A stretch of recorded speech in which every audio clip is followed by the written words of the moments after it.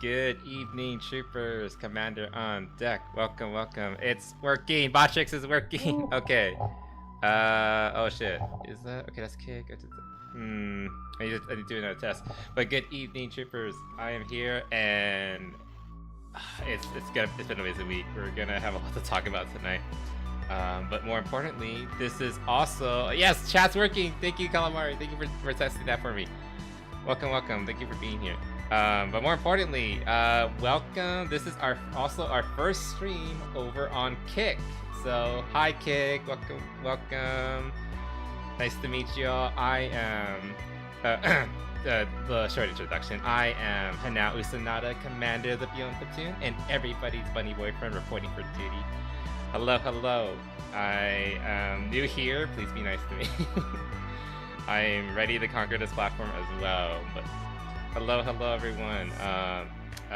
Little breakdown of what I do. I usually just play a variety. I'm just a silly bunny Vtuber who plays a bunch of variety games, primarily shooters and RPGs. Those are my favorite. I also have spicy takes, and I wanted to come to Kick because well, trying to grow, as well as you guys seem to be cooler about the more controversial stuff, which I might get into. Let's be honest. And that kind of brings us to what we're doing today, the weekly debrief. We're gonna talk about the biggest stories of the past week, every big win, every big fumble. Let's see how it goes. But welcome everybody. Hope you're having a good evening. I am exhausted, like usual, but I'm ready to have some fun. Last time I said I was tired and we did this, we ended up going for 5 hours, and I had to like pull the plug because it was like 1 a.m. or something like that. So it's all good. Thankfully, the chat seems to be working now. We are getting feed from Kick, YouTube, and Twitch. Yes, everyone's here, and finally my Botrix thing is working.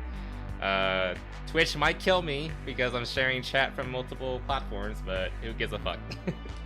By the way, if you haven't, please follow me on YouTube and Kick primarily. I am on Twitch, obviously, but I want to grow on those other platforms. So if you haven't followed me there, please go check it out. I would say go. Oh, I didn't put that in the description. I just realized. Hold on, let me fix that. I need to add that as a new thing. Also into the blah. Okay, I'm gonna do that for YouTube. You can just follow me on the Twitter too. Oh my god, I didn't set up all the links. I don't think we have time for that actually. We'll do that next time. I need to remember to do that. Put all my links and connections here. I also need to switch over I've been using Nightbot. I need to switch that over to Botrix because that's the primary one. Anyway, all that. Anyway, let's go over to the chat room and let's talk about what's been going on. Anyway, let's put some music on. Just some chill Persona 5 ambience. I love this game, and I've been kind of in the mood ever since we started playing 3, and it's all over. Anyway, okay. I'm terrible at segues, but let's just open up with, how about we talk about Fallout? Because we've been kind of like skating around this, but let's talk about Fallout. Okay. I've said in the past that Fallout is probably one of, if not my favorite, RPG game series of all time. But it has kind of lost its way. Big shocker, that's a big fucking hot take, isn't it? Definitely not. I'm not the first person to say that, I'm not gonna be the last, and there's been some stuff. Okay.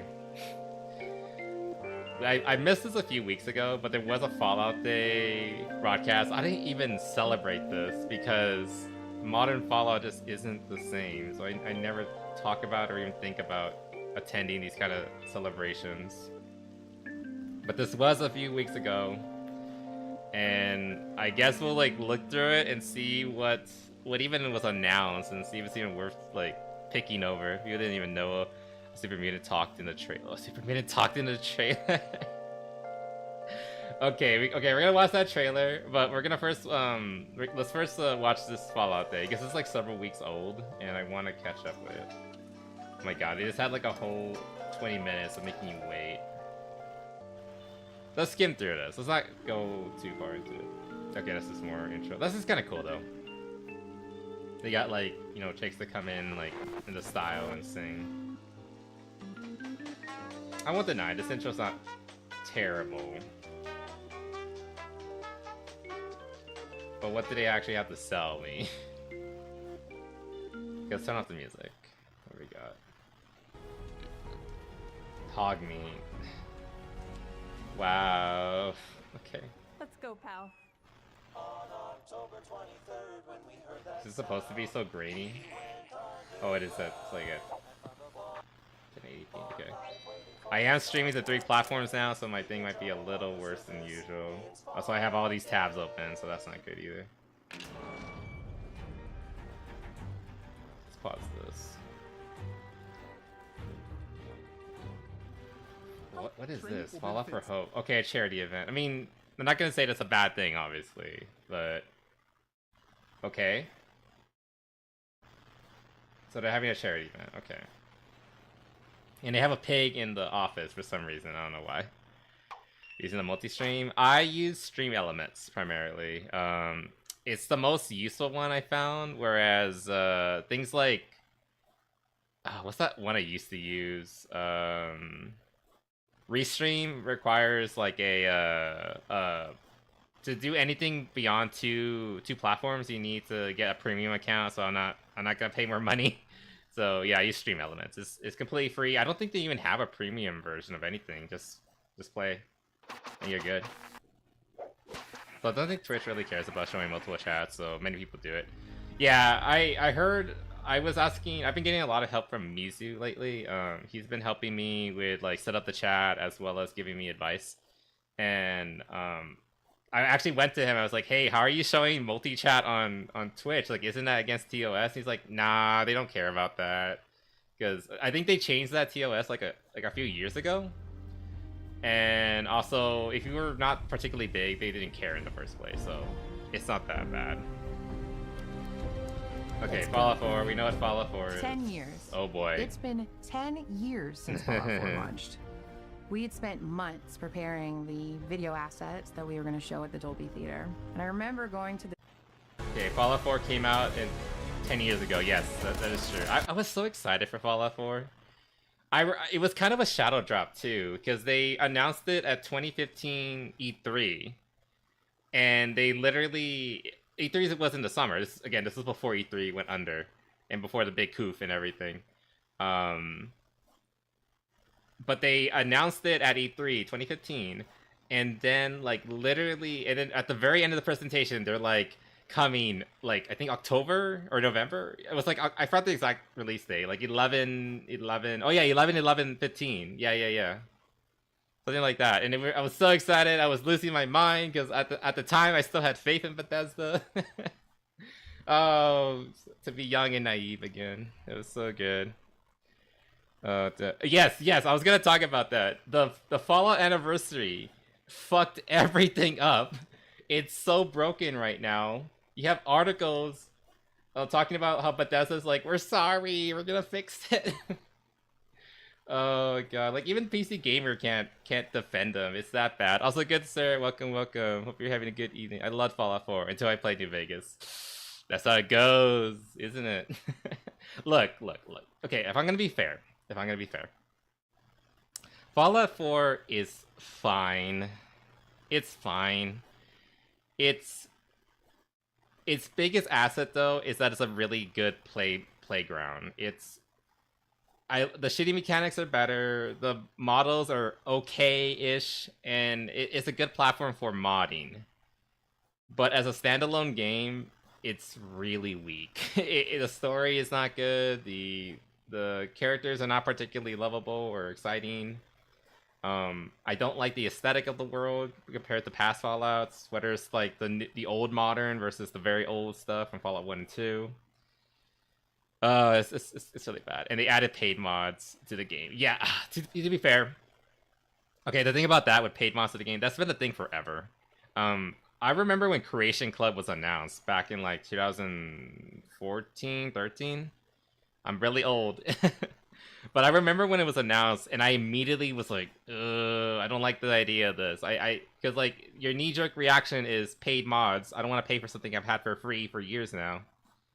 And then in addition to that, everything they tried to implement it just made it worse. It's not easily accessible. You're paying for basically just cosmetics, and like the really good stuff, you can easily find like a paid version, a non free to play version on the Nexus or whatever.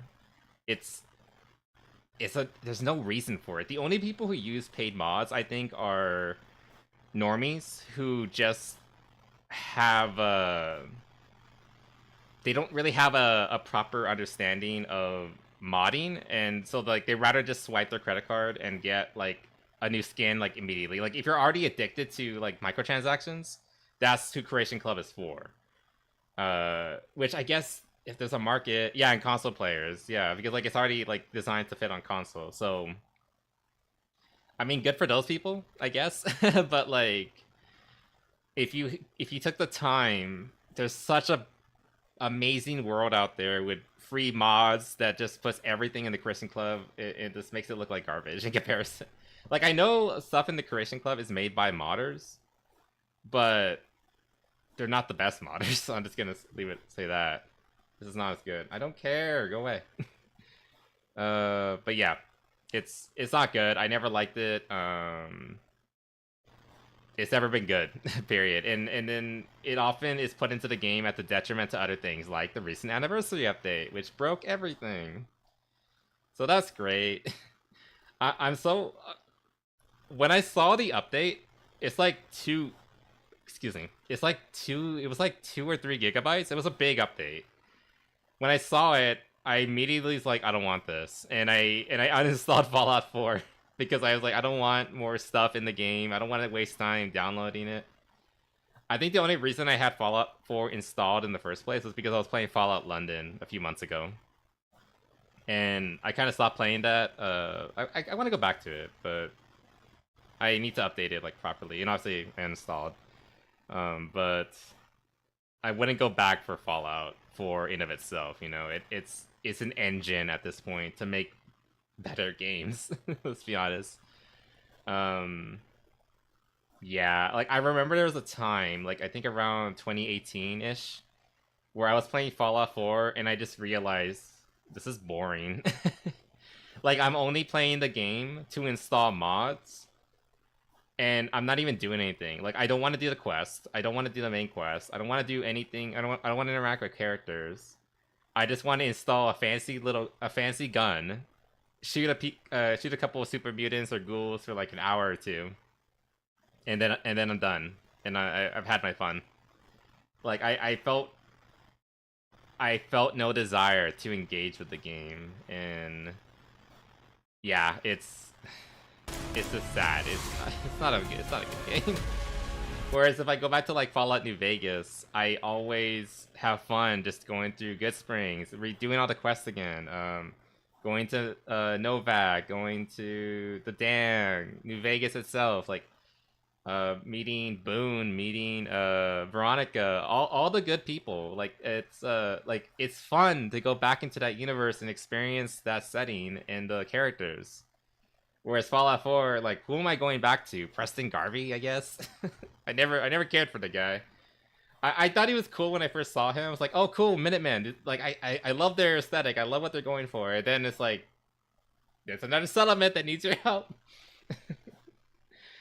I just like the base building. You know, the base building, I can appreciate that a lot of people really like that. If you like the base building, power to you. Here's the thing. I hate base building. I hate it. I don't find it fun at all. There's a mod that I got, Sim Settlements, was basically designed for people like me who do not like base building. You just put a plot down and you let the characters figure it out. I don't do anything, and I don't want to do anything because I don't like base building. It's not fun. I'm sorry, good sir. I know there's a lot of little things that I don't agree with. I mean, I like the idea of it. I like that it is there. It is a genuine evolution of the Fallout formula, and I do actually appreciate it for that. So if you like it, I'm ecstatic for you, because that's really good. Because it's a cool element that I actually rather it be in the game than not. I just don't like it personally. I'm not a base builder kind of guy. I don't do that. I prefer like ready-made environments. I want a world, a sandbox that I can have fun adventures in.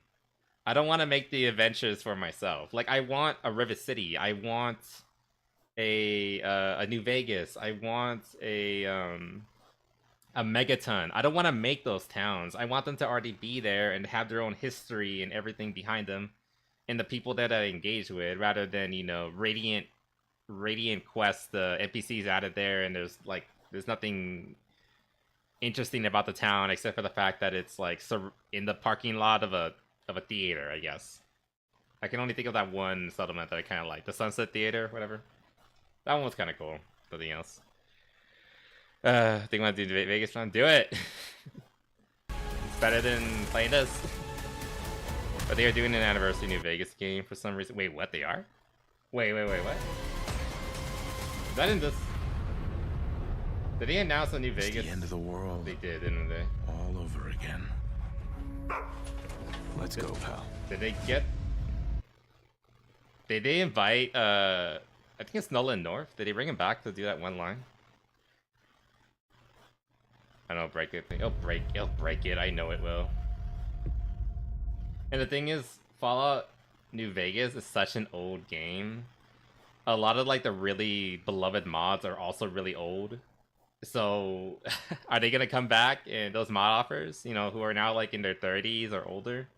Are they gonna come back and fix the mods that an anniversary edition broke? Probably not. A special anniversary means a special edition.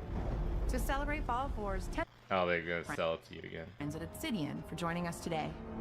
And to celebrate This is kind of cool. I'm not gonna deny that. Buy it again. I mean, the Victor statue is kind of neat. I do kind of appreciate that.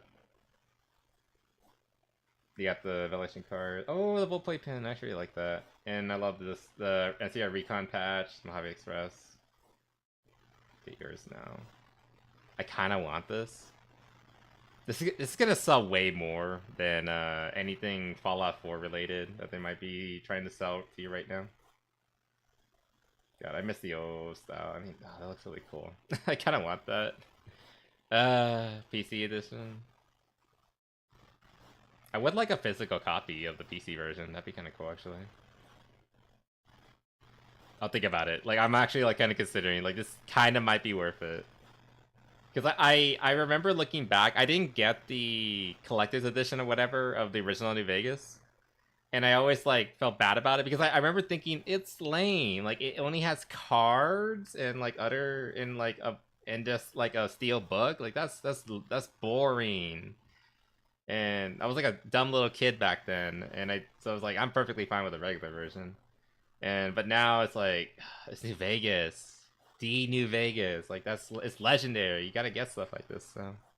So with the patch. I mean, the patch looks so good. I love the first Recon. It looks so damn good. I wouldn't want to use it, though, because then it's gonna get ruined. I bought the Halo Reach anniversary. Well, I didn't buy it. My mom bought it for me when I was a kid. The Halo Reach Ultimate Edition, or whatever it's called. Legendary Edition. And it came with a Spartan. One of the many goodies it came with was a Spartan patch. And I still have the jacket that I had my mom iron onto. But it's falling apart, and I hate that. I kind of wish I had just kept it like in a drawer or something, or like a patch board or something like that. I don't know. Either way, it's that's really cool. I would love one of these. this significant milestone, we've created. Okay, so far the only thing I like in this entire event is Fallout New Vegas stuff. Surprise, surprise. What's he doing? Okay, here we go. We're talking about the Fallout for Fallout this spooky season. We actually got to check out the Fallout Halloween Horror Nights. I mean, these are kind of cool. The horror event. Also, what's the anniversary edition? Is it just a bundle? I think it's the game. I don't think there's anything different about it. Like in terms of what do you call it? Like the software itself. I think it's just the latest version of the game, which was patched back in like 2019, something like that.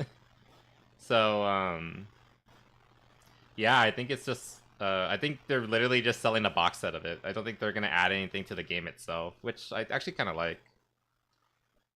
I feel like the patch you could probably just get a fan recreation that would be higher quality of it as well. I mean, you're not wrong about that. But the Victor statue, they just send the game code through email, no physical version. What? But it says it comes with a collector's big box.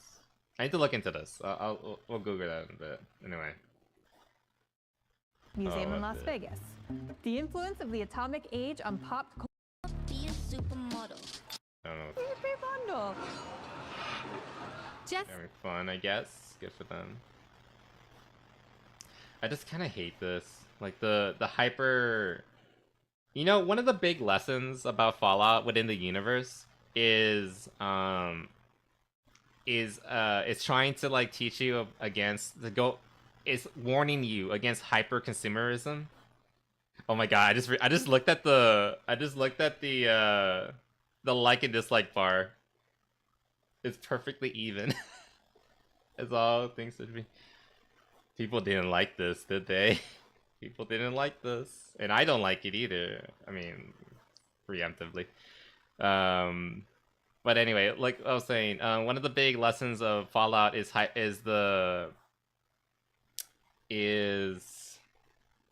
warning against hyperconsumerism and all that, right? And I look at all the stuff you can consume, the toys, and like heck, I was falling into it too with like the fancy ass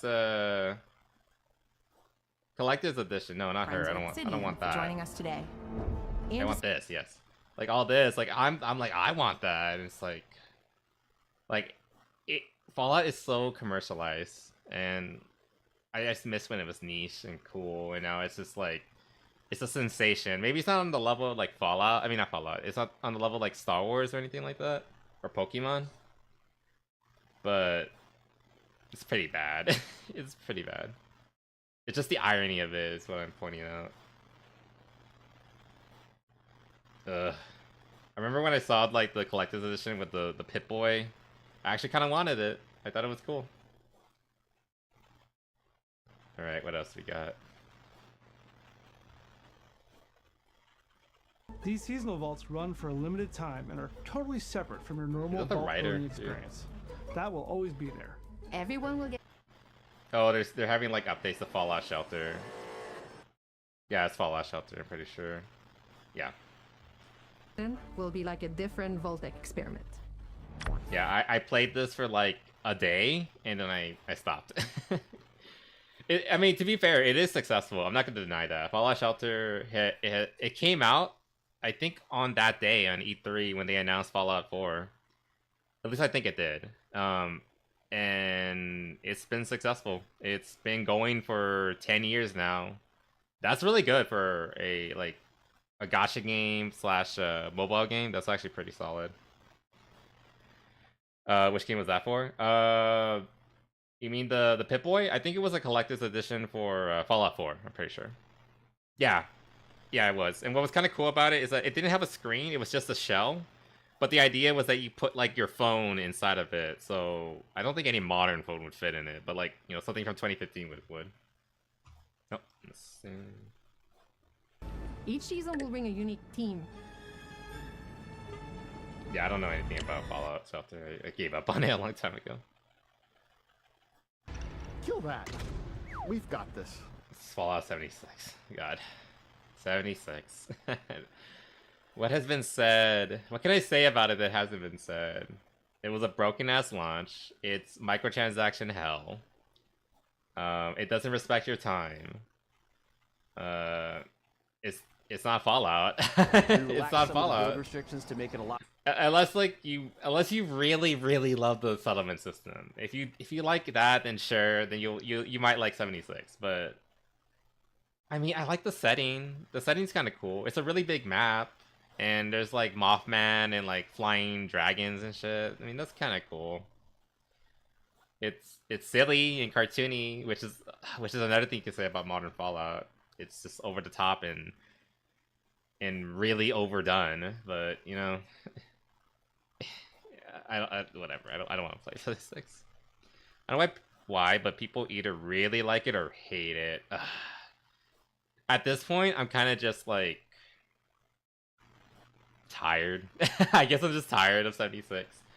It was fun to make fun of it in the beginning, but now it's just like, how is it still alive? Like it failed so spectacularly. I'm just surprised that it's still around at this point. They really wanted it to work, and so they just kept pumping money into it until eventually it stuck, which I guess commendable in a way. Like, oh, in between though, most hated for sure though. I mean, yeah, like I know people who like really like it too, but yeah. More flexible, overhauled the menu system to support the enormous amount of furnishings and decor. How much do they cost?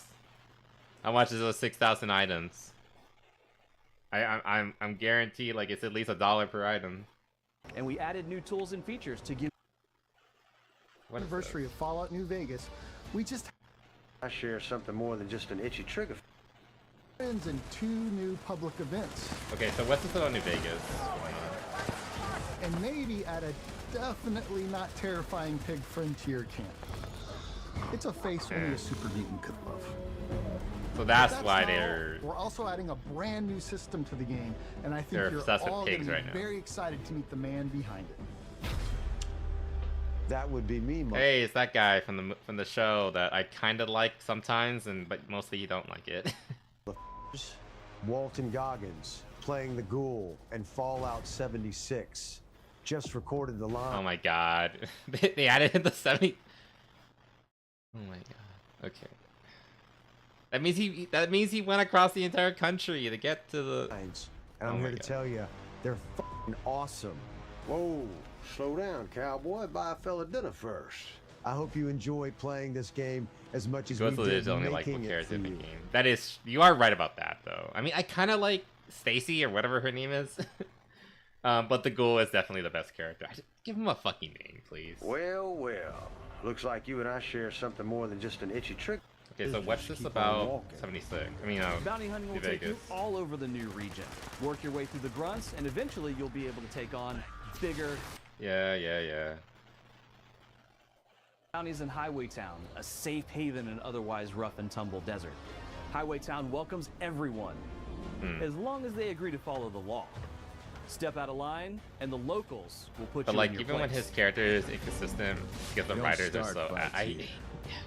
I think the guy's just a good actor. He's able And to of make. course, Oh, between season 2 of the show and the 15th anniversary of Fallout New Oh, Vegas, yeah. we just had to include some fun nods to the Mojave and Burning Springs. Okay, so this is still 76. Burning Springs will wrap up 2025 for us, but we really wanted to Okay. give you a quick look at what's coming in 2026 before we go. Early next year, a native version of Fallout 76 all will be coming to just- Xbox Series S and Wait, X. that's Tim Kaine. He Now, sold his soul. from my desk, and I'm reading your chat God Howard. May he have mercy upon our souls. and these, that thing you want and this Surprised other I thing you we haven't want. seen him for Hey, it we yet. read it all. Just know we are working on even more. We're looking forward to the day where we can share that with everybody. But Oh, wait, no, thank that's you not again John for Car- that's tuning not in, Tim Kaine. and happy Fallout Day. Wait. I want to see something real quick. You know, I'm kind of surprised. I'll give my thoughts at the end, but let's see. Oh my god, they have so many people. Also, I keep forgetting that they have. I mean, I guess it makes sense. They have like good tax breaks for like studios in Texas, so that's why there's so many here. I mean, I can appreciate what this guy's doing. He's out here in like a fucking Volt suit. I can appreciate the passion. Hey guys, I'm John Carpenter. Oh my god. I am the #1 Fallout 76 fan. You can have that title, my guy. What happened to you? And I'd like to wish you... Also, why did it get him to do it of all things? I mean, I guess there's a level of body horror. other Fallout fans, happy Fallout. I'm assorted Day. against him And collectively. let's celebrate. Let's play. From Mo Cronin? From Fox? I feel like I should. From the Silver Shroud? Oh yeah. From all of us. And me, Wes Johnson. Happy Fallout Day. Now, That's bad. can you take a licking and keep This- on ticking? Hope that wasn't I'd like good. to wish yeah. you a happy Happy Fallout Day. That's Happy familiar. Fallout Day. Happy Hey, it's that chick. Oh yeah, I forgot he's in the new movie and the new season, which is, I guess like he's like the only thing I'm kind of excited about. Again, I forgot his name, but you know, the fucking Home Alone guy. That's the they should have got the OG Fallout creator to do a cameo. Like, here's the thing, I would lose respect for them if they did a cameo for this. Fallout Day. Happy Fallout Day, y'all. Happy Fallout Day. Happy Fallout Day. Day. Happy Fallout Day. Who that is? birthday, Okay, I remember that guy. Your character kind of sucks, dude. Like, I had nothing against the actor, but I don't like his character.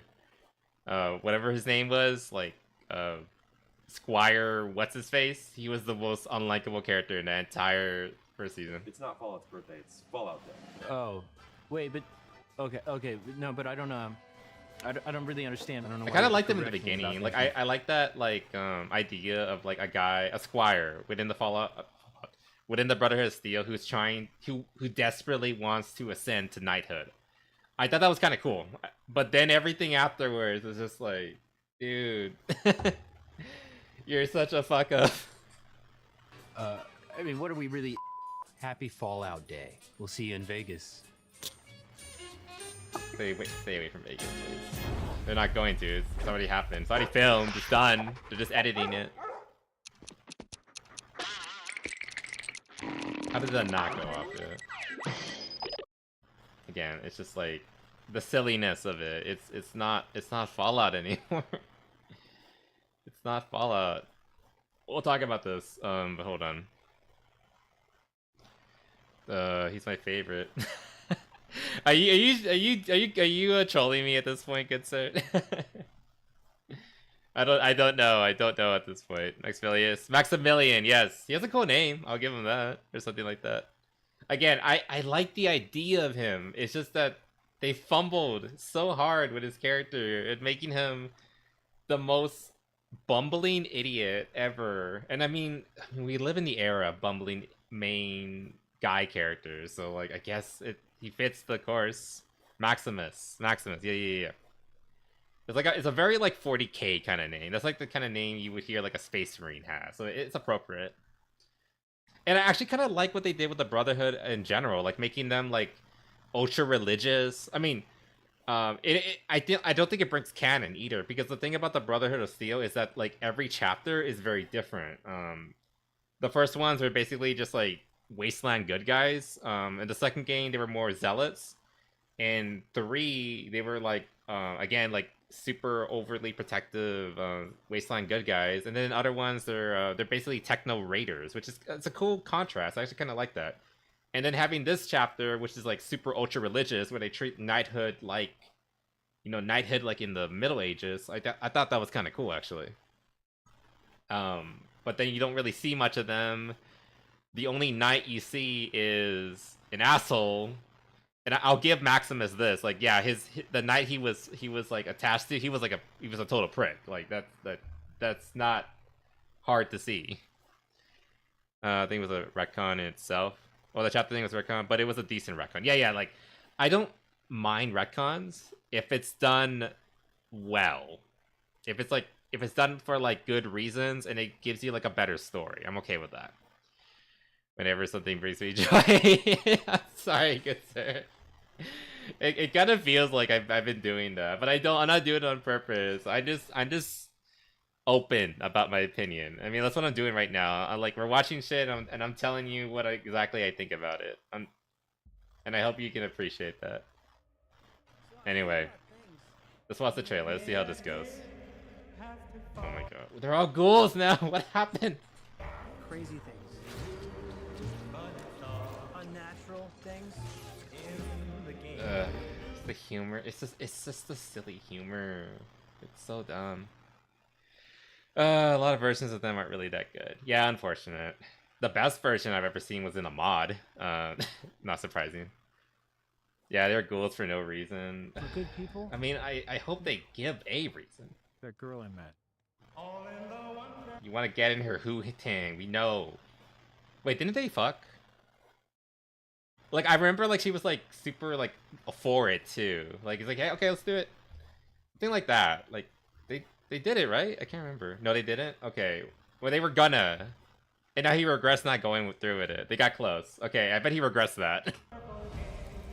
I mean, I would. I would be a good person too if I grew up in some cozy little impenetrable home. Okay. Steal and Fine. steal all the goddamn time just to get by. Wow, that guy looks from. Is that Michael J. Fox? No. It's another dude. It's out of nowhere too. I know, but like. Exactly as you plan on doing once we. It almost happened. That's what I'm bringing up. I do like the ghoul's gun. He uses like gyro jets. I think that's actually pretty neat. The gyro jet technology. That's actually pretty cool. It's basically like a Weston bolter, which is nice. So people know that how they conduct themselves. God. I both love and hate the armor. Like, it's kind of cool, and at the same time, it just looks like a hunk of plastic. Also, the dad who did nothing wrong. I will die on that hill. Matters. They don't give up hope. Stuff we fight for. He did nothing wrong. Believe in those things too. NCR. That was kind of cool. What's left of them? 200 years. I've kept myself alive. So what happened to the little girl? I'm pretty sure it's confirmed that the daughter died. Not the daughter, the wife died. You know, the one who started World War III. I hate that. I hate that retcon so much. It was Votech all along. They started the nuclear war to make money, cause capitalism bad. It's out of nowhere too. Nukes for no reason. Why? What? Where did the nukes come from? They act like they're everywhere. Okay, here's one way they could do it, and I actually would be kind of okay with it. They can say the nukes from the Divide canonically hit New Vegas. I would be kind of okay with that, because at least it's taking advantage of something within the lore, within something that actually happened and that we care about. Specifically, Lonesome Road, because I love Lonesome Road. It's such a great, expansion, a really strong end to Fallout New Vegas, in my opinion. If I had to reveal that Voltec started the war was still dumb. I hated that retcon so fucking much. I hate it. I hate it. I hate it. They won't do that. You're right. You're not. It's a good idea. That's why they won't do it. I did appreciate like the flashbacks actually with him and his family. Like you could tell he loved his little girl and his wife. I actually appreciate that. That was sweet. And like the horror of like the nuclear apocalypse is coming upon us, and like he just wants to protect those he loves, yada yada yada. I can appreciate that. I actually like that all that stuff leading up to it. Again, the ghoul is the best character. Well then, you're gonna need friends. That's a super mutant. There's a war coming. Yeah, this is super mutant, I'm pretty sure. They're going for. God, that guy. That guy.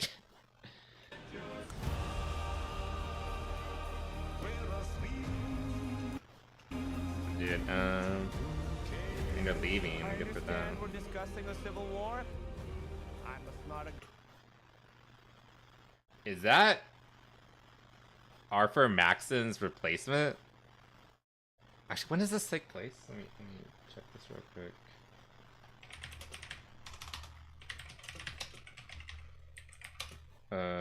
TV show take place 2996. Fallout 4 was 2280, I believe. But I don't like him. He doesn't have any of the charisma that Maxon has. Like, I think Arthur Maxon is a little shit. However, I can understand why people follow him. I can understand why he is the leader of the Brotherhood of Steel. Like, he has that charisma. He has that presence. He has the look. This guy looks like a dweeb. Oh my god. I know the actor's face, but not his name, but I don't like him. I just don't like his face. When does Fallout 4 take place? So does Maxon like canonically die then? It's what like it feels like that's canonical. Yeah, 2287. So it's about a decade later. Okay. I mean, I'd rather have a Maxon in his 30s than whoever this is, unless that is supposed to be him. And if that's supposed to be him, they picked the wrong actor. Just saying. God, I want to talk to my friend Rao about this. Like, what does he think about the show? Like, I know he is kind of like with me. Like, he hates the retcons, and but at the same time, he thought it was actually kind of fun to watch it at the time. But when he thought about it, it's like, I actually hate this. But so I wonder, like, and he loves Maxon. Like, he legitimately thinks he's cool. So what does he think about this guy? Got my invitation. Yeah, he sounds like a dweeb too.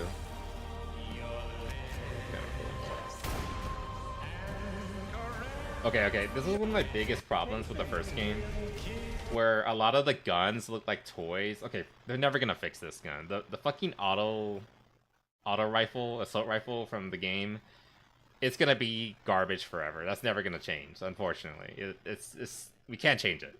However, they can bring in realistic guns and just use props. It's Hollywood. They have to have like a bunch of gun props somewhere that they can just get from like an old West studio or whatever. Like, that's the fucking radio rifle. I hate like the scrap weapons from Fallout 4. They look so bad. They look so bad. This I like. That's a Winchester 1887. That's cool. It's not a good shotgun, but it's a look. It's a good looking shotgun, so I can appreciate that. They made it more like a machine gun, which somewhat makes more sense, but still. Yeah, like, I understand the idea behind it. It needed to look big and bulky in the hands of the power armor. I get that. But did they have to make it look so stupid at the same time? You know, they could have done better.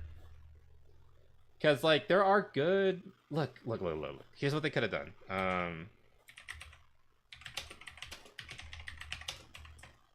New Vegas. This. The LMG from Fallout New Vegas. This is perfect. I'm blocking it. The fucking chat's blocking it. But this is perfection. It was already perfect.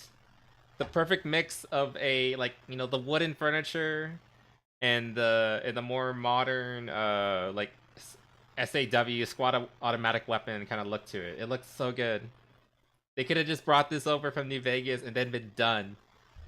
But, you know, Bethesda's embarrassed of New Vegas because it's a game that's better than their games. So they don't want to ever use anything from New Vegas if they can help it. And that's why they're going here. That's why they're making the show go to New Vegas. Because they want to ruin what was already perfect. Oh my god. I know Occam's razor do not attribute malice to what can be easily attributed to incompetence. But I think it's malice. I unironically think it's malice. They saw New Vegas. They saw how we always compare Fallout 4, Fallout 3, Fallout 76, and now Starfield back to New Vegas. Like, hey, you did it good that time. Why can't you do it again? And I think they took it personally. And now they're gonna ruin it. It's so bad. I can't. It's malice. I can't think of anything but malice at this point. It's from the game they hate, though. Yeah, exactly. That's why they don't want to use it unless they're gonna ruin it. It's so bad. They can only use Todd's baby Fallout 4. I know. I hate it. That shotgun looks good. Hey, it's my boy, Mr. House. We're actually beginning to get along. I hate the new Power Fist. But Bethesda, you made a really good Power Fist in Fallout 3. I actually like the design of it. Why did you change it? That's another thing. Like, they felt the need to change things from the third game, which they made in Fallout 4. Why? Like, it was like you had some really solid designs already. Like, I actually like Fallout 3's art style. It's really good, honestly. But I guess you gotta kill the past and all that. Like, to quote Kylo Ren, I guess. The TV's animated, by the way. It looks so bad. But I mean, I'm happy to see Mr. House though, because I like Mr. House a lot. He's really cool. Such a cool villain. Yeah, I saw it for 3, so that's New Vegas Power Fist. It legit looks way better. It's just good. Fallout 3, like in my opinion, like I am a bit biased because Fallout 3 was my first Fallout. But when I go back to like 1 and 2 and to compare it to 3, I like 3 a lot. 3 looks really good. It's like 3 feels like they were trying to like pay proper homage to 1 and 2. And of course New Vegas was built on the same engine, so it looks like 3, right? But then when they got to 4 and they're like, we need to get rid of everything. We gotta get rid of the entire art direction. We need to make this our Fallout. Which is just so... It's such hubris, and it's infuriating. I don't know. I never liked any of the Power Fist before. But 4 is dumb. Yeah, the 4 just looks bad. Like, the Power Fist, you like it or hate it. You either like melee or you don't like melee. That being said, the Fallout 3 Power Fist looked good. Just saying. And if you wanna fuck around, you can just you can make a melee build and have fun with that. The art direction carried most of 3. I mean, yes, the setting itself was spectacular. You know what they should have done? They should have just made the Fallout TV show in Washington, D.C. That would have been so much more interesting, in my opinion. Because D.C. has so much more potential. It's the capital. It's the capital of the United States. It has so much potential. They could have done so much more with it. There could have been so many more secrets to go into. Vault 33, wherever she's from, it could have been like a hidden vault. They could have been homages to the Lone Wanderer, which I actually like the Lone Wanderer. That story was actually pretty solid in my opinion. Not as good as New Vegas, but still pretty good. But you know, we got to go back to the West Coast and ruin everything. Because it's our Fallout. And like that's the thing, Fallout used to be the new stuff, which was on the east, and the old stuff was on the west. Like, we'll keep them separate so you can do what you want, and like you can play the game however you want on the other side of the country. You know, keep them separate, but you know, underneath the same label, so we don't upset each other. But then they decided with the show, like, nope, we're going over there. We're gonna make it ours now. All that shit don't matter no more. We're gonna break it. NCR, we literally nuked them off the map. God, the fucking nuking of the NCR. Oh my god. Look, if you want to, God, we'll talk about. No. 5 seasons? No. It did good. I hate it, but it did good. The show is fun enough that like even if you don't like it. Like, I have to admit that, like, it's a fun show to watch. Like, if you think about it, it makes me angry. But if I'm just watching it, I actually can kind of just turn my brain off and be like, you know, this is kind of fun. I'm kind of enjoying it. I'm kind of enjoying what's happening here. But, like, outside of that, it's just like, eh. Are they going to go across the U.S.? I look forward to season 4 when they finally go to DC. I'll watch with bated breath, I guess. Well, no, non-Fallout fans slobbered all over it. Well, yeah, that's too. Like, that's the thing. It appeals to the normie crowd, unfortunately. So that's kind of what it goes for. Scrimblows from the skin. What the hell is a Scrimblow? Also, welcome, Ugandan Film Association. That's an amazing name. Welcome. I'm bitching about Fallout, as I oft do. Actually beginning to get along. How sweet. Fun. I want to see her skill set, actually. Like, I want to see her special sheet. Like, unironically. Hey, there's a Legion camp, I just realized. Kind of neat, actually. I like that the thing I'm kind of most excited to see in this show now is the Legion. Because I want to see what they do with them. They're gonna be generic bad guys, but I still want to see what they do with them because I just think it'd be interesting. This whole completion for the squeebs who don't even know what Fallout is about reacting to. What's a squeeb? Oh, compilation for the. Oh, like you mean the normies who don't know anything about Fallout? It's a mobile game, I think. They're going to they're gonna ruin them, but I'm curious. It's just how badly they're gonna ruin them. I just think it'll be interesting. I think this is on the main trio special sheet. Oh, they did? I actually like again. I'm unironically like kind of. What's her name? Susie? Lucy? Lucy. Fallout. Yeah. Special stats. Let's see your stats. Like I'm actually like legitimately curious. Is this like true? Oh, she's in the game. That's why. Yeah. Okay, she's got 4 strength. I can believe that. 7 perception, 6 endurance. Okay, that's a bigger one. 5 charisma, intelligence 6. I feel like she's a 7 on intelligence. I don't know. That's just me. Agility 5, luck 7. You know, that's believable. I can believe this. I can believe that this woman has these stats. Yeah. I'd probably get that 7 down to intelligence. Swap that 6 with that 7, but oh my god. Kill me. But swap those 2 numbers. But otherwise, yeah, I think that fits. I can take that. Okay, what about the ghoul? Like, I don't dislike these characters. I just don't like the show they're in. God. Like, if I saw these characters, like, in a Fallout mod, I'd be like, holy shit, these guys are kind of cool. I like them. But because they're in this show that breaks everything, I feel a bit of animosity. It's the best I can put it. Picture of all of them right there. Oh, wait, they did? Did I miss it? Oh, right there. Yeah. Nice. It's on Facebook, though. Can barely see it.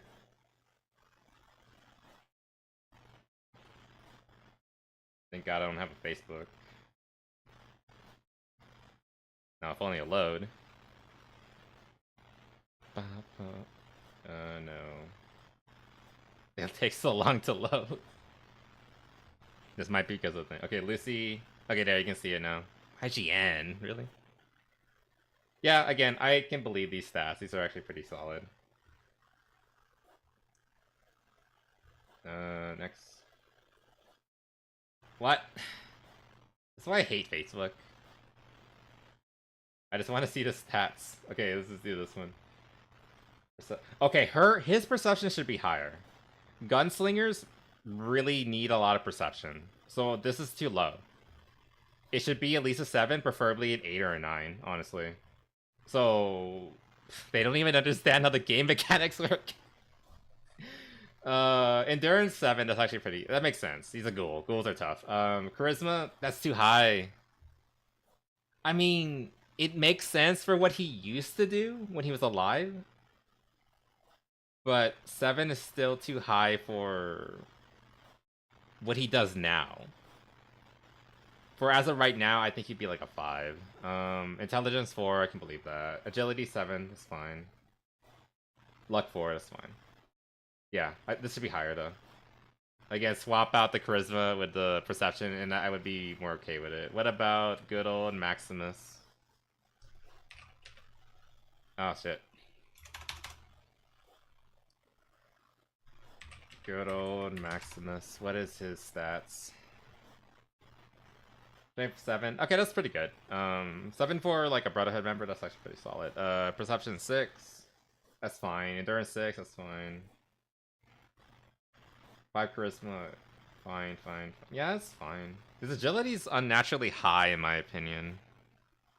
But besides that, like this all feels pretty solid. I think Lucy had the best one, in my opinion. Like this makes the most sense to me. Actually, IGN probably is better. Yeah, there we go. I can use Twitter. There we go. Best boy. You know, like I said, every Pokemon has their fans. Every Brotherhood washout has their fans, I guess. Yeah, I like his stats spread better. It makes more sense in my opinion. Again, the agility is a little high in my opinion. But besides that, everything else kind of makes sense to me. The ghoul's the only one. I'm sorry, good sir. I'm just teasing you. But the ghoul, yeah, it's just that charisma. It's way too high, and that persistence is way too low. It's okay though. Like these are not terrible. They're all right. Lucy's the one the most like on point. I actually very much agree with all of these. This fits her perfectly in my opinion, from what I've seen her do. All right. Okay, let's finish this trailer up. Oh god, they're bringing that one back. Wait, what was that? Okay, just a legionary.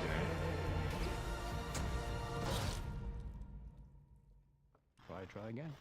Interesting. Okay, so how does the city look? Try again. From the... It looks fine.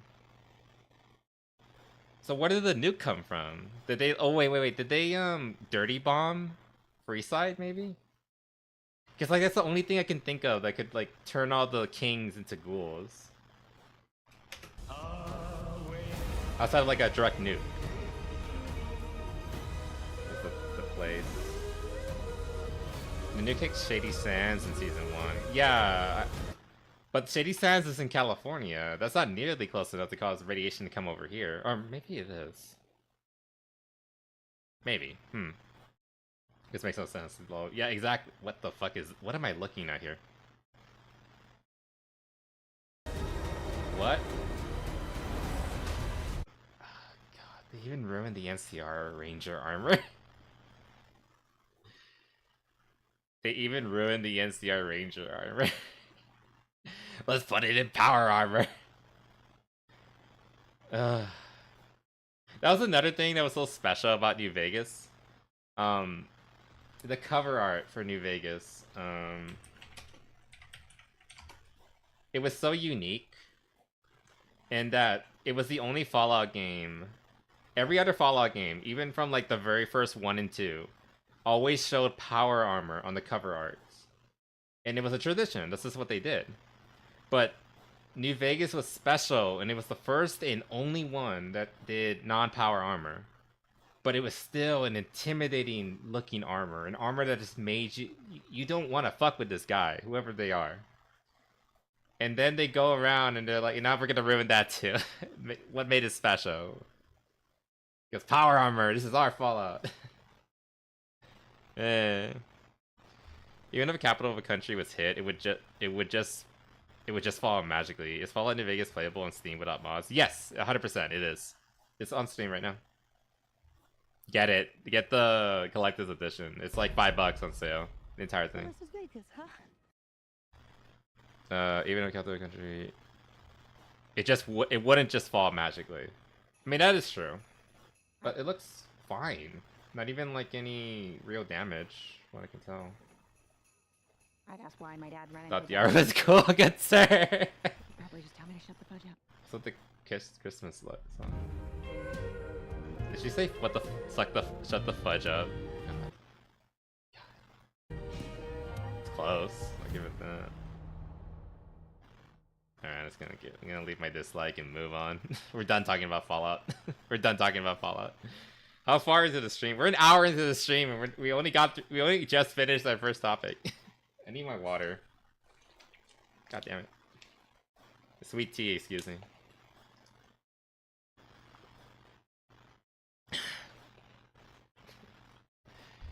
I mean, to go back to the armor of BRB. Alright, see you in a bit, Callie.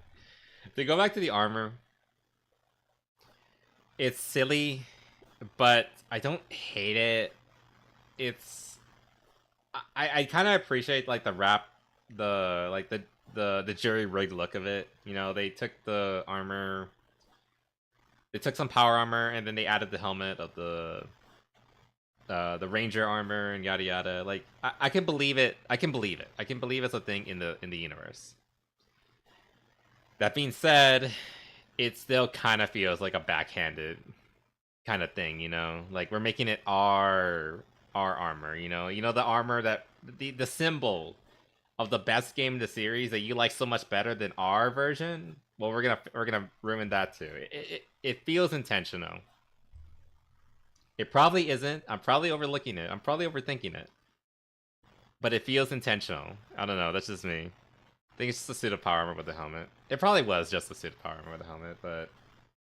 And like, you know, again, that makes sense. Like, within the context of the universe, someone just like slapdashed it together. You know, like, it makes sense for the universe. That being said, I'm bitter. Anyways, what's this? Hey everyone, this is Steam Deck. Steam Deck is our powerful, portable, handheld gaming PC Don't have that lets one. you take your Steam library with you anywhere. We're pretty proud of it. People who own Steam Decks have been playing everywhere. and we couldn't be happier with the response we've heard from all of you. We're excited to talk about It's the a good future of product. Steam Yeah, Deck, but not today, with a night out. because this isn't a video about the future of Steam Deck. This is a video about the future of Steam hardware. Today, we're announcing 3 new members of the Steam It's only hardware 3. Okay, lineup. never mind. All connect you with powerful PC gaming. All are optimized for gaming with Steam, and all are shipping in early 2026. Let's start with this one.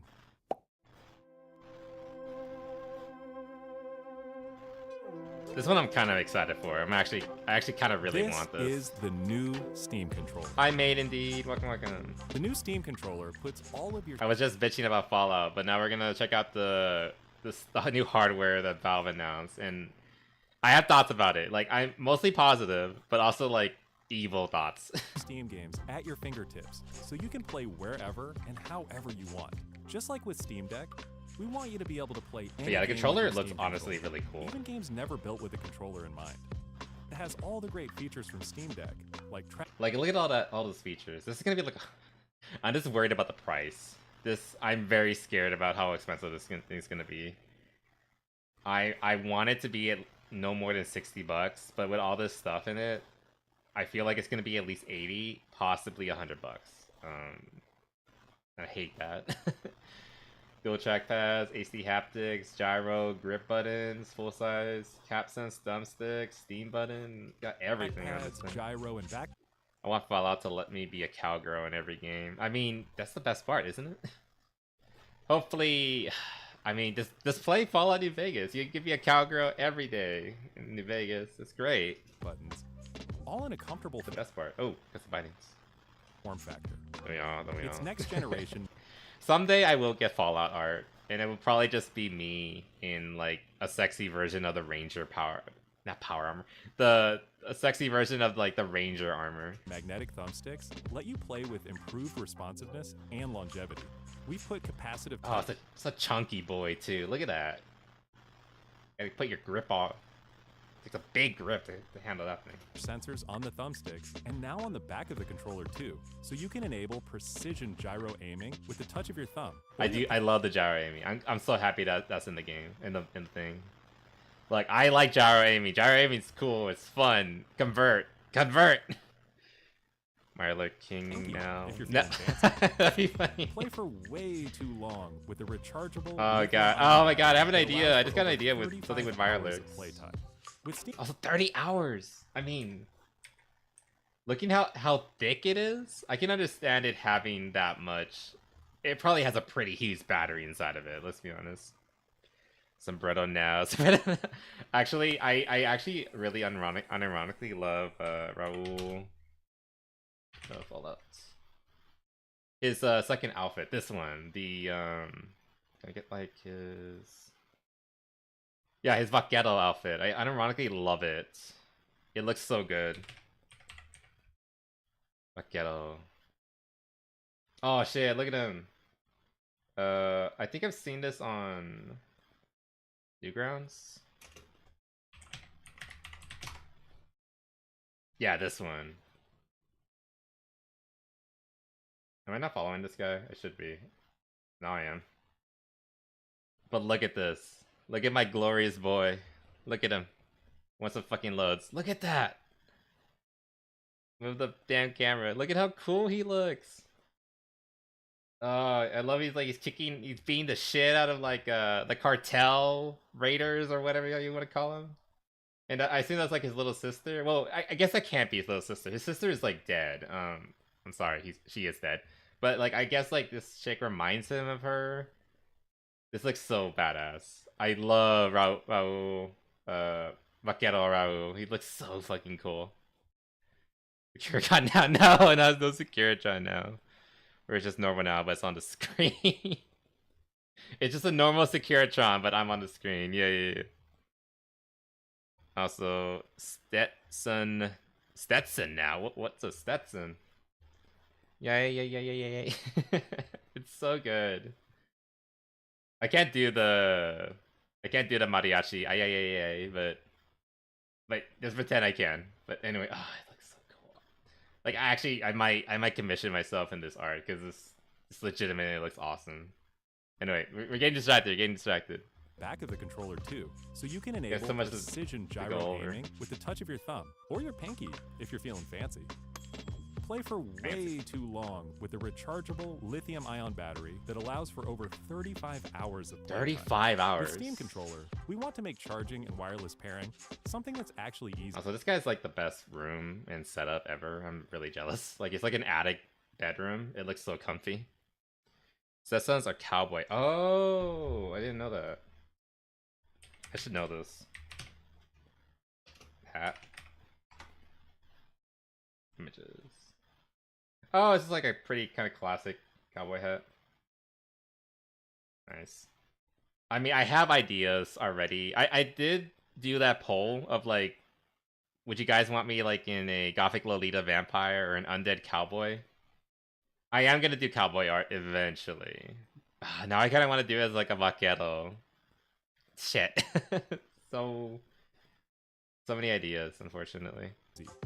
That's why we Someday. created the Puck. The Super Puck chat. is a combination wireless adapter and magnetic charger. Should make it as a included printer. with Okay, this every thing's Steam super cool. I actually really like this. It's literally just a little tiny dock that you charge your thing on. You just put it at the end of a USB-C cable. Snap it onto charge. Yeah, that is so cool. That is such a cool little feature. It's kind of similar to like the dock that I have for my Ultimate controller, but it's even smaller and more convenient. I actually really like that. Once you're charged up, snap it off again. You can play over That's so Bluetooth neat. or a wired connection too. The new Steam controller works with And any it's device wired. running Steam or Steam Link. Whether it's a PC, Mac, handheld, smartphone, Steam. God, this is. Remember the old commercials for the original Switch, where it's like everyone would hang around the Switch and play this. Except like on the original Switch, like this setup would cost like the original Switch is like $300, right? So it's $300. Whereas this setup is like 1,000 plus like maybe $200. So 1,200 for like this whole setup here. Deck or the new Steam machine. Oh, this is the new Steam machine. Yeah, now it's time for the Gabe Cube. This thing's kind of cool, actually. I'm not gonna lie. Steam machine is a powerful game. Shit. Also, you can like pop. I love this little feature that you can pop off that front plate and have it customizable. You can change it to whatever you want. That's Steam machine. It's such a little thing, but I actually really Is like that. Anyway, okay, the Steam machine. Okay, let's watch a little Powerful one. gaming PC in a small That's but so cool. mighty package, designed for your games on the big screen. It's quiet too, which is crazy since it's 6 times more powerful than a Steam Deck. Console PC. Powered by a discrete, semi-custom AMD GPU, enabling 4K gaming at 60 frames per second with FSR. Steam Machine runs SteamOS So made good. for a bigger screen, built for gaming in your living room, your office, or wherever you play, with the rest of your PC accessories. Steam Machine borrows some great features from Steam Deck. Put fast suspend, resume, desktop mode. Ethernet cable, good. Power, HDMI. Oh, display out. Makes sense. USB-C, 2 USBs. Not bad. Like lightning fast sleep and wake, an SD card slot to easily. I love this. I love that it just has an SD slot. Everything needs to have an SD slot. Just let me expand the storage like instantly. Like if I want to pop in 2 terabytes, let me just do it. Like no fuss. Expand your storage, and bring some new tricks of its own, like a customizable LED strip, which can show different system functionalities, or Neat. your own light show. Steam Machine. It's gotta have that. It's gotta have the. Oh fuck, what was it called? LED. Shit, I forgot the name of it. Machine is a PC. The lights. So run whatever software you want, and Can't it think. works with all your favorite desktop and gaming accessories. Steam Machine is designed OGB, to work HGB. hand in hand with the Steam controller, with the low latency, wireless connectivity of the Steam controller puck built right in. And it's great for streaming your games to your phone, tablet, laptop, Steam Deck, or Steam Frame. Okay. All right. So the Steam Machine. I would not buy this. However, I can see this potentially being incredibly disruptive to the market. If they release this damn little thing at like a decent cost, like I'm talking at like around the $500 mark. People are saying like it's more likely going to be like 800 plus or something like that. But if they could release this for like 500 something, like 550, maybe 600 max, this would destroy the console market. It would have like Xbox like crying into their hands because like they've already basically given up on the console market, and then this thing comes in and just like completely reclaims the space. PS5 would be screaming, Sony would be pulling their hair out, and even Nintendo would be kind of like throwing shade because like they're charging $450 for that underpowered little shit device called the Switch 2. If they could release this competitively, it would ruin everything. It would set such a bad precedent for all the other companies that are trying to overcharge you for the devices and shit. I don't think they're gonna do that, but can you imagine like a proper Valve introduction into the console space and just completely own it like right from the get-go? That'd be so fucking hilarious. Because like you don't need this if you have a decent PC, but like for like again the normies who just want like a console, you know, the kind of people who would buy the new Xbox every year or the new PlayStation every year, they don't need to anymore. Just get this thing and you're good. You're set for like the next like decade at least. It's so good. It's such a good idea, and the original Steam Machine had a lot of issues with like standardization, and like they were like giving it out to like multiple groups. So like there was like a different Steam Machine from every different manufacturer. Like there was one from like Alienware, there was one from like Intel and all that. Like that's what really killed that console in my opinion, because like there was no standard to the thing. Like some were better, some were worse. It wasn't clear what they were supposed to do, yada yada yada. But if they just have one solid little brick that does everything, then we're golden. They're golden. They'll own everything. Come on, Gabe, rule the world. You could do it. Just fucking do it. Kill Nintendo. Desktop and gaming accessories. RGB, Steam that's what I was Machine is thinking. designed Okay, to RGB work lights. hand in hand with the Steam controller, with a low latency wireless Steam Deck or Steam Frame. Okay, the Steam Frame thing. Oh, yep. This is Steam Frame. I do kind of want another. Welcome back, Callie. I was talking about the Steam Machine and how it could potentially Steam rule the Frame is world and Valve's make Sony and Nintendo cry. Next generation VR hardware. Stream all your It's Steam so good. games, VR and non-VR alike, Make the Steam in this box. comfortable, lightweight, wireless VR headset. The Gabe box, Steam the Frame Gabe uses Cube. camera-based tracking, so getting into your games is as easy as slipping on the headset and waking it up.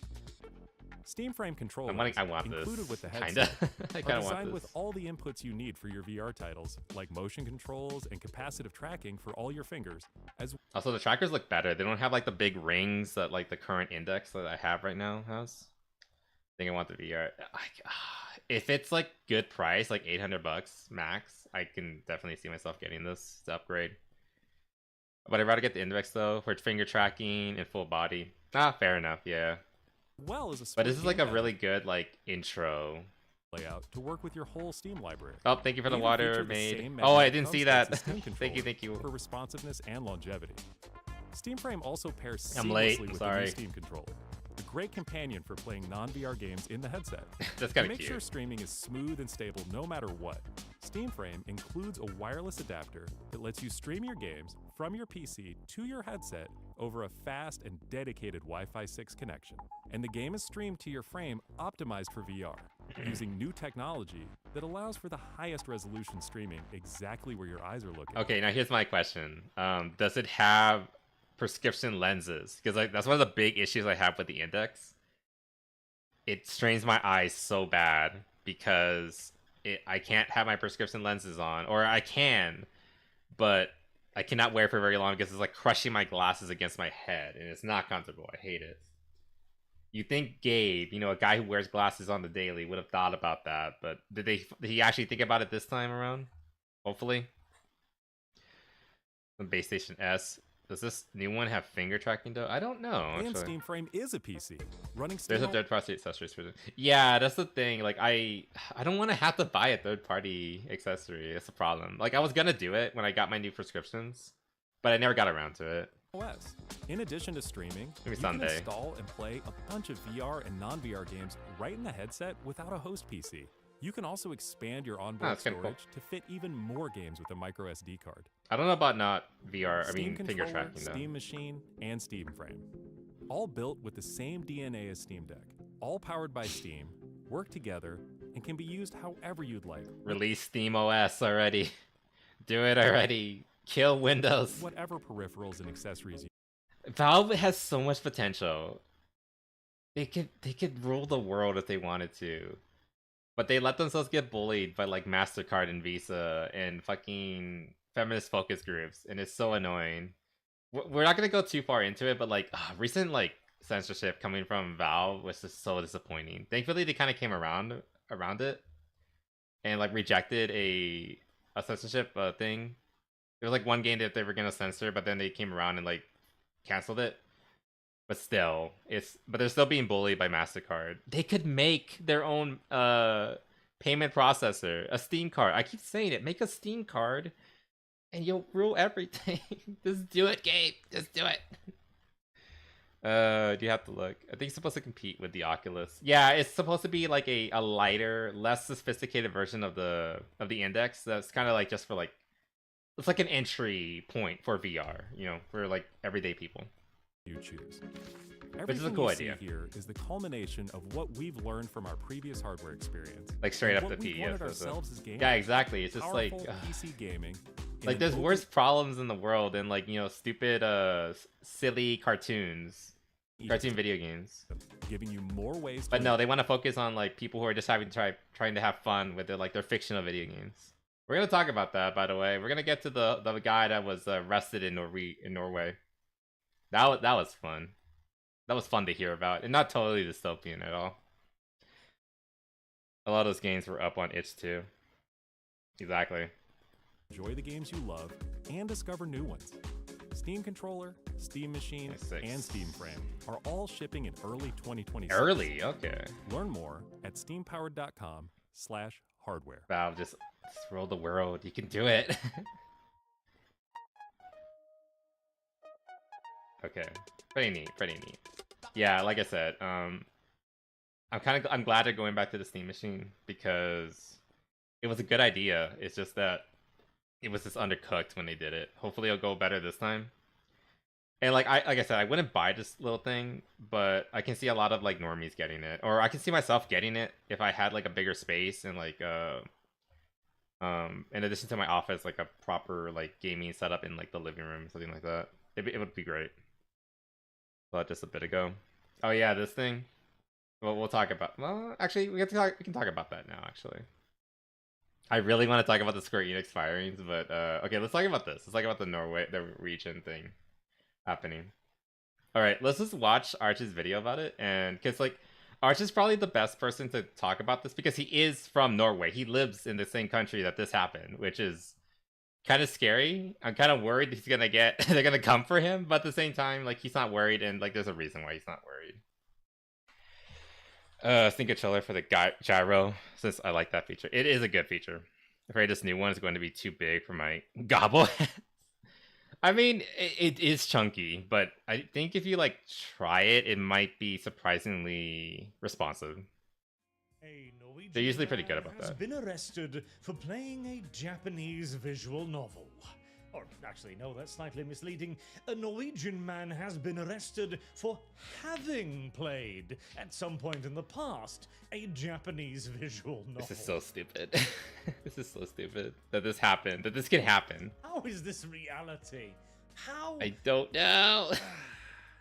You know, if somebody was to write a movie about Norway, people would slam it for being unrealistic. As on the one hand, our actual criminals live on luxurious island resorts. I didn't No actually see shit, that picture. This is Buste Prison right here. That's a prisoner. Meanwhile, some rando downloads a Japanese video game off the internet and goes to jail for it. It's amazing. Anyways, this is the original Norwegian article that has now hit mainland news, and no, it wasn't me, Your Honor, I swear. Like I said, when I first saw this post, I immediately thought Arch. Although Did they get you? Did they finally get him? Exposed, even talking about it now, as apparently simply just having access to the images. They found his is lowly in and collection. Of itself a crime, which incidentally also means. Oh yeah, that's true. This image right here. If I was in Norway, this would get me arrested. Right now, everyone with access to Because Twitter that makes sense. or the internet at large, well, by Norwegian estimates, anyways, they're. I mean, like with the sex books, offenders what was the against game? It was a. From what? Okay, let me give you like the bullet points here. Okay, so guy gets arrested in Norway. The game he played, because apparently the game counts as. How do I say the word and not get in trouble? Child CP. They're considering this game CP PDF, yeah, but no, they're CSAM, whatever you want to call it. They're considering this game CSAM, even though that doesn't make a lick of sense. Because okay, look, let me tell you what normal people think. And shocking revelation here. I don't care how visceral, how violent, how sexual, or whatever this game got. I don't care how old this character is in the game. It doesn't matter. And here's the secret why it doesn't matter. It's not real. It's a PNG. It's a GIF. A GIF file. It's a picture on a screen. This is not a child. That is just a picture. You can do whatever the fuck you want to this picture. You can make her wear whatever you want. Fucking cow bikinis, cow print, whatever. Sling bikinis. You can have her in a fucking ball and gag. I don't care. Because it's not real. And that's what most government agencies also believe too. And I'm not lying about that. If you told, like, there are incidents. This thing reminds me so much of like things that were happening back in like 2014 era, like Tumblr. There were so many incidents of people like posting pictures of like their favorite anime girl, and everyone's like, "Oh my god, you're a PDF file." They didn't use that word back then. They just said the word, and there were incidents where they would actively report to the FBI people jerking it to like anime girls or whatever, and then the FBI would like tell them, "This doesn't count. This is not a real person. Stop sending us this garbage." This is something that actually happened back in the day. Because even the FBI understands that this doesn't count as a person. And you're gonna hear through this story, again, from Arch's perspective, because he actually read like the actual in Norwegian reports, where even the judge is like, like this shouldn't count, but our legal system demands that I have to give you at least a slap on the wrist and technically qualify you as a predator or whatever. It's always been a very. And let me get to that part here. Okay. God. Oh no, exactly. This is what you look like if you think this is okay to like get people arrested or in trouble for doing anything with Japanese games or whatever. Between a human been raped. As a oh god, yeah, he's gonna say the R word. This is fucking accepted at this point. The Norwegian court system is incapable of telling the difference between a human child and a JPEG. Yes, that's the problem with like their system. Thankfully, in the U.S. where I am, there is a distinction, at least to a point. There's lawmakers trying to ruin that, but as of right now, we are okay-ish. Kinda. I'm kind of on neither side for this one, to be honest. I mean, legally speaking, there is no distinction. You can be wherever you want. I can't tell you, but I'm just gonna say that it's a fucking drawing, and if you're in possession of actual, CP, which involved involves and or did involve actual children, then yes, you are sick in the head and you should be arrested and receive all due punishment.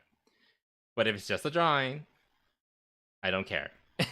You do what you do. It's not real. Comic books we need to make very, very legal in this nation. To children, which is a oh yeah, and did this part in this nation. Let's just go through it. Let's just go through it. But so, to make this even better still, who caught this dangerous criminal? Yes, well, yes, who caught him? It was an American organization, the National Center for Missing and Exploited Children. I am so embarrassed to be American right now. Because it was my taxpayer dollars that caused this fucking nonsense. It is so stupid. Also, I already gave my whole spiel as like, I don't care how violent, how visceral, how deranged it can be if you're doing it to like a fictional loli or whatever. First of all, that doesn't matter. Second of all, that isn't even what the game was about. The game is about being nice to this little girl. If I remember the story, the little girl came from like a broken home or something like that and was like bullied and like mistreated and all that. And you as protagonists are supposed to take care of her. That's what the game's about. It's supposed to be a wholesome story. Now, I don't know if there's anything like sexual at the end of it. Maybe, maybe not. I don't know. But like the point of the story was supposed to be good. It was supposed to be about happy feelings. You're not supposed to be mean to this character. You're supposed to be their savior. And they're treating the guy who played it, or the system at least, is treating them like a monster who gets his rocks off to abusing kids or whatever, which is... Anyways, sex offenders against children.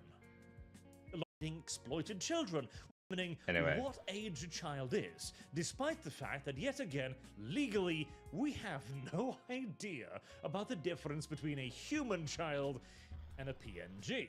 What is a child? I think that the last few thousand years of human survival might have given us some general idea of this, but no, apparently not. So, this also popped up on 4chan, who also created a translation it's funny that of the it's on 4chan. article here. In this fine article, woman. Oh no! You said it. You said the word. Did play the game. That's very silly. Never We're gonna get in trouble. Anything to the police ever. God, I'm even usually on the police. You're gonna get me canceled, Calamari. And he also claims that he played the game, which at this point it's gonna happen inevitably. Let's be honest. The safe mode. That's why we're going to Kick. The Follow me on Kick, by the way. Judicial system is that this is a abuse. It's the same name, Hanao_Usanada. From what I could tell, Dore to no Seikatsu. Is this game on Steam? But everyone gets canceled, to be honest. You know, it doesn't even matter anymore being canceled. I actually want to see if this game is here. What's it called? Dor no Katsu? God, that's not the actual name. We'll find it Which later. is a game made by a famous sure. Japanese VN It's gonna happen. developer I'm waiting for whose it. entire idea is to create weird and disturbing situations and then transform them into something nice. For example, another video game of his. I actually know features this game. A literal Eldritch abomination. I actually kind of wanted to play this one. And before anyone says anything, the Eldritch Abomination is supposed to be an adult woman, okay? And the entire point behind Dore no Seikatsu appears to be, here's a young girl, she has been abused terribly, you must now save her. You must feed her, you must clothe her, you must buy her sweets and desserts and make her happy. That is the thing.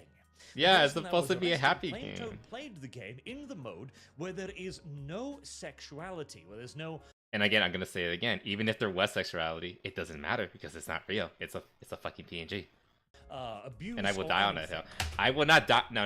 I'm not gonna die on that hill. I'm going to cover that hill in bodies of everyone who's trying to throw me off the hill. Also, hey, Calamari. welcome. Thank you for following me on Kick. Thank you. I think you're the first one. But who's that? Wait, what happened? But the court I don't know. Some weirdo. I don't know who that is. Abuse material but thank you, Calamari. I really appreciate it. Thank you for being my first Kick follower. By sheer proximity, appreciate it. He is now guilty. Fantastic. Imposter.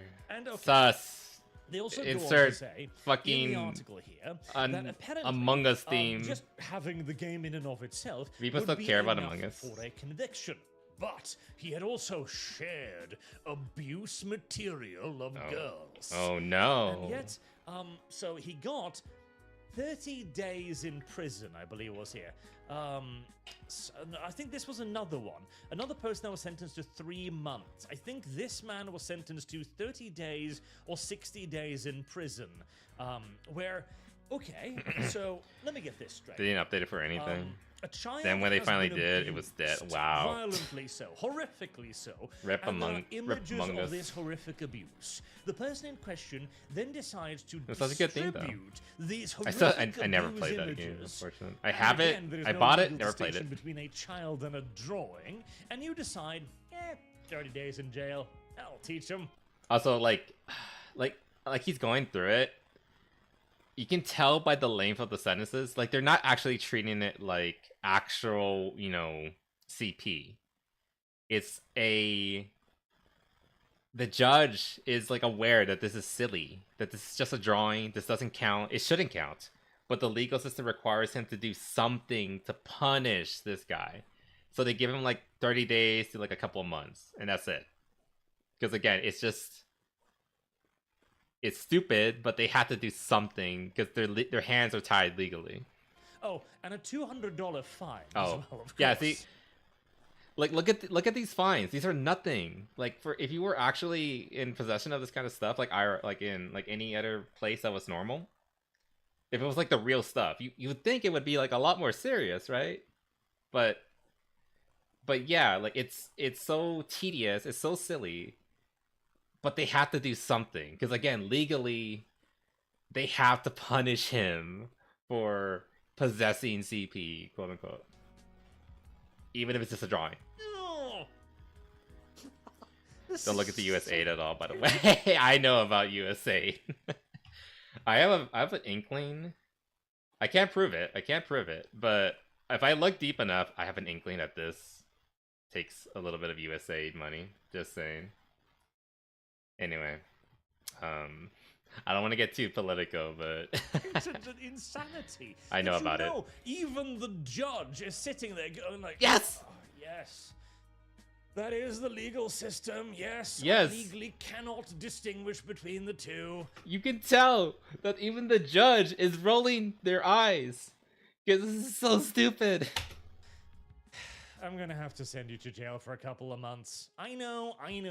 I mean, to be fair, going to jail for a couple months in Norway is like going on vacation. Again, referencing the photos once again. So, he can just consider it like an extended vacation. I guess the worst part about it is that whoever got arrested, this guy who got arrested, is gonna be missing out on work for a few months. But besides that, it's just a vacation. That's the good news, I guess. That is the legal system. Yes, I legally cannot distinguish between the two. I'm gonna have to send you to jail for a couple of months. Bro, they barely work like 6 months anyways. They're Oh yeah, I literally forgot about like- that. Norway is weird. It simultaneously sounds great, and at the same time, this happens over there, and I'm terrified. What can I do? And Look. I adore characters like Hina. I adore characters like Hina from Blue Archive. I adore Hoshino. I love all these characters. Am I gonna get in trouble because I like these characters and sometimes they appear in swimsuits in their game? Look, the Blue Archive community is constantly talking about like, honey and all that, and they love their lolis over there. Would I get in trouble if I was over there because I played Blue Archive? Just because I like the silly, funny loli girls because they're funny and they're cute? even Japanese politicians clowning. On Yeah, the like even Japanese are like getting on them like Man, that. This is so a fucking Norwegian stupid. man has been arrested over a Japanese Likely, made yes. game. I can't go to Norway. I would get in trouble. This is truly unfortunate news. This game was released about 10 years ago and has sold 250,000 copies in Japan and other countries. Just If because this game was I dangerous and had a negative impact on society, serious incidents would have occurred by now. God. When we cross the line that fiction is fiction, this is the kind of society we Yeah, that's the problem. Like people need to distinguish fiction from reality. And this has been a talking point since the moment I became like it's probably predates this, but like ever since I became aware of like online discourse, this is one of the earliest things I knew about. Fiction is not God damn it. Fiction I need to only drink water.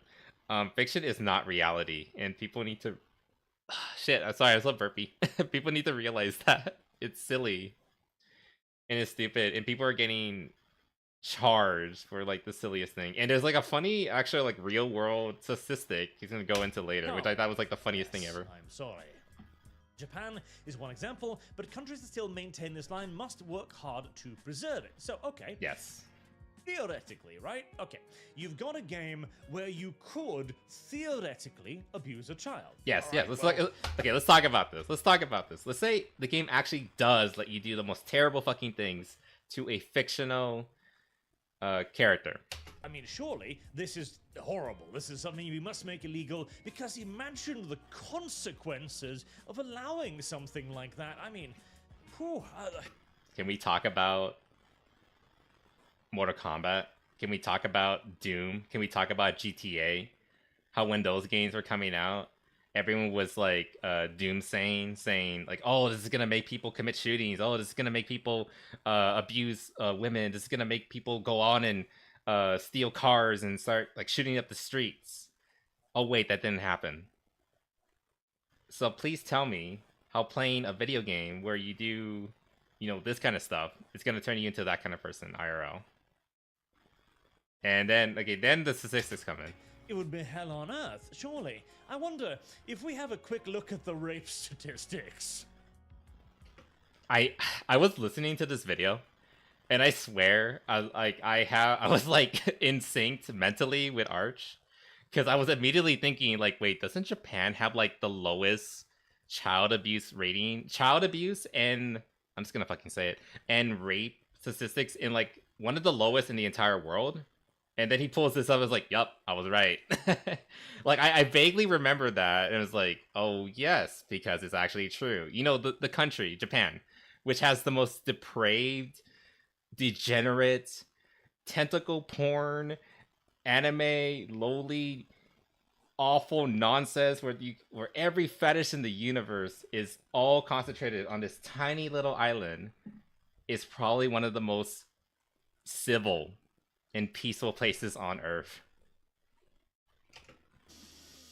Yeah, the video game causes violence is pretty dumb, and the same applies to this kind of violence too. Norway, rape per 100,000. 42,000. That's a fucking lot.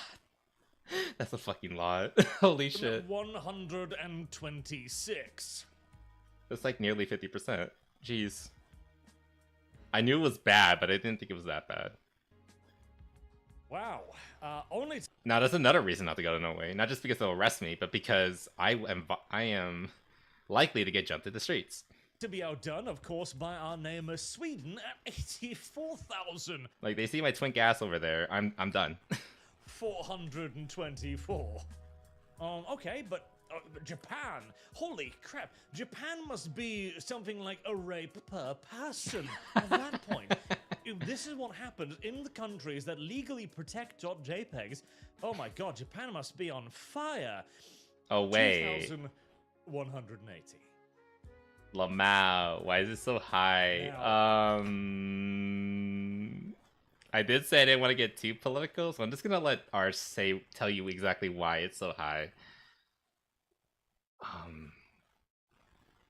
A preview. The preview, it's not native Norwegians doing it. In my nation's defense, even if it does not fucking deserve it at this point, we do have a problem with demographics causing a fair bit of this, including a period in Oslo where literally the only rapes committed were by Okay, makes sense. valued, freshly arrived countrymen, and also. I'm gonna get so cancelled. So, a bit of a wider fact is that Norway's definition of Why is sexual it assault higher? is I mean, any touch I don't think they even have the whatsoever data that for isn't it. desired. So, kissing some At least this one does not have the data, because like right now it's just gray. I think gray just means no, like they have nothing on it, but it's high. It's very high. I just watched the video recently about technicals, and he kind of went into it a little bit because like there was a competitive Pokemon player who admitted to committing the old struggle snuggle, and he lives in London, and basically there's next to zero chance that he's gonna get convicted because there's just it just happens so often over there that it will probably just get buried. It happens so fucking often in the UK. someone, well, UK's so fucked. that's great by our definitions, because yet again, Maybe we'll watch that our video later. ecosystem I do want to go is through some technicals videos because unavoidably it's fun seeing the drama within inside the fighting game community and all that. Like I'm not a fighting game character, but boy is it fun to watch from the sidelines. retarded and was created for not even a bygone age. Almost okay. See, this is the thing. The Norwegian entire judicial system, which has a maximum sentence, by the way, of 20 When three women have a private so suspicious on that one site. Rape, torture, and kill someone, 20 years in jail, back out again. Although we do have a system that can keep people in jail technically indefinitely if they are found to be dangerous to society, etc. But the point is, our entire legal system, the reason why we have prisons like this, is because we wish to reintegrate everybody. To be fair, that's not necessarily a bad mindset, but it depends on how willing a person is willing to, integrate. We are of the opinion that once a reasonable, rational... Also, you probably don't need to watch Smash JT's video on it. He can basically be given you already got timeout the whole for a few months or maybe a couple of years, and he'll be like, shit, I'm sorry, I crashed out, you taught me the error of my ways, I can reintegrate in society again. Did YouTube censor Crash Out? What? That actually did work out very well for us. Our idyllic, naive, so idiotic system worked wonders up until a certain point. As our entire legal system was basically based on hopes and dreams and optimistic assessments that could only exist... Again, like, it's a pretty happy idea. That being said, it's a bit optimistic. A little too much. Specific circumstances that we have long since lost. And even things like this, these are in essence mind violations more so than anything. Any reasonable person, even indeed the court itself, understands that there is absolutely no comparison. Again, even the court, even the judge was like, this isn't actually CP. But we had to give him a slap on the wrist. I can't be more clear about that. Like it's literally just the legal system tying their hands. But any reasonable person knows that this is just a stupid, silly game. Between the abuse of an actual child and a fucking .exe.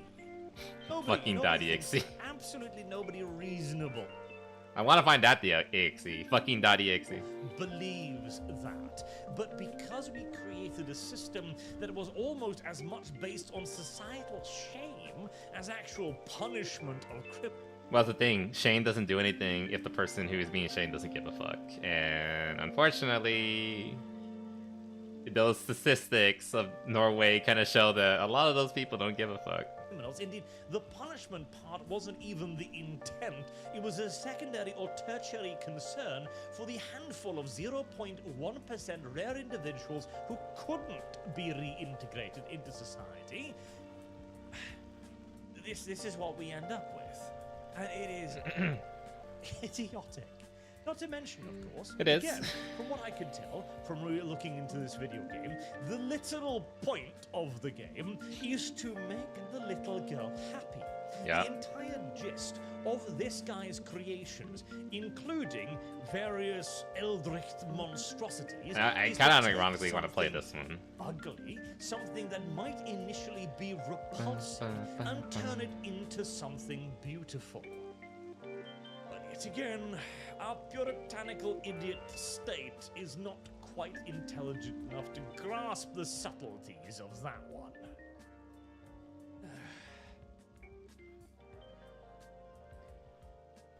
Norway. Yeah, Norway. Okay, yeah, that's the basic gist of it. It's.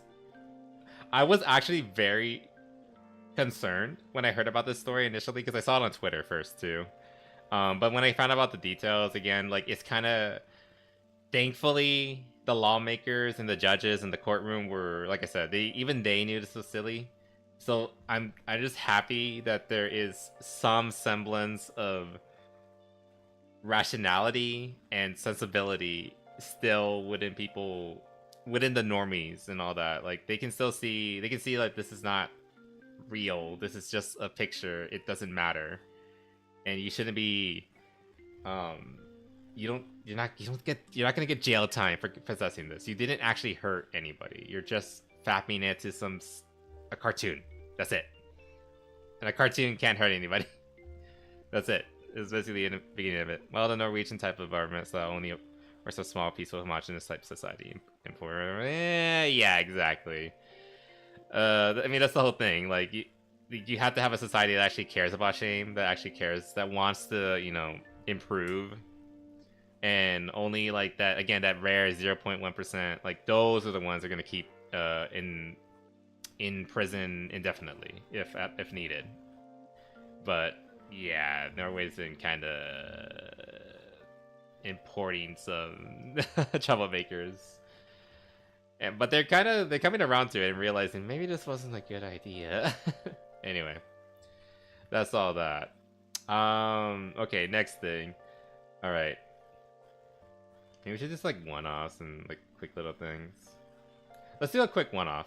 Actually, do I have the other ones? Oh god, I want to talk about the Square Enix firing so badly. But let's do a quick one-off. Let's do the one. Let's do the firings. Okay. Okay, if you didn't know, actually, this is the newest video, and this came out like literally just a few hours ago. There might be some updates for this one, which is interesting. Okay, so basically what happened recently was there was a series of firings in Square Enix. It's in the title. But this is very interesting because Square Enix has kind of become westernized. Okay, I'm just gonna fucking say it. They've gone woke. They've kind of like imported DEI initiatives into their policies. If I remember correctly, they even have a direct group within their company called the what was it called? The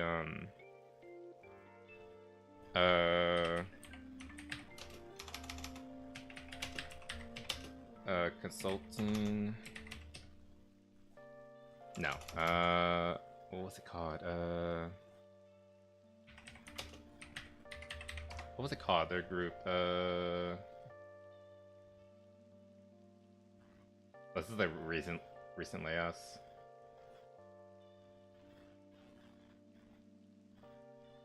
They got rid of the. Okay, this is from a while back, actually. I'm surprised Reddit's even talking about it. Yeah, sustainability and social responsibility branch. That's the one. They literally yeah, lost election. They literally have a section of their official section in their company, like this is their site and everything, about social responsibility.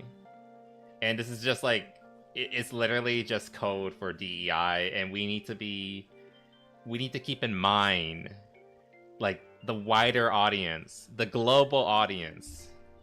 We need to keep them in mind and make sure that we're not offending them when we make our games and we bring it over to, like, the Western world and all that.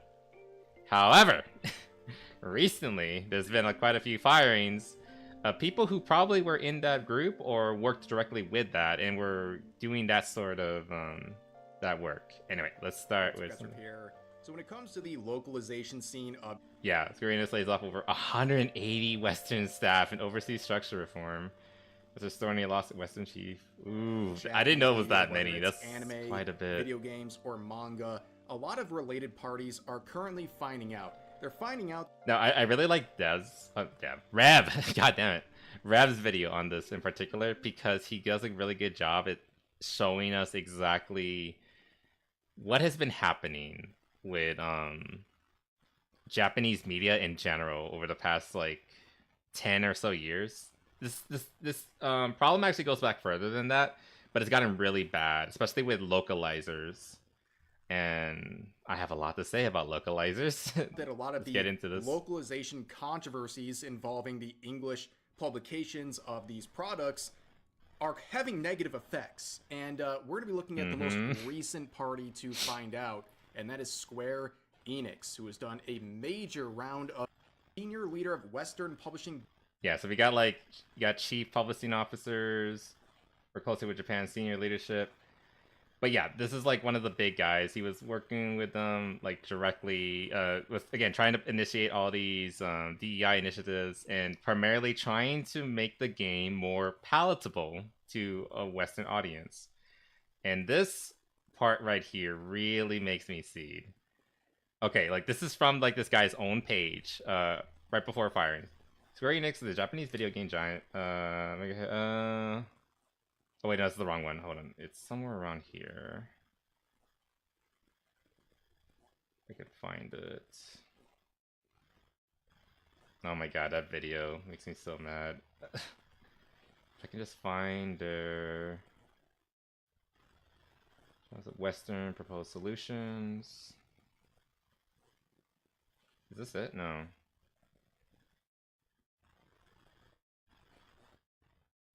Here, yeah, this is more about the firing. Yeah, this is a huge problem. So Japanese does not create with global audience in mind from the very start.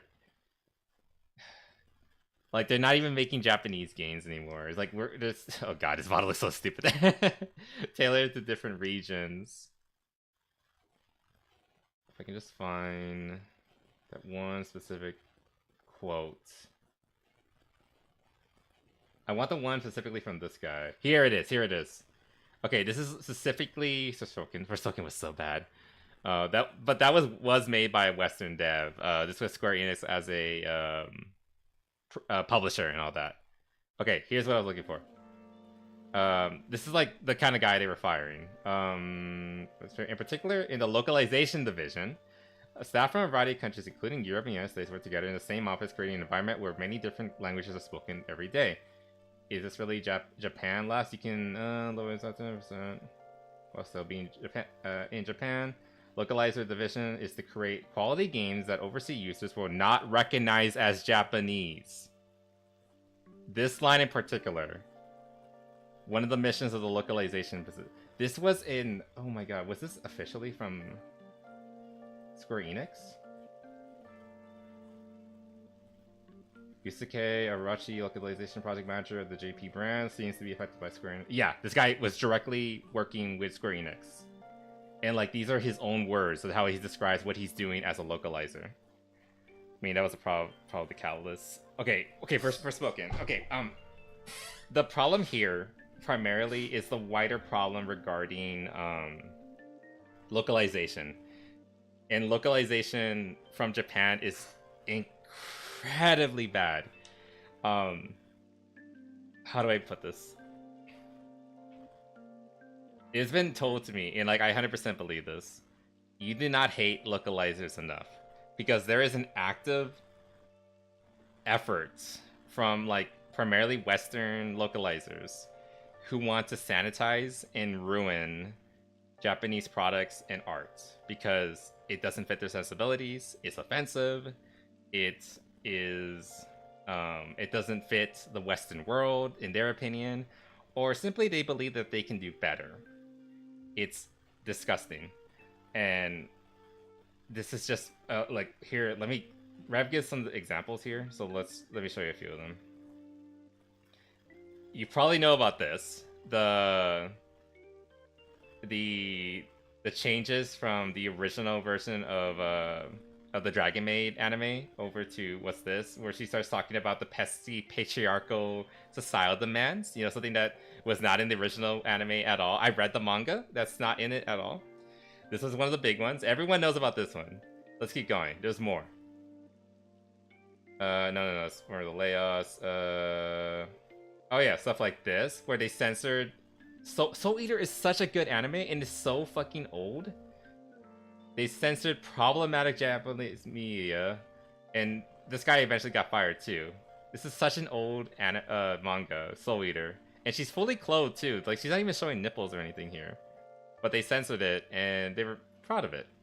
They did it here with the dark. This is a recent one. The Darling, dressed up Darling. That's a pretty recent anime, and they censored this one.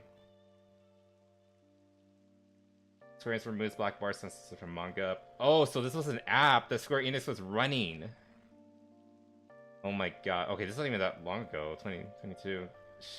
You know that. Oh, here's the big one. Just recently, they did like the HD versions. I was so mad when I saw this. I wanted to play Dragon Quest, and I saw that they were doing the HD version. Yeah, they censored Dustin too. They gave the warrior like under bra underneath her armor because, you know, gotta ruin Akira Toriyama, you know, the legendary artist, the guy who made Goku and Dragon Ball and came up with this like unique art style that's in like some of the best games of all time, including Dragon Quest and Chrono Trigger. Yeah, they had to censor that too. It's about a year ago, a big controversy, big deal. And then more of this. They censoring Tifa, you know, Tifa, the big titty punch girl that everyone loved. They censored her too.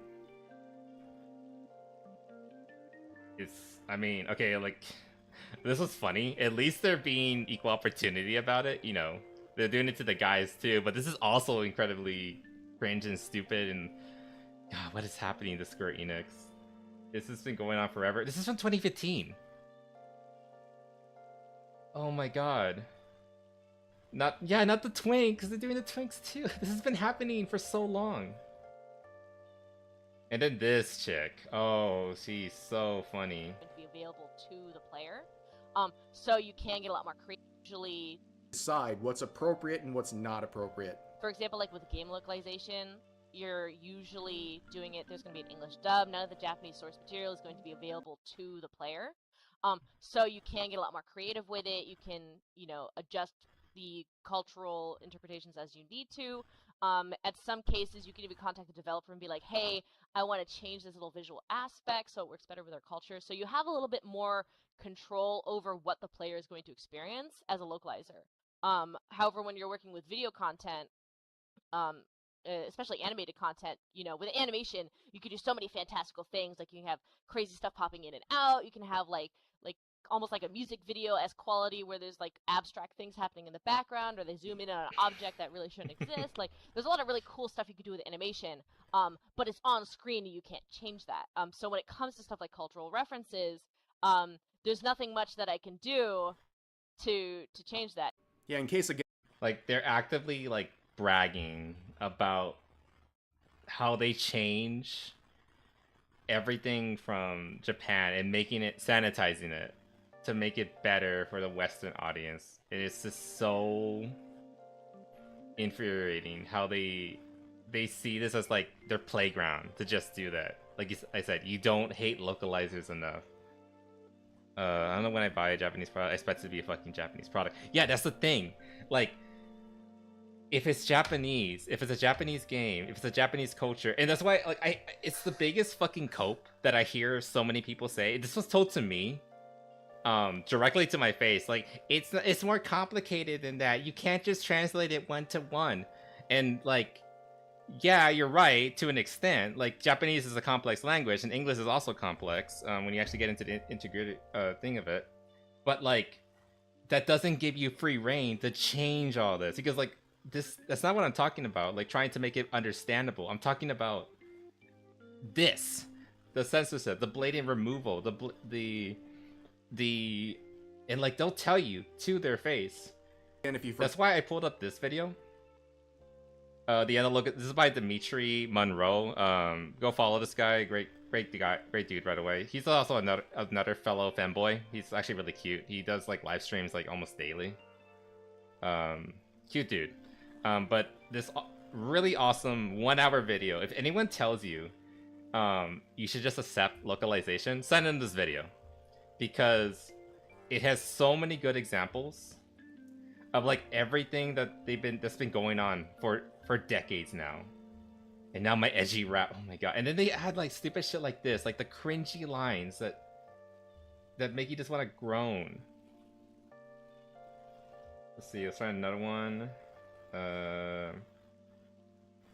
This interview infuriates me so much. The dub script. So this is more directed at Damon, but all of you can answer. Go. I'm excited about it. I'm ready to bring down the room. Let's do it. We need a spotlight. So Funimation has come under, let's call it, criticism. You watched a bit of him? Didn't know he did live streams. Yeah, he primarily does live streams only these days, but you know, he does what you know, you do what you do, right? But I appreciate like his essay videos, especially this one. Or how they choose to adapt their scripts for like a couple unnecessary of shows. hate. Yeah, got it. Yeah, and a lot of that I feel is directed at you unfairly. Thank you. Unfairly. So how would you like to respond to that kind of criticism? To the criticism, like, I have a vagina, deal with it. Like, it's This is the person who did this nonsense. Her excuse for why she changed this like perfectly okay line about Lukoa's outfit into a comment about the patriarchy was because her excuse is because I have a vagina. To deal with it. I'm a woman, therefore I can do that, and I have the power to do it. It's so, these people know what they're doing. They relish in it, and they're making fun of you because you can't do anything about it. You're just gonna have to deal with it. Like, what are you gonna do? Learn Japanese? What are you gonna do? Move to Japan and buy the products directly? No, you're gonna be stuck in the US because you can't afford to do anything but, and you're just gonna like have to deal with it. But thankfully, all this preamble, it's there's turnaround, thankfully. There actually is people coming around and like calling them out. Again, all these firings. We talked about that one lady here. She's been in protected mode for like over a year now, I believe. Like, if you look, this is like her Twitter page to this date. Like, it's been like this for like over a year because people have caught on and they realize what they're doing, and they're not having it anymore. They're actively calling them out and criticizing them, and it's good to see that this is finally happening. That should just be good. Yes, localizers are scum. Look at it this way. Like you said there, Calamari. When I buy a Japanese product, you said, yeah, if I don't understand it, I just have to learn about it. Because like, here's the thing: you're buying a Japanese product. If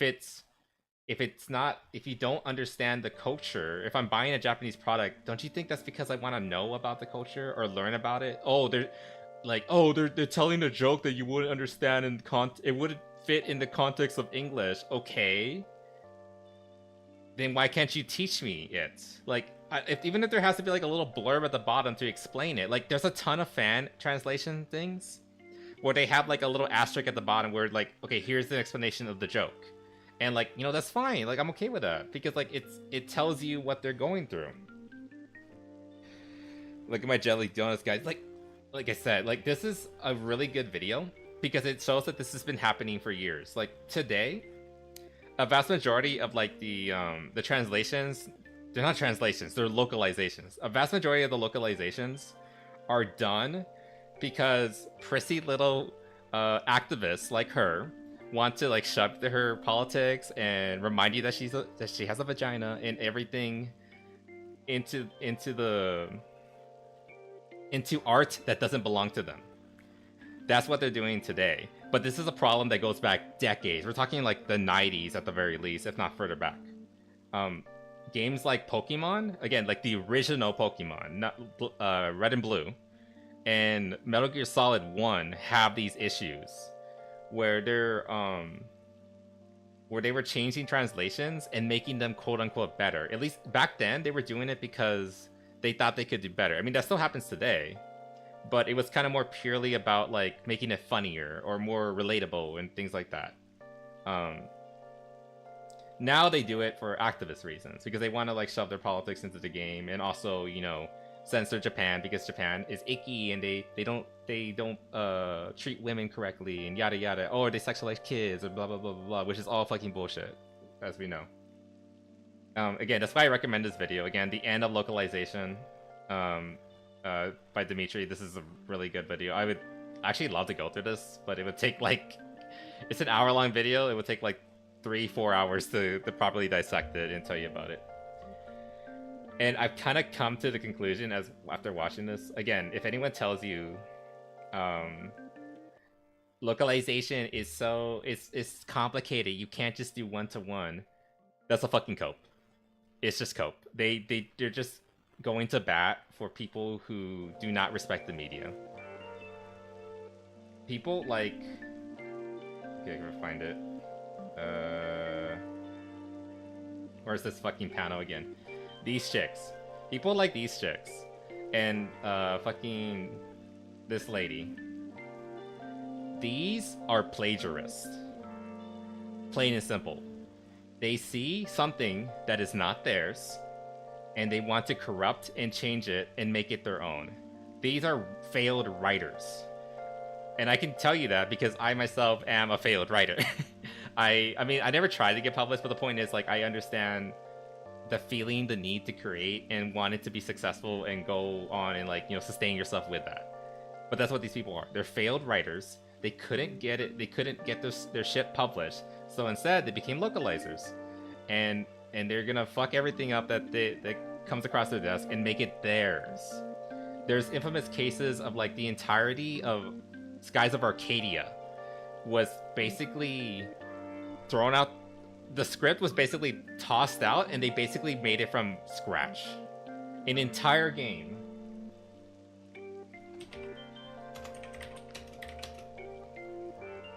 This entire game was written by localizers, at least the version that you play in the West. It has basically nothing remaining from the original script, except like the basic story beats, and that's about it. Which is just so sad to think about.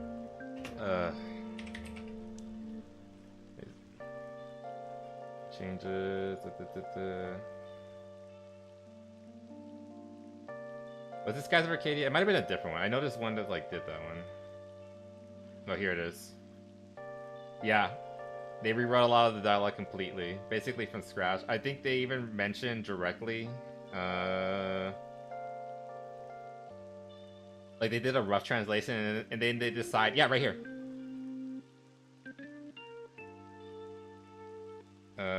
Yeah, they ad-libbed like the entirety of the story. This is not the same story. The phone briefly. Yeah, this is disgusting. Like, I still like this game a lot, and I really want a modern remaster of it, but like, God, they need to find the original script and find like a translation studio that will treat it with respect and make it the definitive version, because it's disgusting. It's just plagiarism. So they just say rice bowls. Yeah, right? They couldn't have just said that. It isn't hard to learn about it, love. Yeah, it isn't even that hard to learn about it. Okay. One of the masterpiece of all localizations is the Mother 3 fan translation. This is a masterpiece. This little fan-made project is perfection. They actually went in, they read it, and they respectfully went in and changed it to English so that we could enjoy it here in the West.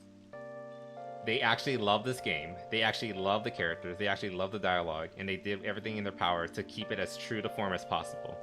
There are sections in the game where they have actual Japanese style comedy skits. You know, that thing that, like, you know, cannot be translated one-to-one.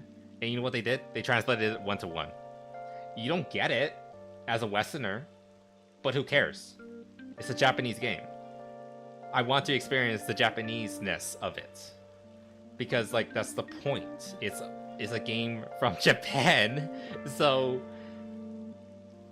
obviously I want to, that's why I want to buy it. That's why this quote over here is so infuriating. Their whole model, their whole point of existing, the localization team on Square Enix. Hopefully this is gonna change, but up until this point, until these firings, their whole mission was to make a game that you cannot identify as Japanese. That is unforgivable in my eye. That is so disgusting. Why would you do that? And apparently this person, oh god, where is that? This person, Yusuke Harugachi, he's Japanese. Why would you come to that conclusion that you don't want people to experience your culture? And like, that's the big problem about like these DEI and woke initiatives and yada yada, is that it becomes ingrained in overseas, and that's why these companies are failing. That's why Square Enix is like this. Square Enix has been shitting the bed like the past couple of years.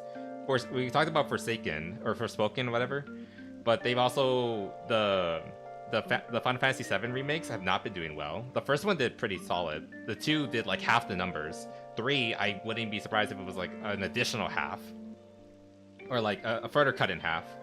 Final Fantasy XIV, the recent Dawn Trail expansion, was incredibly poorly received. Even people who actually like Square Enix told me they hate that expansion.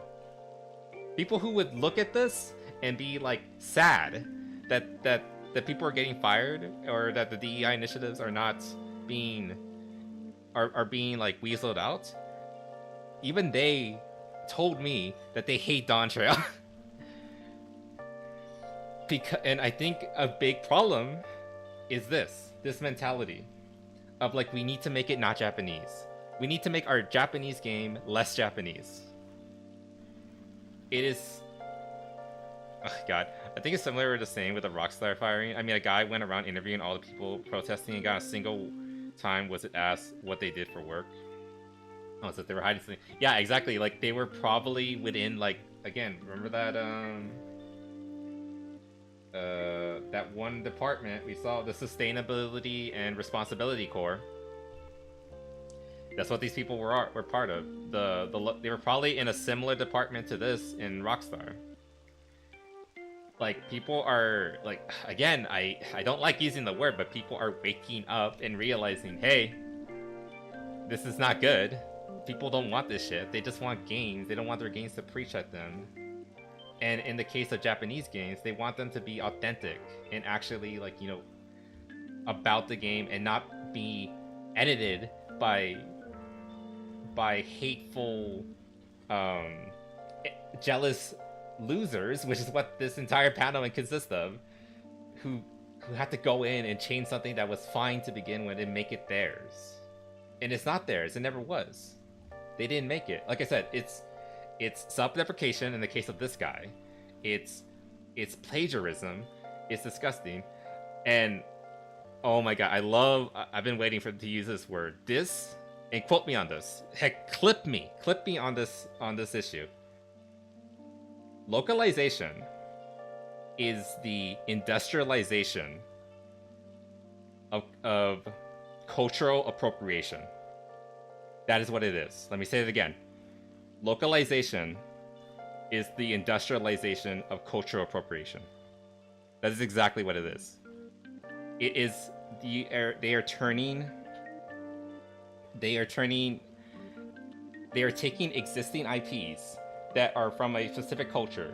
They're taking their art, they're taking their media, something that they put their heart and soul in. They're taking their baby that they love and they put everything they had into it. And then they're shoving it to the side and making it and then like modifying it and making it distinctly not itself anymore. With the excuse of making it appealing for a global audience, or making it or censoring it, or just making it so that like it fits their sensibilities. It's awful. And I hate it. You do not hate localizers enough.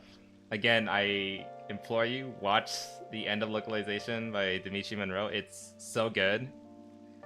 And if you don't hate what localizers have been doing the past decade plus, by the end of it, then you didn't watch the video. It's people talk about like what was your radicalizing moment. This was my radicalizing moment, this video. Because again, like this is just one interview of several. We also talked about the fucking land whale over here. Yeah, this lady. Like they openly admit that they are changing things and they relish it. We talked about earlier about like do not attribute malice, what can easily be attributed to incompetence. That's not the case here. These people know what they're doing. They know that they're taking something that isn't theirs and changing it to fit their vision. And they relish it. They enjoy it. And they laugh about it too. Like again, there's examples within this video where they're Deal with it. I'm sorry you're not getting laid. It's not about you. Move on. It's that. See, they're making jokes out of it. They're making fun of you while they do it too.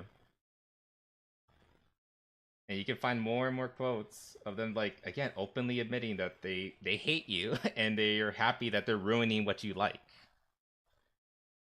Yeah, like, look at all these quotes. No, yeah, I know the idea of localization determines the demographic. Of course, the genre, etc. will have no influence too, but with that, just translate this as incels, and I couldn't be prouder. The true joy of localizer is really seeing what you can get away with. I always try to slip a few mentions of Gamergate into my translations. And yes, politically correct is a verb that's described how STJ has improved translations. These people know what they're doing. And they're relishing it. And they're actively making fun of you because you can't do anything about it. It's that simple. They're not good people. So I don't want to hear any of that bullshit of like localizing isn't you can't just do one-to-one. Bullshit. Fucking bullshit. I had a thought the other day. Why do we use the word localizer? And the simple reason is because like it's not a translation, it's a localization. And there's a difference. When you think about old works of literature, the first one that comes to mind is like Dante's Inferno or the Divine Comedy.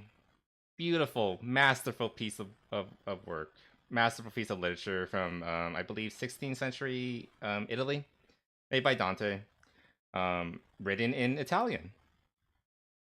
I have only read parts of it. I hope to someday finish it, but I can read it because it has been translated from Italian into English. Now, why did that happen? Why didn't they make a localization? The work is really old, by the way. There, like from the parts that I've read, there are direct references to political conflicts that happened during the 16th century. You know, things that I don't know about. I don't really care about actually, because like it's kind of silly, kind of over dramatic. It's just Dante throwing jabs at people that he knows of from his life, like, oh, like, haha, that guy from that family is rotting in hell because like, you know, he doesn't, because like in his opinion, Dante, the writer, the author, he thinks that he deserves to be rotting in hell because he's he's a sassy little shit. Let's be honest. Dante was a sassy shit in his writings, especially. But these are jokes and references that I don't understand. Not really. I would have to Google these names and find out like who are you talking about? Why is he like this? And like and yada yada yada. But that's the thing. It's not a localization, it's a translation. It is faithfully translated 1-to-1, or at least as best as they could, to English, so that I, as a modern reader who speaks English, can understand and enjoy it and experience it in our modern day. Now, why does this piece of literature get all this respect, this reverence, and treatment and proper treatment of being allowed to be experienced the way it was meant to be? And yet, when I go and play like Final Fantasy, whatever, there's a million of them, we all know this, I have to go through these people. I have to go through this people. It has to go through these people. Why can't it just be translated 1-to-1? Are you saying, what are you implying here? Is it being implied that this is worse? This is lesser? Because video games, I thought we had this conversation years ago. Are video games not art? Is it not a collaboration project of many different people coming together and creating a piece of fiction that's designed to, draw out your emotions, make you feel things, tell you a fantastical story? Is it not deserving of the respect of allowing it to be told the way it was written? Why does it need to go through all these clowns before it can come to my eyes? What are you implying about Japanese media that it's not deserving of that respect that you would give to something like Dante's Divine Comedy? Now, I don't want to like jump to conclusions, but that sounds kind of racist to me. Just a thought. So the term incel has lost so much meaning. Yeah, that you're not wrong about that. It's just an insult at this point. It's just a new version, but it has that added context of societal pressure of, if you're an incel, then you are also a woman hater, a misogynist, and therefore you are deserving of hate. It's also a vicious cycle because if you're an incel, it means you hate women, and so other women will hate you, and then therefore you are destined to stay an incel forever. So if you get hit with that label, then you're fucked. It's a really vicious cycle, societal pressure cycle. It's like you say, it has no meaning, and it shouldn't. It should be kind of like, the words like racist and Nazi and all that. You shouldn't let it bother you, but at the same time, if you do let it bother you, it can trap you. And I can see a lot of young men unfortunately getting into that trap, and it's just unfortunate. Anyway, let me put up another song. This one. Oh god, that's all too. Dante's Inferno is the meme of I drew you as a soy boy and me to chat. Exactly, that's literally what it is, and that's why it's so good. I mean, there's a lot of reasons why it's good. It's legitimately just good art and literature, but at the same time, it is literally like one of the earliest examples, or written examples of I drew myself as a soy boy, as you as a soy boy, and me as a Chad. It's literally that. It's amazing. Yeah, a lot of it's time period specific, but it's the same idea. It's time period specific and it's local specific. Like, these are Italian people. Like, they're different from, like, you and me who might be from the United States. We're not the same. We don't have the same humor. We don't have the same ideology. Well, we have similar ideologies, but you know what I mean. Like, it's a different culture. But, like, isn't that the point? To experience different cultures, to experience different ideas. And if you localize it, you kill that. Isn't the point to... Again, the point is to experience something that's not the everyday that you go through. You want to go to different worlds. You want to go experience different things. And localizers, at their very core, like taking out all this trash, at their very core, localizers are still muddying and ruining that. Because the Japanese games should be Japanese. You shouldn't have to localize it. You should just translate it. What was that? Time period.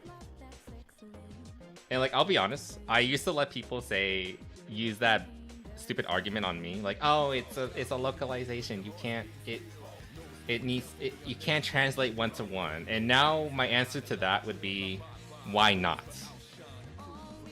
Why the fuck not? Like, oh, I won't understand it. I don't care. Good. I'm glad I can't understand it. That way I can learn from it. Because that's the whole point, to experience new things and try to grow and come out of it, you know, different and hopefully better. Bit different than some Japanese media, but still. The Divine Comedy is such a great timepiece. Exactly.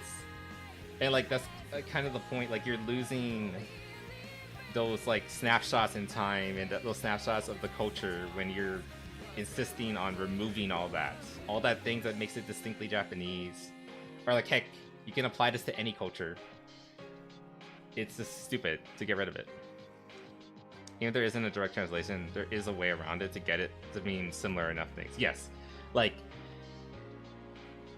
the goal should be authentic as authentic as possible, like painstakingly so.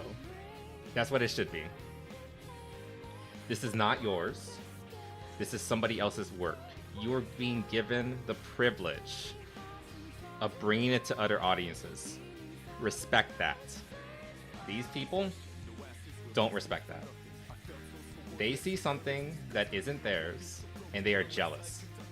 They're jealous that they couldn't make a great work like Final Fantasy or Chrono Trigger or Dragon's Quest. So they have to pervert it to fit their image. These are all sad people, and I cannot wait to see them gone. I don't want them here anymore. No more localizations, translations. I'm not gonna fall into that. I'm not gonna be browbeaten anymore into like thinking that it's okay, that this is okay anymore. Anyway, let's see. I want to change this little visual aspect. So, back in September, they announced. No, look, oh yeah, I remember this fucking translation. This is a game that I actually own, and I wanted to play it, but they decided to make a character non-binary in this one. Like I said, this is not. It's before it used to be primarily like, oh, I need to make this funnier. Now it's like I need to insert my politics into it. Like, this keeps happening. This was a femboy, by the way. The translation ruined it and turned it into a non-binary character. Where like in the proper translation, it's like it's just a boy. It's just a boy in a dress. They keep killing our femboys. They did it with Bridget. They did it to this character. What was another one they killed? Oh, they did it to Vivian too from Mario. Stop killing femboys. I fucking hate it. I forgot about this one. Now I'm even more angry. That Chungus Reddit humor, like these sorts. Yeah, they've gotten clowned on, but it did cringe and. Oh yeah, this one had like the cringe humor. Like, again, this is a good video. This has a lot of examples. If you want more examples, here's an hour worth of it. You don't hate localizers enough. Haven't played that game. It's a good game though. 13 Sentinels is really good. My brother swears by it. He's been asking me to play it for like a long time. But this one part makes me so angry. Let me find the actual translation.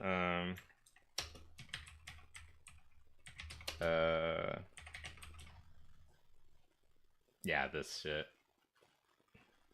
This shit. Right, so you have to be So dumb as fuck. At least like even the Redditors are like, this is dumb.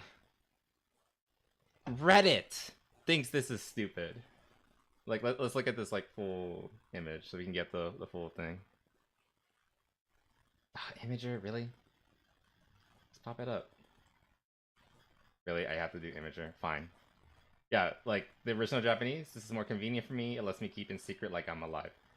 And it's a secret that I'm alive. Like the whole point that this character is cross-dressing is to hide his identity. He's not doing it because he isn't comfortable in his skin or because he it feels like he needs to have his identity on a spectrum or whatever. He's doing it for practical reasons. But in the translation, let me say some binaries work for me and others don't. This lets me hide the fact that I'm even alive. Oh my god. I hate that. So they keep.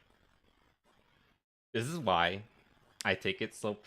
I already told my story about like how something like this basically happened to me IRL, and it's why I take it so personally.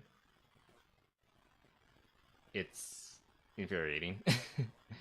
They just see localizers and a lot of other people, unfortunately. They just see femboys as, again, we're all just eggs to them. We just need a little extra help to hatch. This is why I forgot the name of this character, but what was his name? They even tell you. I just remember he's cute. I really think this character is really cute. But whatever. This character, Vivian, Bridget, any other you can name, I refuse to acknowledge them as trans. They're not. It is simply. It's simply woke culture just like seeping into everything. Thankfully, there's pushback now,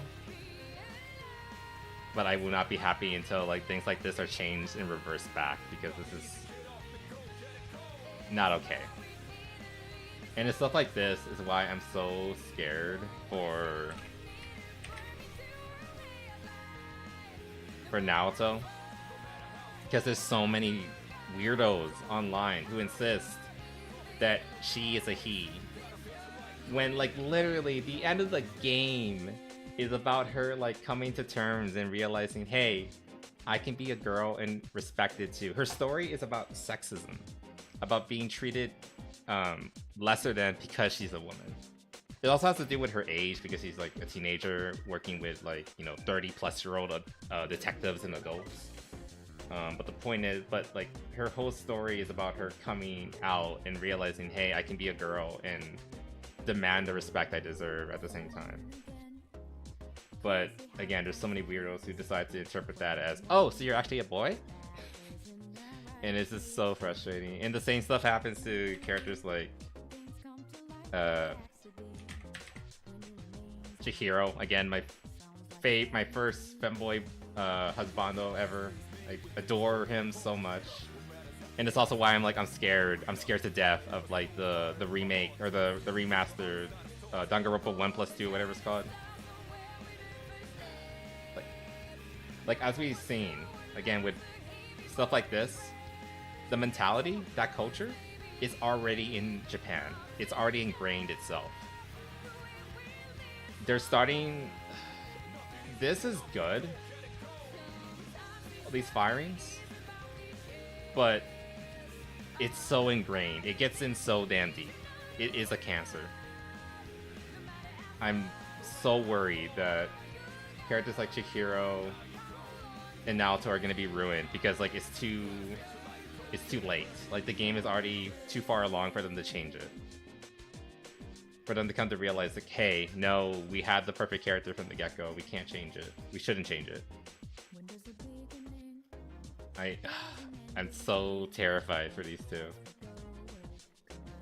and I don't know. I'm just so scared for them. We'll see. Like I said, it's the culture is shifting, but were we fast enough? Is what I'm worried about. Anyway, I want to really quickly just watch this one because this is the latest one that came out just a few hours ago. So there was firings, but let's see what else is there to it. A lot about the Great Purge of Square Enix, and I can't help but have a smile on my face when I do that because. I mean, she started to get like happy about it. Like in her earlier videos, she was kind of like I need to see more before I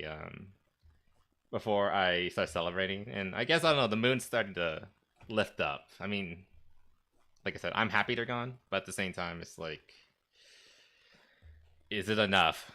Or is it too little too late? Over the years, they have made some absolutely terrible decisions. They haven't been lilistening to their customers, and really... I mean, I follow, like, a lot of people. Again, Vera, Smash, Rev, side-scrollers. So, I'm on the pulse. My finger's on the pulse. So, I know if things are happening.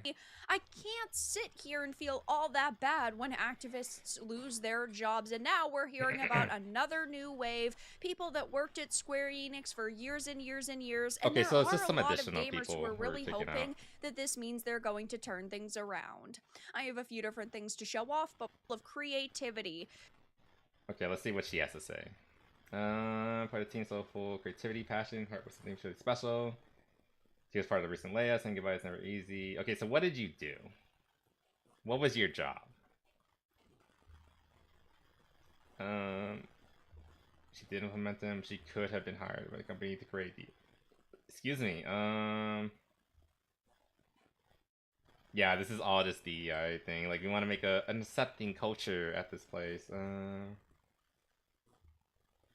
Empathy, aligning people with programs, business. Yeah, this is all just DEI. Yes, if you don't know exactly what the ERG is, they're employee resource groups that are voluntary employee-led groups whose aim is to foster a diverse, inclusive workplace aligned with...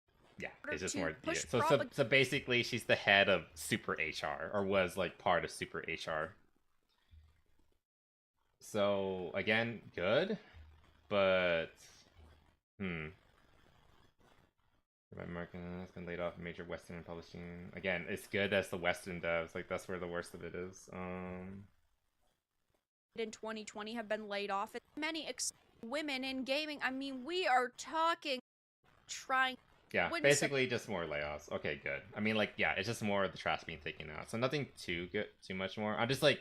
most of the segment, again, we're like nearly at the 3 hour mark, but most of this was just me telling you why this is a good thing, because of like what they've been doing and how they've been ruining everything. But thankfully, like I said, things are shifting at least a little bit. But yeah, that's all good. Thankfully, things are being turned around. I do one thing I do want to mention is that, like I said, there is... all of this can be like traced back to like, again, DEI and woke initiatives within the company. And like, this is a good ship. This is like clearly things improving. But I can actually point to one thing that can be a really good signifier if Square Enix has finally taking this seriously and decided, okay, we need to do like a 180 and stop all this nonsense. Let me preface this, and I feel like I have to preface this because otherwise people are gonna be like, you can't talk about this. Let me make it clear. I am a bisexual male. I like both guys and girls. I like penis and or vagina. All that good stuff. And I mentioned that because one of the most infuriating and annoying times of year for me is Pride Month. I hate Pride Month. I hate all the rainbows. I hate the commercialization of the gay community. I also don't really consider myself part of the LGBT community because it's not really a movement about acceptance anymore.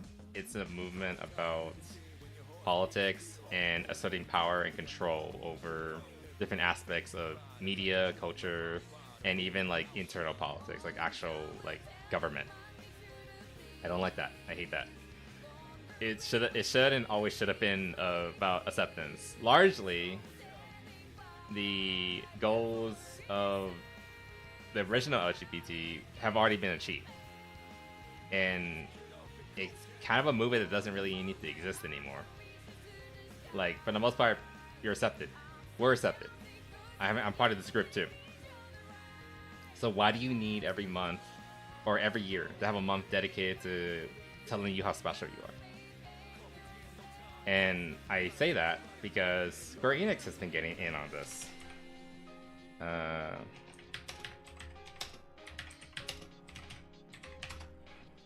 This weird little, I don't even know what to call this, hedgehog thing? Why does this exist? This doesn't need to exist. Why do I need the billion-dollar company to justify / never seen that? What? Yep, every Pride Month, this little creature comes out and tells you how special you are because you take it up the ass. Every fucking year. Now, we were talking all about like the DEI initiatives and all that Square Enix have been doing. Again, we have the page. Where is it? Go back to that. We have the page. We have the proof. It's right here. They have a whole department dedicated to it. For this to really go away, this needs to go away too. Stop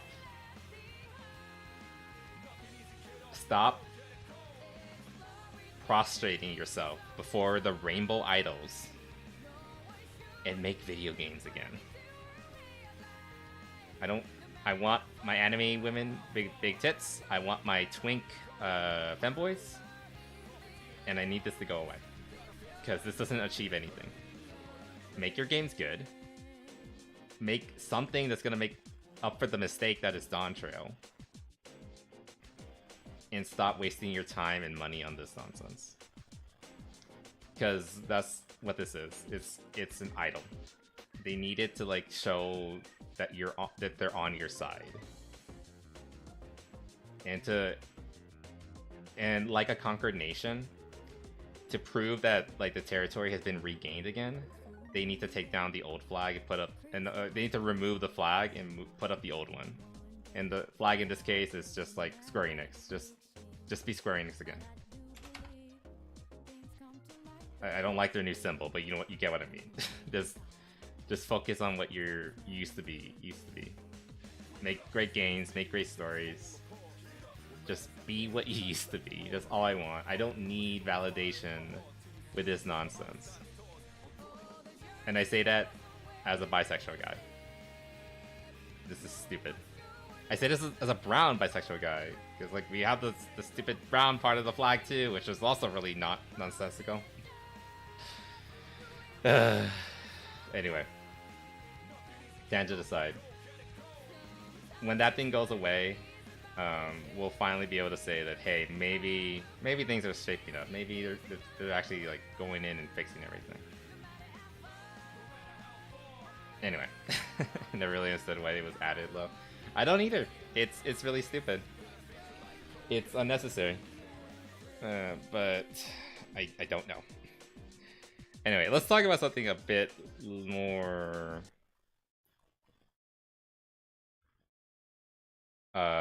basic. Not basic, but like a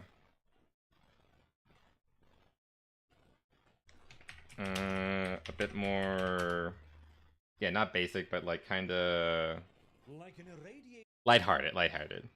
Okay, now if you know anything about me, I love Warhammer 40k. I adore it. And in fact, one of my favorite games that came out in recent years was Bolt Gun. This game, game. There we go. Yeah, Bolt Gun. Along with 40k, I adore boomer shooters. And Bolt Gun was amazing. It was so fucking good. I love just being able to play as like a space marine, running around at like Mach 10 and shooting up demons and cultists. It was a fucking amazing game. I did stream it a little bit. Unfortunately, not a lot of people were coming to the streams, but I might restart that again and like go over from the beginning. It's a great game.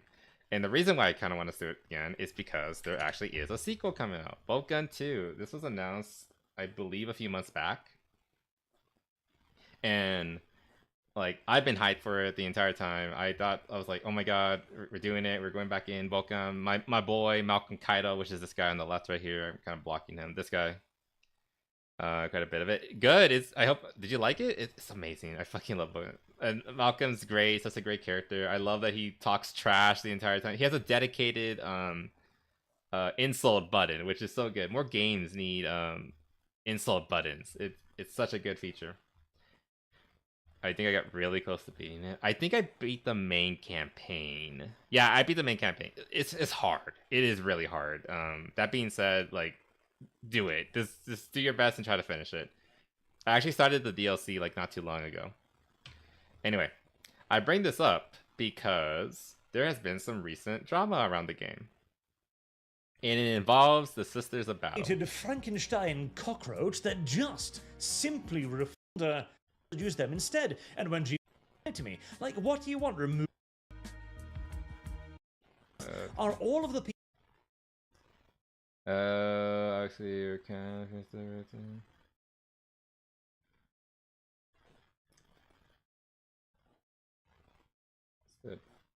Okay, anyway, maybe I'll replay from the start. That's what I'm gonna do. I'm definitely gonna be streaming like the whole thing from the beginning. I don't know when, but sometime before the release of Bolt Gun 2. We have to like 100% it, not 100% it, but actually go through it properly. Anyway, there has been some recent controversies because Bolt Gun 2 announced that there is going to be an additional playable character, specifically a Sister of Battle. And okay, we can't really see her. I don't think we have any like actual art of her, but this is like what her perspective is gonna look. I just think it's so fucking cool that she has like a power sword and bolt pistol combo. That's such a cool mix. Oh, that's a really lewd art. Maybe I shouldn't look at that. That this was a fake controversy. Like, it was manufactured. It is. That's what I'm getting into. So basically what happened is that all the people, let's just call them what they are, the tourists of, or the woke hammer crowd, whatever you want to call them, are creating this whole controversy saying that people who, people like me, people probably like you, Calamari, too, who like the universe, who actually enjoy it and yada yada, we hate this. We hate the idea of having to play as a Sister of Battle in this game. Yet, that's not true at all. I think Sisters of Battle are sick as hell. I love them, in fact. I love my bolter bitches. Again, I just told you, like, it's so fucking cool that she gets, like, the combo of a power sword and a bolt pistol. I can't wait to see how that works. That's gonna be so fun. I love the idea of additional characters in any shooter, really. Especially, like, boomer shooters.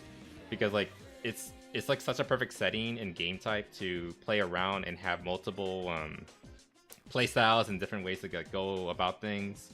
So like Malcolm Kaido, he's a Space Marine, so he probably has more brawn and raw power behind him. Whereas I think her name is Nira. Nira would likely be like faster and more agile and things like that. Like it's a different playstyle, which is just such a cool idea. But apparently, I'm not real. I'm fake. I don't exist. Because people like me aren't...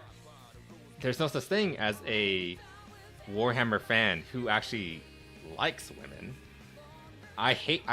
We all hate them, obviously. Like, we don't want them in the hobby.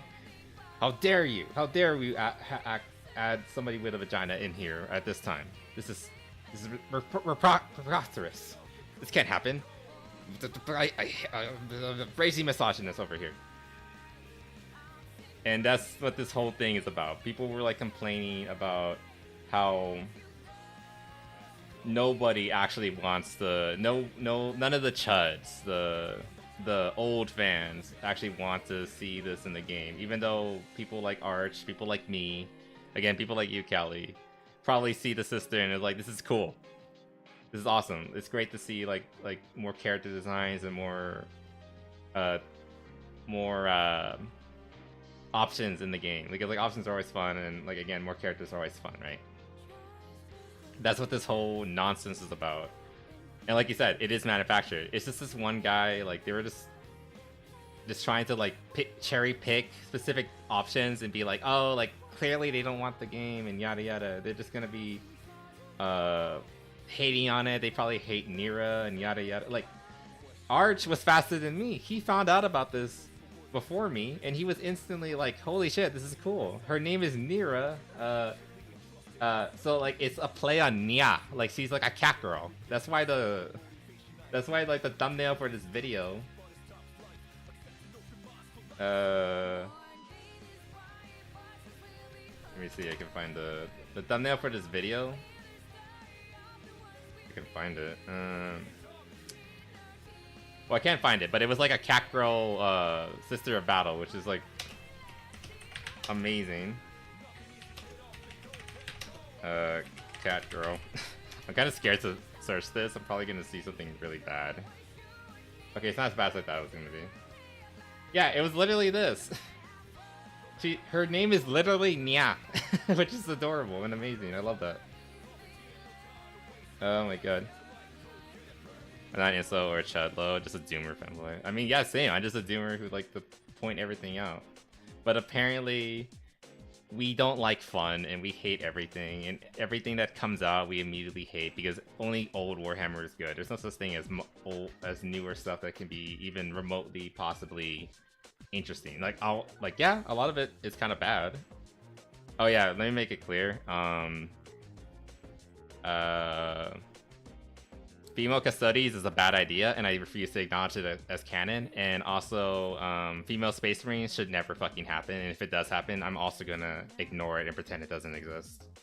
I'm going once again. I will not die on this hill. I will pile the bodies around this hill. You will not take me off this hill. Try me. And if you want to question this, I do recommend watching this video. Let me find it. And there's multiple reasons as to why this would not work.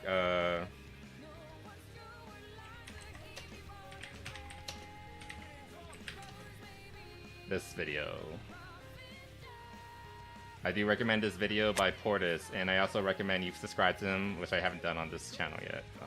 Well, anyway, watch this video if you definitely. Yeah, sounds like a Slavic kind of name.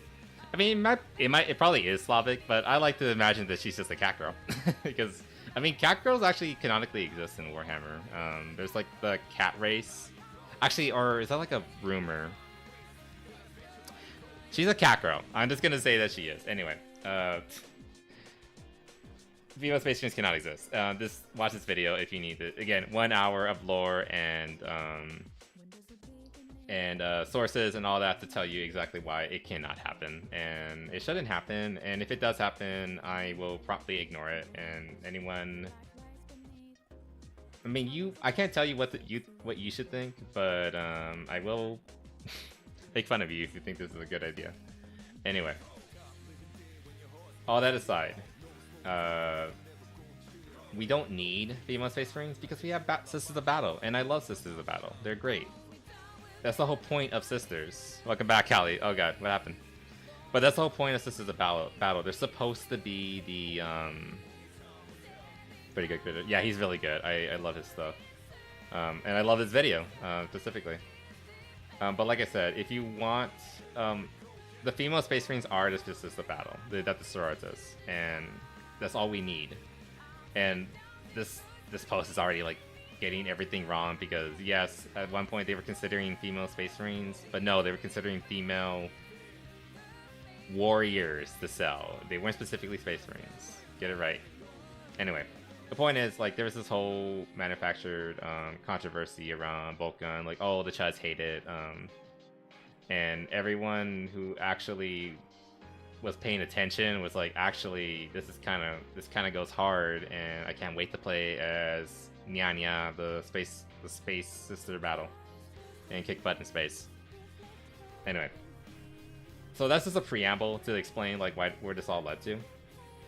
Now the new part about this, by the way, this is a great model, right? By the way, We're excited. Recently, it was announced that this lovely lady was actually going to be the voice for our precious Nyanya, and there are concerns. Now, I don't know too much about this woman. Shara Lahazer, whatever how you pronounce her name. There's a few things wrong about this. From what I understand, she is a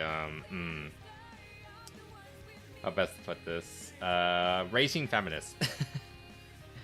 And she has gone on and done some really Alana Pierce, that's what she's called. Okay. I don't know this lady.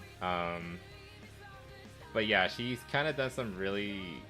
She lied about working on God of War all those times before. She has, I think, stolen art. She's done a lot of bad things. Yeah, she stole this art. She lied. She lied about working on God of War, and then all of this underneath a guise of feminism, basically. She's not a great person. I actually remember this artwork.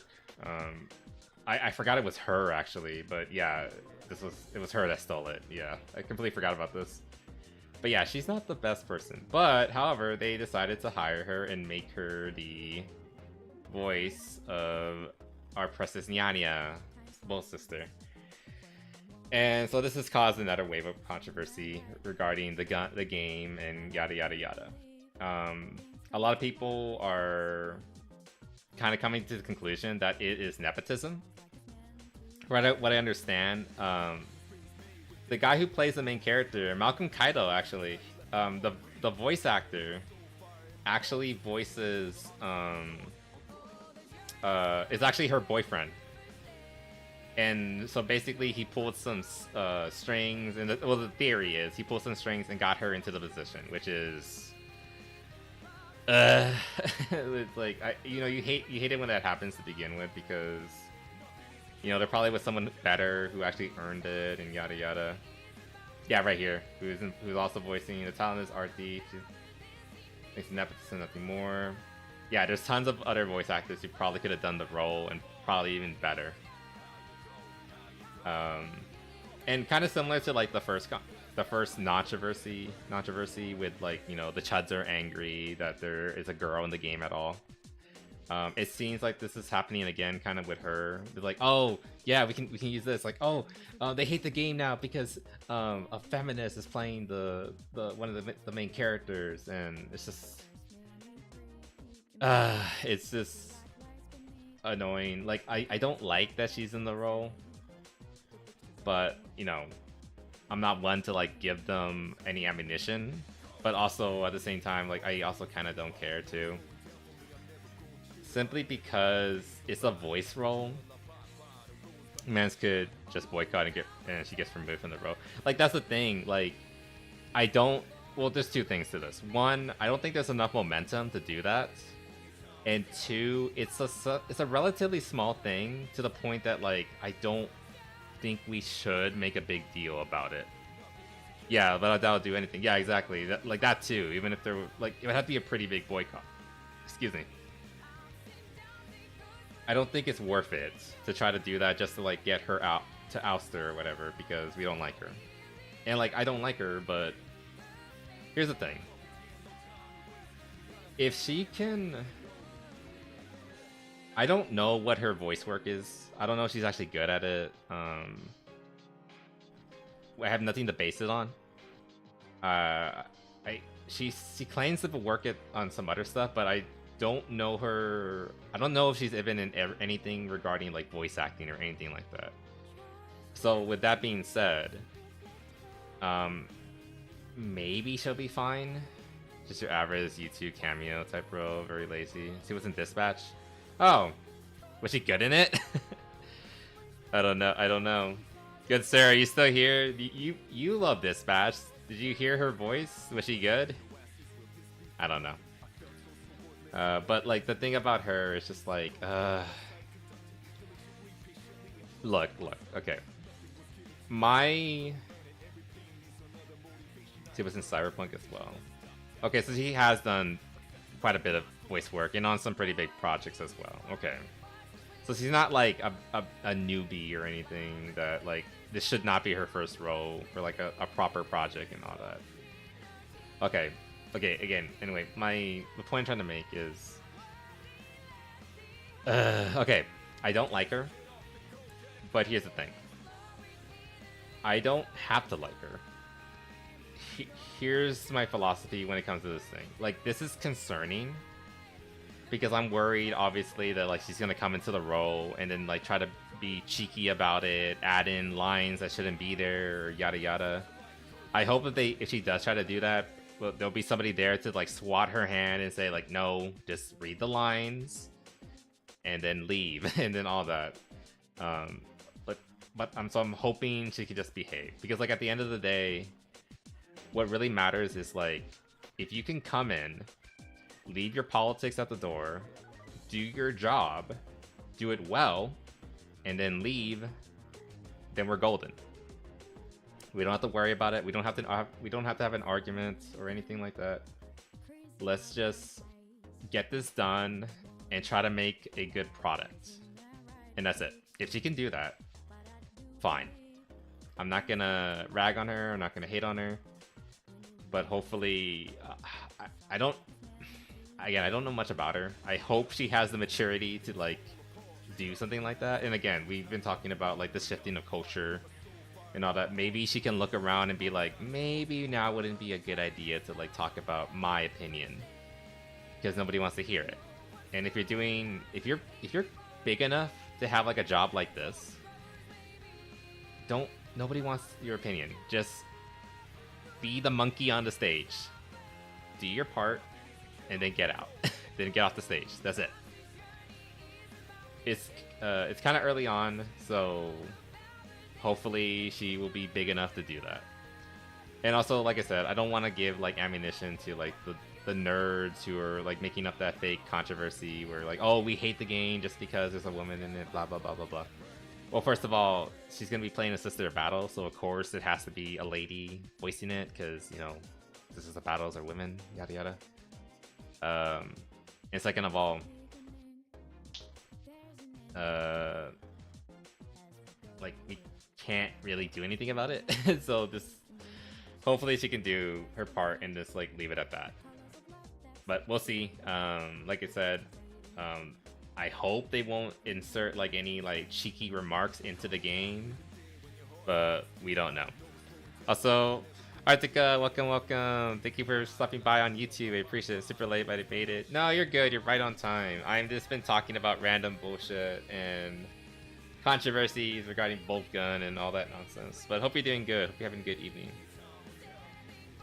But yeah, that's basically it. Like, I hope she can be mature about this. Be grateful that her boyfriend got her the role, and just do her job and then get out. That's all she has to do. Just voice act and then leave. Read your lines and then get out, then walk out the door. That's all she's got to do. Is he voice acting the sister? Yes, he's voice acting Nira, whatever, the sister of battle. If so, I hope for a billion mods to replace the voice. I mean, to be fair, yeah, that's also a potential thing they could do, replace the mod. But like I said, like, even if I don't agree with her or like her personally, if she does a good job and can keep her politics out of the game, I'm perfectly fine with her, as long as she can be mature about it. But we'll see. Just put the fires in the bag. What?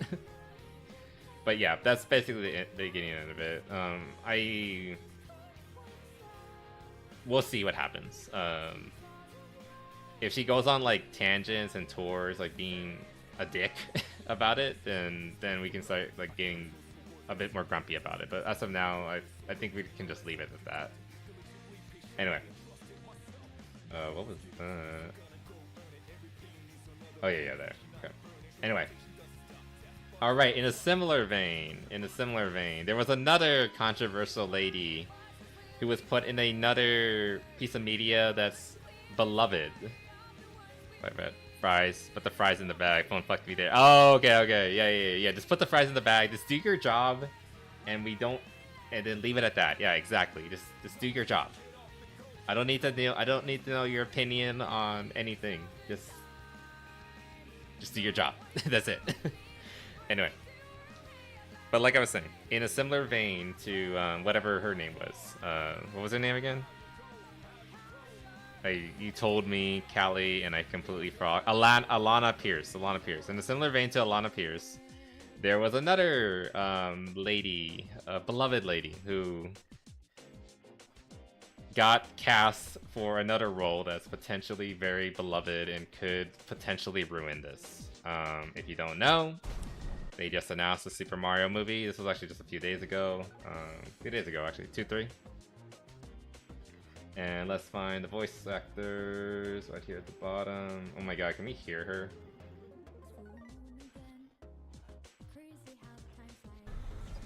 Reaction. Princess Rosalina, you're coming with me.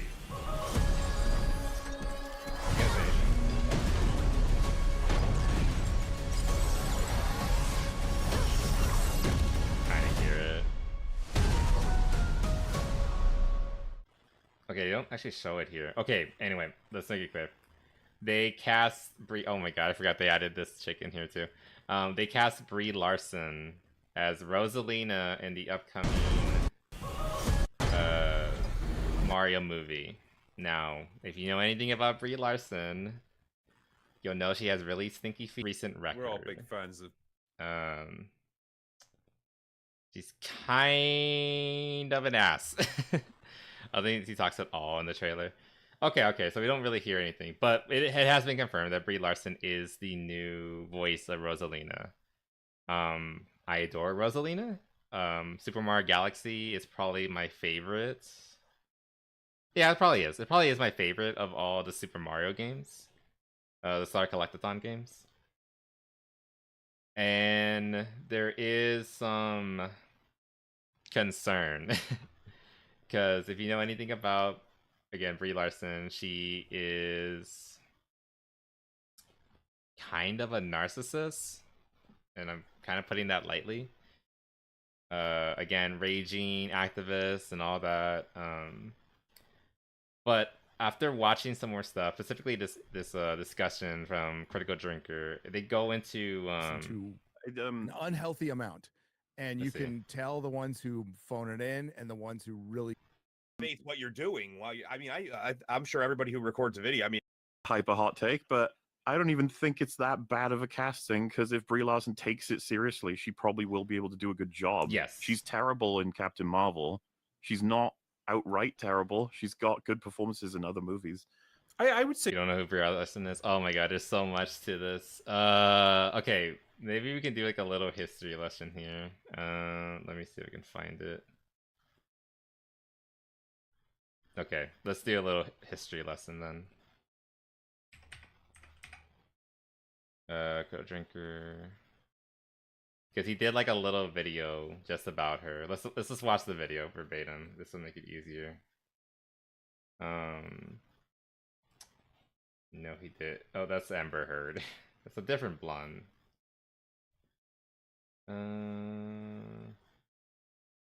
Watson.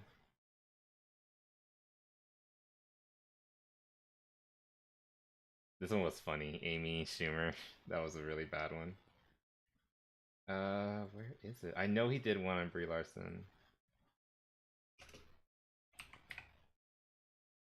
I find it. There it is. You know, there's a certain career path that young actresses can stray down if they get too much fame and success too quickly. Let's just watch Ego this verbatim. takes over, they start to believe their own hype, and end up turning everyone against them by acting like insufferable clowns. You It know happened to Amber, Rachel the bed Zegler shitter, for right? Yes, the sure, bed but there shitter. was another actress who blazed the trail for women like Rachel to follow, who set the template for career self-destruction, who walked so that others could run. That actress was Brie Larson. Is that like a personal attack or something? Now, she's Oh my practically God. a forgotten footnote in film history at this point, but skip back Yeah, to see, like, some of you guys 2019, don't even and know. Brie Larson really did have the world at her feet. Not literally, of course. Oh I god. don't think anyone No, wants to please get stop. near those feet. I'm gonna get. But But the point is, she They're was gonna very remove much a this rising video star for in Hollywood pornography. that was poised to go supernova. An Oscar-winning actress who was just as comfortable with indie movies as big-budget action flicks, who'd landed a starring role as the new face of the biggest franchise on the planet. She was being positioned as the new it girl in Hollywood, the next megastar that was going to dominate the industry for at least a decade.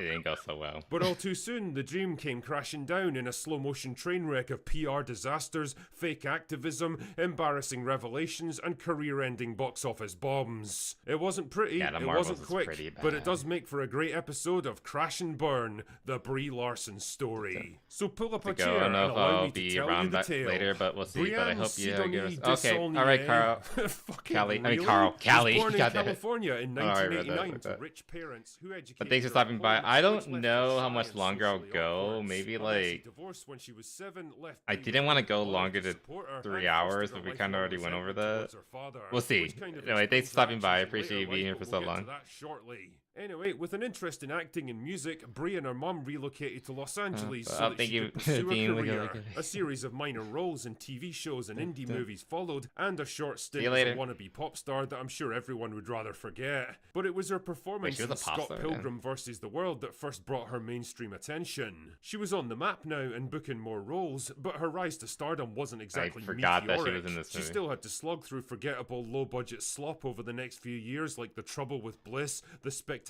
Now, and Trainwreck. Okay, where did she start acting? Brie now? Larson was on her way to being the next big A-list star, and everyone knew it.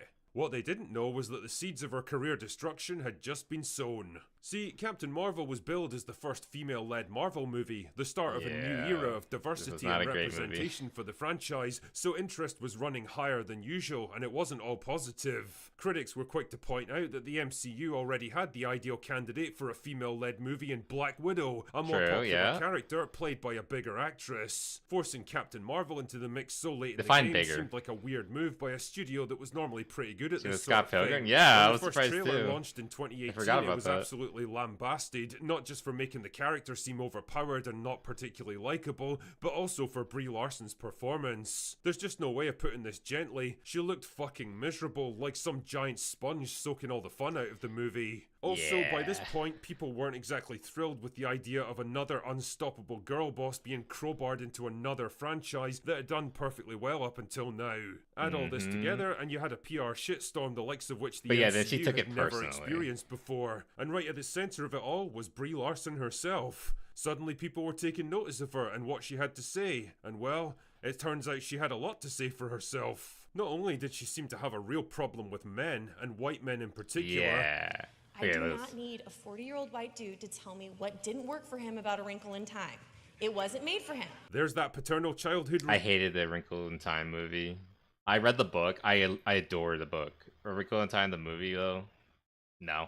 Resentment coming back to haunt her, but she also came across as prickly and unlikable, especially when she had I'm to do watching the interviews with Marvel other movies. Yeah, I Marvel haven't watched actors. them since the I do all my This is the thing. stunts. I did my stunts because I thought that that's what everyone did, and then Tom Cruise over here. no, I want to be the first me, not the next Tom Cruise. Thank you very much. Wow. Wow. Right. Yeah, she cast Now, I kind can't of. say for sure what was going on here. kind of Maybe big they were head all on just their having a bad shoulders. day and tempers were fraying, but it didn't seem to matter. You only get one chance to make a Yeah, first impression, superhero and fatigue is Larson's actually a one big wasn't thing, but good. this was another she big came part of across it. just as arrogant, combative, and humorless as the character she was playing, a prickly and entitled actress who seemed to think she was better than everyone else. And for her critics, well, it was Yeah, just but- extra ammunition. Just like Ghostbusters, Captain Marvel and its star became a lightning rod for controversy and online culture wars in a way that Would no other Brie Larson MCU work project out? ever What? had. But there wasn't much they could do except soldier on and hope for the best. And in public, at least, it all seemed to go well. The movie raked in over $1 billion, got the usual round of glowing did? reviews from the Damn. mainstream media, and the MCU bandwagon rolled on. I didn't watch it, But behind the 'cause, scenes, it was a very different story. The fan backlash had rattled Marvel hard. Nothing like this had ever happened to them before. Yeah, the movie made a ton of money, but it was a Pyrrhic victory at best if half the Also, I love all audience the hated footage not of, like, just the her main co-stars character, but just, the like, actress playing her done as well. with her. They don't want to be Action next had to to her. be taken, so Captain Marvel's role I in hated this Endgame was scene. slashed down to a glorified cameo. Plans to make her the new face of the franchise were quickly shelved, and the character was put on ice while they waited for the controversy to die down. And it wasn't just Disney backing away from her either. If there's one thing Hollywood casting directors hate, it's controversial and divisive stars who can torpedo projects just by association. Suddenly all those film offers seemed to dry up, and Larson found herself Yeah. stranded in the acting wilderness. She had to do something to reinvent her public persona, Yeah, and see, with like, most people they stuck don't at like home her. by the unspecified virus of unknown origin, she decided to take the bull by the horns and launch her own YouTube channel focused on, well, herself. It's a bold strategy, Cotton. Let's see if it pays off for him. It did Now, it. don't get me wrong, there's definitely actors out there with the charisma and the personality to sell something like that. Unfortunately, Brie Larson wasn't one of them. Attempts at quirky, down-to-earth relatability came across as staged, forced, and cringy. She looked awkward and uncomfortable without a script to work from, and she struggled to engage with the guests who were clearly paid to be there. It was performative normality, like rich politicians trying to appeal to regular people by drinking beer that they've never tasted, or eating junk food they don't know how to handle. The harder she tried to act down-to-earth and spontaneous, the more stiff and out of touch she seemed. It was kind of ironic, really. After winning so many Yeah, awards let's for her get to acting, the Marvels, if she could where repeat the this all went success down. of the first film, it might just get her out of acting jail and That's back why on it's such a track good to the movie. Hollywood Wait, A-list. where'd Dodgeball On the come other from? hand, if it flopped, it would be proof that the first movie was nothing but a fluke coasting on the MCU's momentum. The future of the character, Larson's future. Okay, yeah. Like last time I started, the Marvels fucking flopped super bad. That was like probably one of the worst performing Marvel movies of all times. And a lot of it, okay. This version kind of like tells you that it was all on her. In reality, it was probably more about the writing. And like they even admit it here. Yeah, it was more of a writing thing because it was, what was his name? The head guy. For sure. But like with all the comments and state, well, okay, fine. Let her do this thing. And like, It's not a good movie. It was gaslit being between two of the most can do it in the first place. And What's it the called? seeds of the destruction of the Bone Marvels Moon. were Oh, sown that's with what that's Captain from. Marvel, which was not a good movie. I need to It watch was that. Yeah, he does a gaslit ton of like being movie references between in two of his the most reviews. anticipated superhero films of all time. you And watch her performance in both. I probably she was, and she had nothing to work with. Something like Kong Skull. I feel like she had anything to work with. The notes and everything they were basing it with there, even for the writers' perspective, all of that was gone by the time they hit that. Right, era. fix it. Yeah. so there was So- nothing to interpret. So basically, the kind of takeaway is that yes, she had a big she had a bad influence in the past. She was nobody liked her. Again, this one scene in general is kind of like sums it up. Like she was a raging feminist, didn't kind of like she definitely was one of those like yes all men kind of people. And yeah, it was kind of it turned a lot of people off, unfortunately. But here's like kind of the takeaway that people like Drinker and like this podcast kind of agree with, and I kind of agree with too. Yes, when I saw her at the beginning, when I saw that she got this part to become Rosalina, mine and I imagine a lot of people's initial gut reaction was like, that's not good. However, she has kind of changed a little bit. She hasn't been in any major anything really for like several years now, and she hasn't really gone on stage and done anything like this for like a long time now, like at least 5+ years. I think she caught wind of what was happening and was like, okay, I'm making an ass of myself and I'm not endearing myself onto anybody, so maybe I should cool the jets. And then she read the room and she shut her mouth. And if someone's willing to like change and better themselves, like I said with the other chick in Bolt Gun, if you're willing to just like leave your politics at the door, do the job, and do it well, then that's good enough. That's all we need. We don't need to like hold this her past mistakes over her head the entire time. Just let her do, like, give her a chance, you know. It was good in Scott Pilgrim. She played a bitch and did it well, so maybe she would go for more roles like that.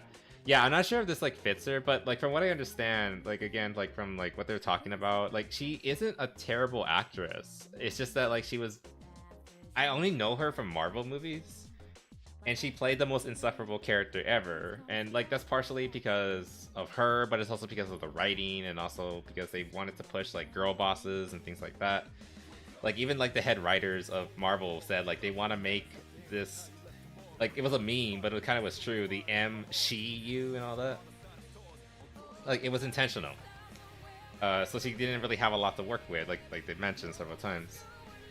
So if they give her good lines, if she's written competently and she does her job and can keep her politics at the door, then I think it's worth giving the chance. I don't think we should boycott this movie. I don't think it's gonna be boycotted. The simple fact that tons of kids are gonna watch it means it's gonna make a ton of money, period. But even like, you know, normal people like you and me, I think we should just watch it just because we like it. Not because like it's another fun Mario movie, because the first one was really good. I really enjoyed it. So I think this could be another good movie. And I don't think one person, even if it's this chick, is gonna ruin it. And it's not fair to say that it's gonna be ruined just because of her. And this also reminds me of another thing. I remember when the first Mario movie was announced, and they announced that Chris Pratt was gonna be in the movie. And a lot of people on Twitter collectively lost their minds, because a lot of annoying, mentally ill people have decided that Chris Pratt is the devil. Or not even, because like the devil was somebody they probably like. They just hate him. And it really comes down to the fact that he is Christian, he's a white man, he loves his family, and that's basically it. And he has traditional like values, probably conservative values and all that. I don't think he's ever said like who he voted for or anything like that. I think he keeps that to himself, which I mean, good. Like he should keep that to himself. But he does all these traditional things, traditional conservative things in Hollywood, and yet he still has a career, which is that's really the cusp of it. That's why they hate him, because he is defying what they think you should be as an actor and what you should be supporting and yada yada yada. So yeah, they hate him because he's a white man, essentially. Shakes fist in the air. Yeah, that's literally it. They hate him just because he's a white man.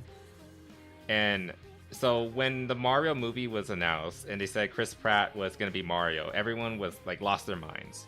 Now, to be fair, there was some like legitimate criticism. Like I was upset. Like, you know, like I want Mario to sound like Mario, right? Like he doesn't sound like Chris Pratt did fine in the movie, but it doesn't sound like Mario. You know, I want like that like it's me, you know, like the classic Mario voice, you know.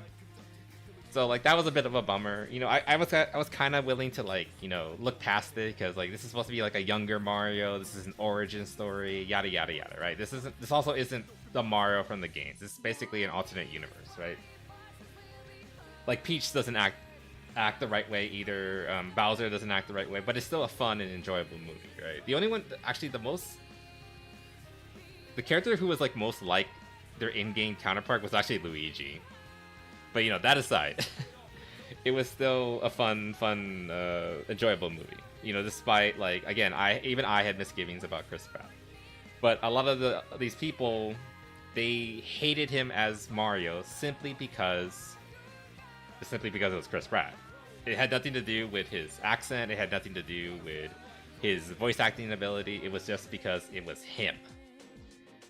I say, let's not be like those people. Let's not look at this lady and be like, ew, like as our initial reaction. Okay, I mean like, oh, okay, we kind of already failed that. Like I said, when I found out it was her, my initial gut reaction was like, my reaction was ew. But let's be better than that. Let's give her a chance. Like I said, she hasn't she's kept her opinions to herself for years now. She's kind of been like out of the spotlight for again years now. If she can just keep her politics at the door, do the job, and then leave, I'm okay with that. Give her a chance. I'm not gonna hate her simply because of who she is or what she's done in the past. I'm gonna give her the benefit of the doubt and let her do a performance and see if she does it well. So yeah, let's be better than those kind of people who. Let's be better than the people who saw Chris Pratt and immediately lost their minds. We don't have to be like that. Let's be better. That being said, it's early days. This trailer was only a few days ago. It's only been like 3 days. Let's see how she acts in press tours. I mean, we saw like this stuff. Like all the old press tours she did while she was in the Marvel and Endgame and all the Marvel movies in general. I was making comments about like how like it's so obvious that her fellow cast members do not like her. She's just a mean lady and an absolute narcissist. Let's see if she's improved. Let's give her a chance. Maybe she's lighting up a little bit. You know, giving herself, dunked her head in the proverbial cold water and be like, okay, I gotta step back and like this is talk about the movie and not talk about myself and how I'm the best thing ever. And hopefully she's come to that conclusion, and we'll see in the press tours that she's like, she actually likes the movie, she likes the character, she just wants to talk about the movie and like her part of it and like why she's doing it and yada yada. Like apparently she even likes Nintendo? ? She went down the feminist route hard and doubled down. I know, but also welcome Moon. But the point is, she hasn't talked about that kind of thing in literal years. Like we're talking like half a decade plus. So hopefully she's come around and won't be like that. Now, if she does go on the press tours and starts talking about how she hates all men or hates white men specifically, or she's gonna be the Mario movie, she's gonna have to be working with Chris Pratt again. If she starts talking of making like she's not gonna openly say I hate him, but she might make like jabs at him. If they're anything but like playful jabs, and there's like some real animosity and hatred that you can sense there, then yeah, sure. Then let's call her out on that, and then we can be like, okay, maybe I don't want to watch this movie anymore. But if she's just talks about the game and the movie, let's just see what happens. Yeah, like Nintendo, I don't know about that. Those guys are assholes. Okay, to be fair, when she made that remark, that was years ago. Modern Nintendo is pretty bad. I will say that. But I think they didn't pull up a clip here, but they mentioned, again, I can't play the whole video, we'll be here all day, but I think they mentioned how in an interview she did say that she used to play Nintendo games, and I think they even said that she did play Mario Galaxy specifically. Now, I can't confirm or deny that, but if it is true, then she could talk about that. She'd be like, oh yeah, I played Galaxy when I was a kid, or like when I was in, I think she would have been like in like high school or university around that time if she did play it, because that's around the time that it came out. Whatever. Maybe she played that when she was younger and she loved it, and actually I like Rosalina, she's really sweet, I love her motherly nature, and if she hasn't played the games, maybe she can eat the humble pie. She can go back and play them and be like, oh, okay, so this is the character I'm playing as. She doesn't have to play it exactly, because we saw the trailer. She's like kicking ass in this. You're coming with me. It's very clear that the Mario movies are making the girls kind of not girl bosses, but they definitely are fighters, which is not bad in of itself. And she's like a space goddess. Like I can believe that Rosalina can do this, even from like the games. That being said, Rosalina was very clearly a motherly character. The Lumas literally called her mama. So if she can play into that part and do it well and not and not make a face about it, you know, like do it reluctantly, then I think it can be good. Because like I think this is like the part where like, okay, like doing all this action shit, like I think she'll be like, oh yeah, she loves this part. But the thing about Rosalina is, again, she has to be that motherly figure. And I feel like that might be hard for her. Because again, she's kind of a narcissist. And again, the whole, like you said, the feminist route, she went down that route hard. So, you know, traditional mother role might be something that might be hard for her to embrace. That being said, if she can just pull up her skirt and just like suck it down and just like keep her comments to herself and just do it, I think she could play the role. But we'll see. See, that's what I'd like to see. People should at least experience the game if they're in the movie. Yeah, exactly. Like, I honestly believe that if they're gonna play... If you're playing in this movie, I think every actor should be playing the game. Mario Galaxy is a masterpiece. I already mentioned it's like my favorite Mario game. Go play it! They don't have to play the entire thing, but like play like a few hours of it, experience it, learn what it's about. And I think it'd be a good idea for her to sit through a few of Rosalina's story time segments. And again, understand what Rosalina's about. Like, she's not just a badass space princess who kicks butt in space. She's also the mother of the Lumas. She is also the mother of the galaxy.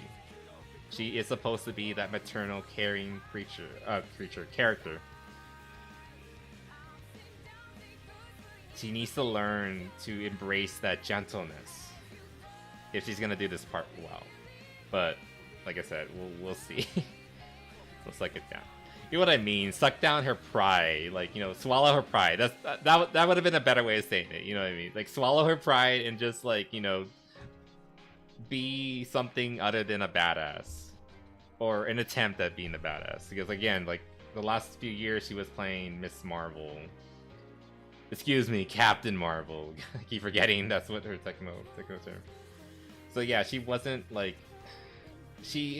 Her most recent role, she was a gruff, kind of mean, bitch badass lady. So it is a very different character from Rosalina. That's what I'm saying. Like, she kind of has to, like, you know, swallow her pride and, you know, basically do a 180. But we'll see. We'll see. Like, again, I don't want to write her off. I don't want to be like the people who immediately said, oh, the movie's bad because Chris Pratt is in it. I'm not going to do the same thing, like, in the opposite direction. The movie is not bad simply because Brie Larson is in it. In fact, she might be good. We'll see. Anyway, that's basically it regarding Miss Larson and all that nonsense. Oh god. Okay, let's just rapid shot everything, and then we'll call it a night, because I do have to get up kinda early tomorrow because I have work. Yeah, it's gonna be stuck. I'm going into work tomorrow, and I'm not looking forward to it. Anyway.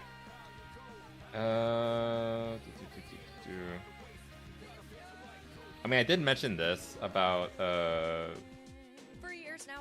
About the drama with Arc Raiders. From what I understand, and again, we're just gonna kind of go through this like relatively quickly. Arc Raiders is, again, it's like the newest. If you don't know, it's like the newest extraction shooter right now. It's doing very, very well. I think it's actually beating Call of Duty right now in terms of numbers of people playing it, which is impressive, actually.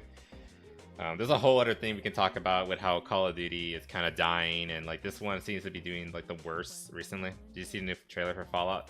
Yes, that was like actually one of the first things we talked about at the start of the stream, Moon. The quick and dirty of it is that the trailer, it looks fun, but at the same time, it's just like, it looks more of like the retcon nonsense that I don't want to see, and that I hated from the first movie, the first season. What about this drama? Arc Raid looks great. I've been enjoying the Arc Raid. Yeah. Okay, so like the game's good.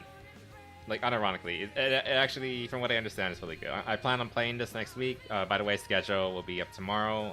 I should be playing this with Mizu sometime next week. I need to check what date we planned on because I forgot. Okay, but yeah, we'll be looking at this soon. So let me just switch to like a different song over. Kind of getting tired of that song. But basically, what was going on with Arc Raiders was there was a lot of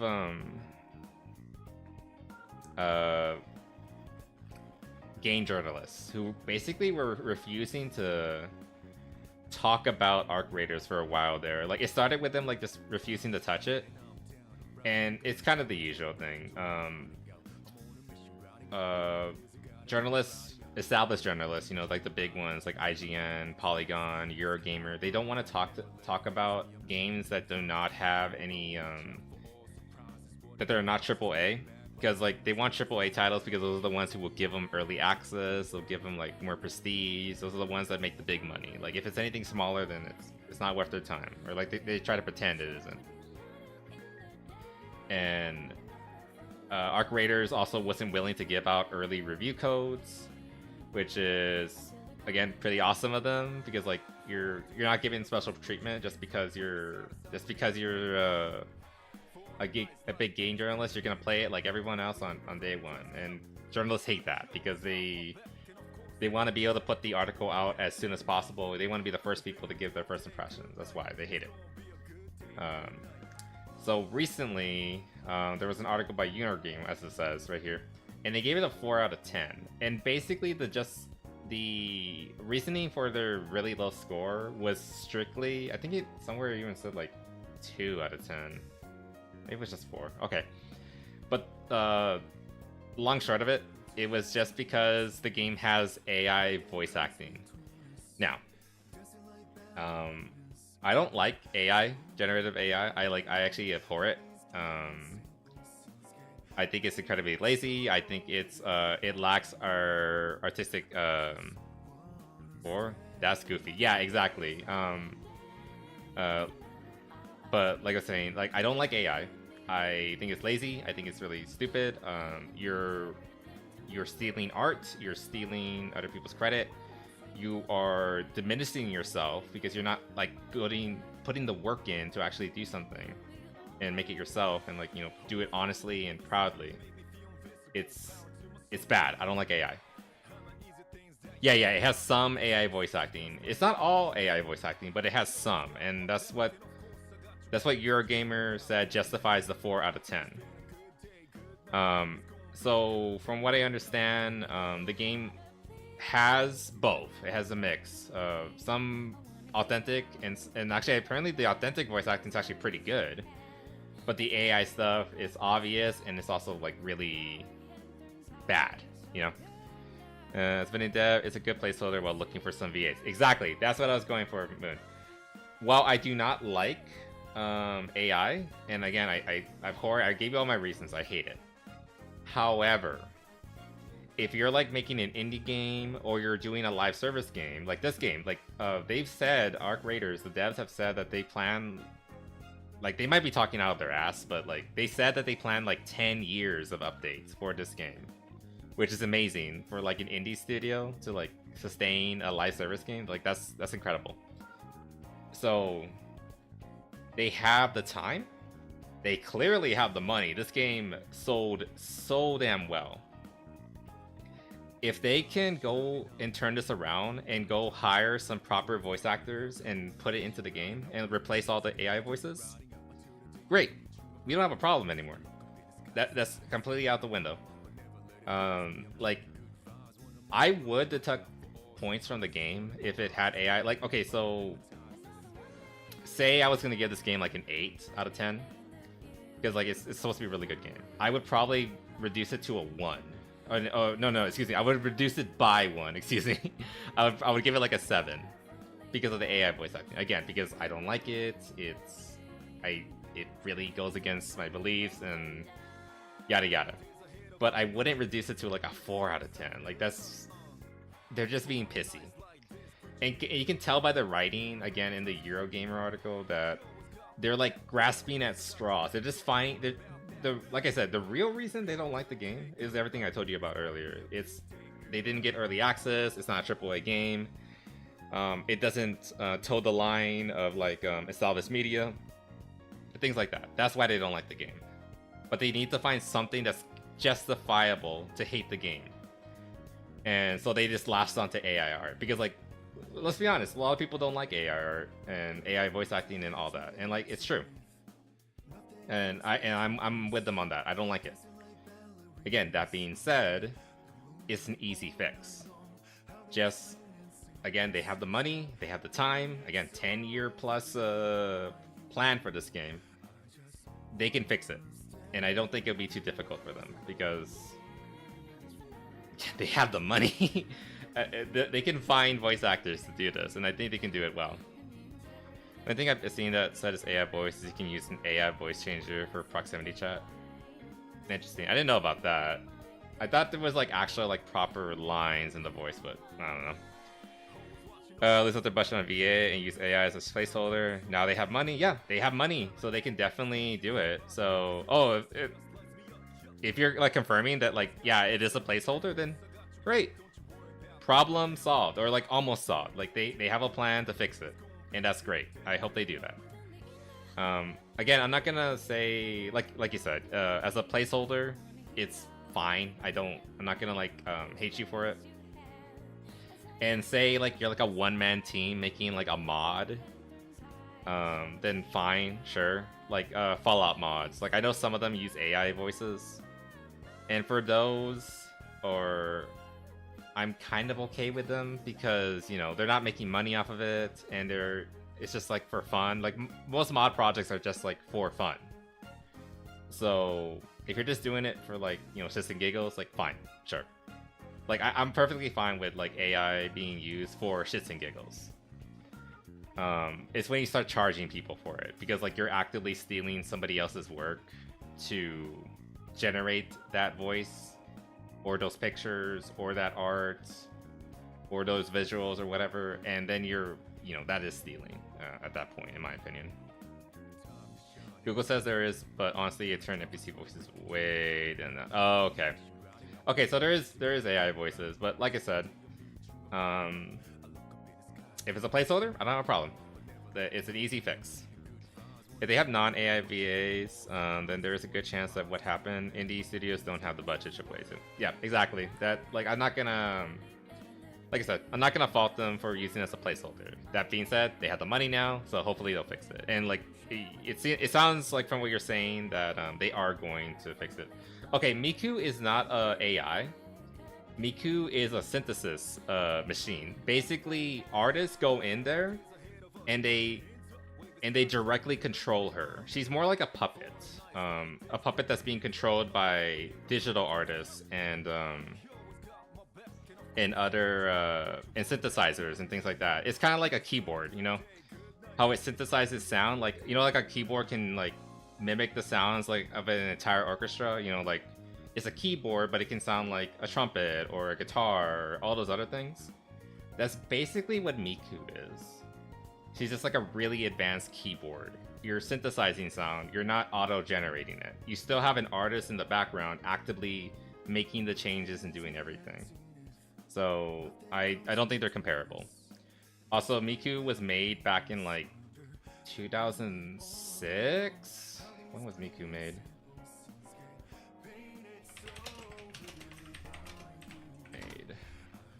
2007. I was very close. So like this predates AI by like nearly 20 years. So it's not comparable. It's different. It's a synthesization. There are actual artists behind Miku making her. Yeah, she's the face of it. She's the one that gets all the art and the praise and the love. But there are real musicians, excuse me, who are behind her doing the work. So it's not comparable. Yeah, that's basically it about regarding Miku. Also, hot take, I don't really particularly care for Miku. Tito's better. Teto.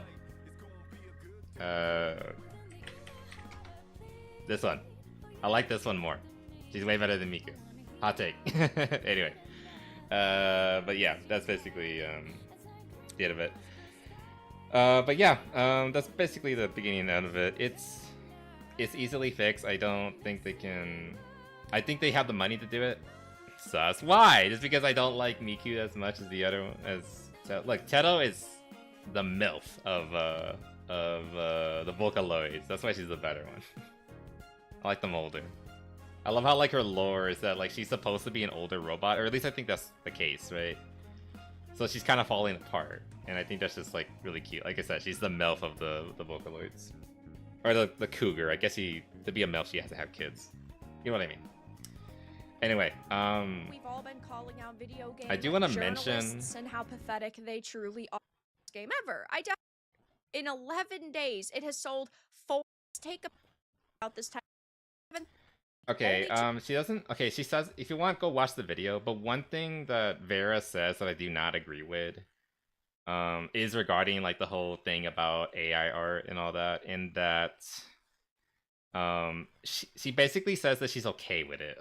I don't want to misquote her, so let me see if I can find the exact line. I don't remember where exactly. Major disaster.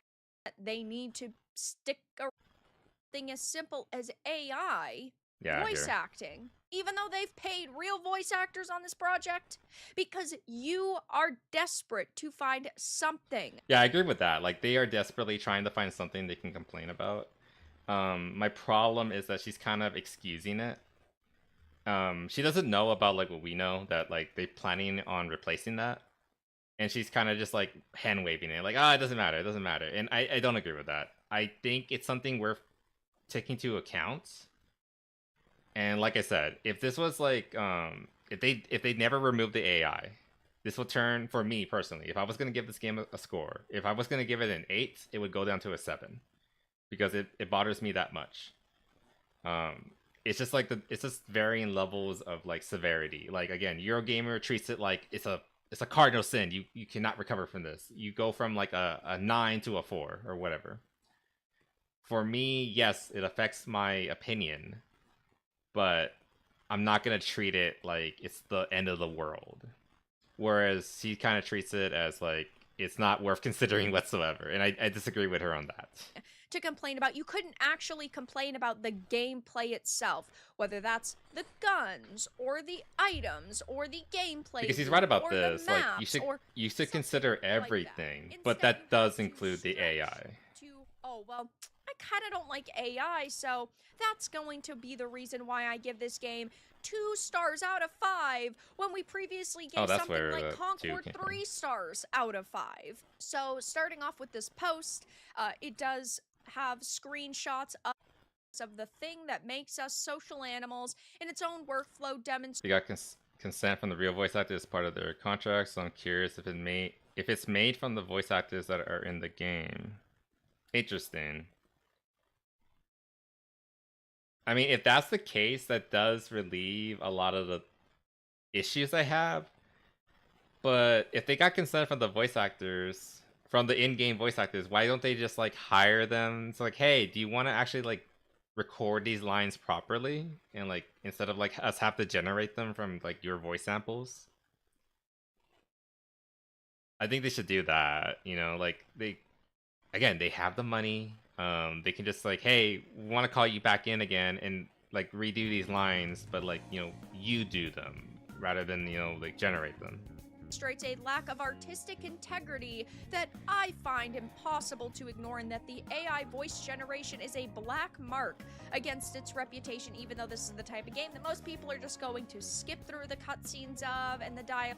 I don't think that's fair either. Like, yes, like, yeah, you can argue that people aren't gonna listen to the cutscenes, but the cutscenes are still there. If you're looking at a work of art, if you're looking at a game or whatever, you keep into mind. I saw, so I froze like on a very bad picture. I don't want to make dialogue of, and they just want to get. Okay, that's a little better, I guess. Whatever. The point is, like, I don't think that's right. If you're gonna review a game, if you're gonna look over it the entire time, you should take into account everything, and that involves voice acting too. Like, I play a lot of gacha games, right? So I skip a lot of the dialogue because I just don't have time to read it all, right? That being said, I don't think I don't think it's fair to say, hey, I don't want to count this dialogue into the I'm not gonna say that like, oh, the dialogue doesn't matter in my review because I didn't read the dialogue. No, that's not right. That's part of the game. That's part of the story. It matters. I don't like. I get what she's doing. She's trying to defend the game, and I understand. But I kind of think her logic is a little broken regarding it. It also saying most of the AI generated voice lines are part of the ping system. Okay, that's again a minor thing, but I still think I don't like it. Like, even if it's just like, oh hey, look over there, that kind of line, that's still a voice line that somebody has to do, or normally somebody would have to do. That being said, like I said, like hopefully they'll fix it. Not to substantially tweak them to make them sound completely different. Excuse me. So pad out the amount of voice dialogue for budgeting reasons. It is possible for them to call them back or hire new VAs for those roles. Yeah, and that's what I'm hoping they'll do. I just hope that they go back and just like fix it. And it sounds like, from what you told me earlier, I can't remember if it was either you or Artica.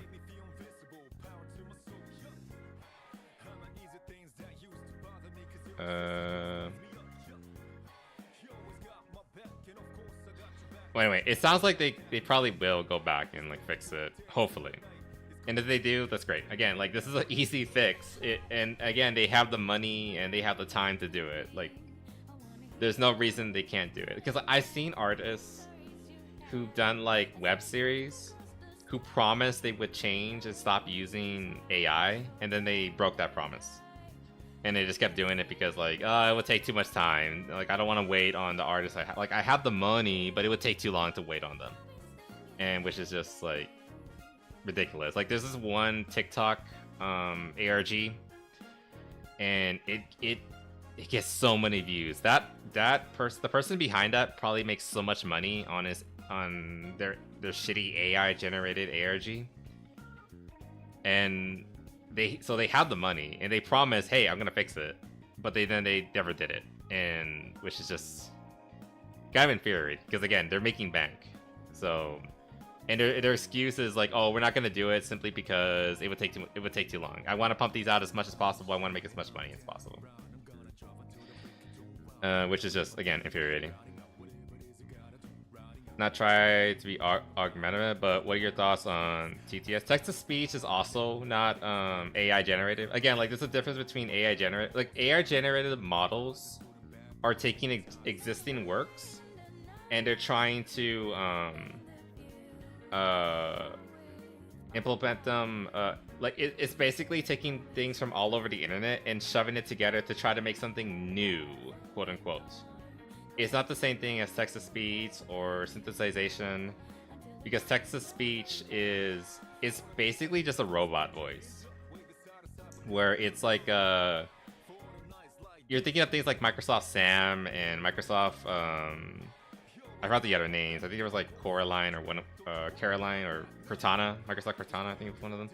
But yeah, like the point is like those are like again, it's like a synthesization. It's working within the program. Everything that voice is able to create is already generated within the program. It doesn't connect to the internet. It doesn't take anything from outside of it. It doesn't draw much power to create that. It's just simply on your computer, and that's it. Like a computer that doesn't have any internet connection, whatever, its text-to-speech would work just fine. For the AI model to work, it has to be connected to the internet and it has to draw from other people's work. So it's not the same thing again. And also, don't worry about being argumentative. Argumentative. Like, I don't think you are, but if you are, like, be fine. Argue with me. Tell me I'm wrong. If you think I'm being dumb, if I'm thinking I'm being too strict on AI or whatever, like, tell me.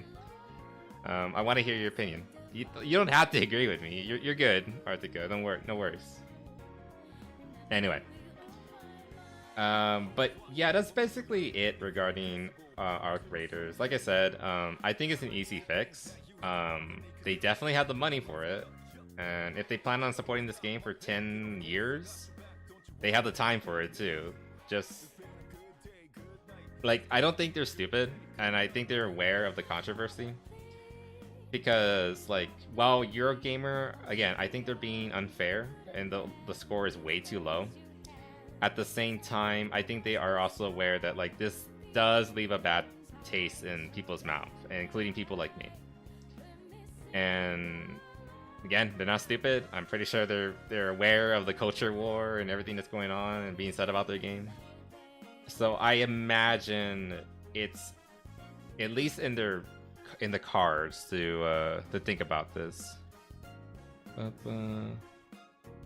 But yeah, I imagine it's at least like they're keeping it in mind, and hopefully they'll come around and be like, hey, yeah, let's just fix this. It's an easy fix. And like they're already using proper voice actors, so it's not like they can't do it or they don't know how to implement voice acting. Like I said, they don't really have excuses. So hopefully they'll do the right thing, and like again, easy fix. Anyway, so that's basically the beginning of the year game. Again, I disagree with Vera on some of these things. But you know, like I still largely agree with what she's doing and calling out Eurogamer on being morons. Eurogamer is so bad. I used to love them for their what do you call it? For their food reviews. But outside of that, you know, they're kind of stupid.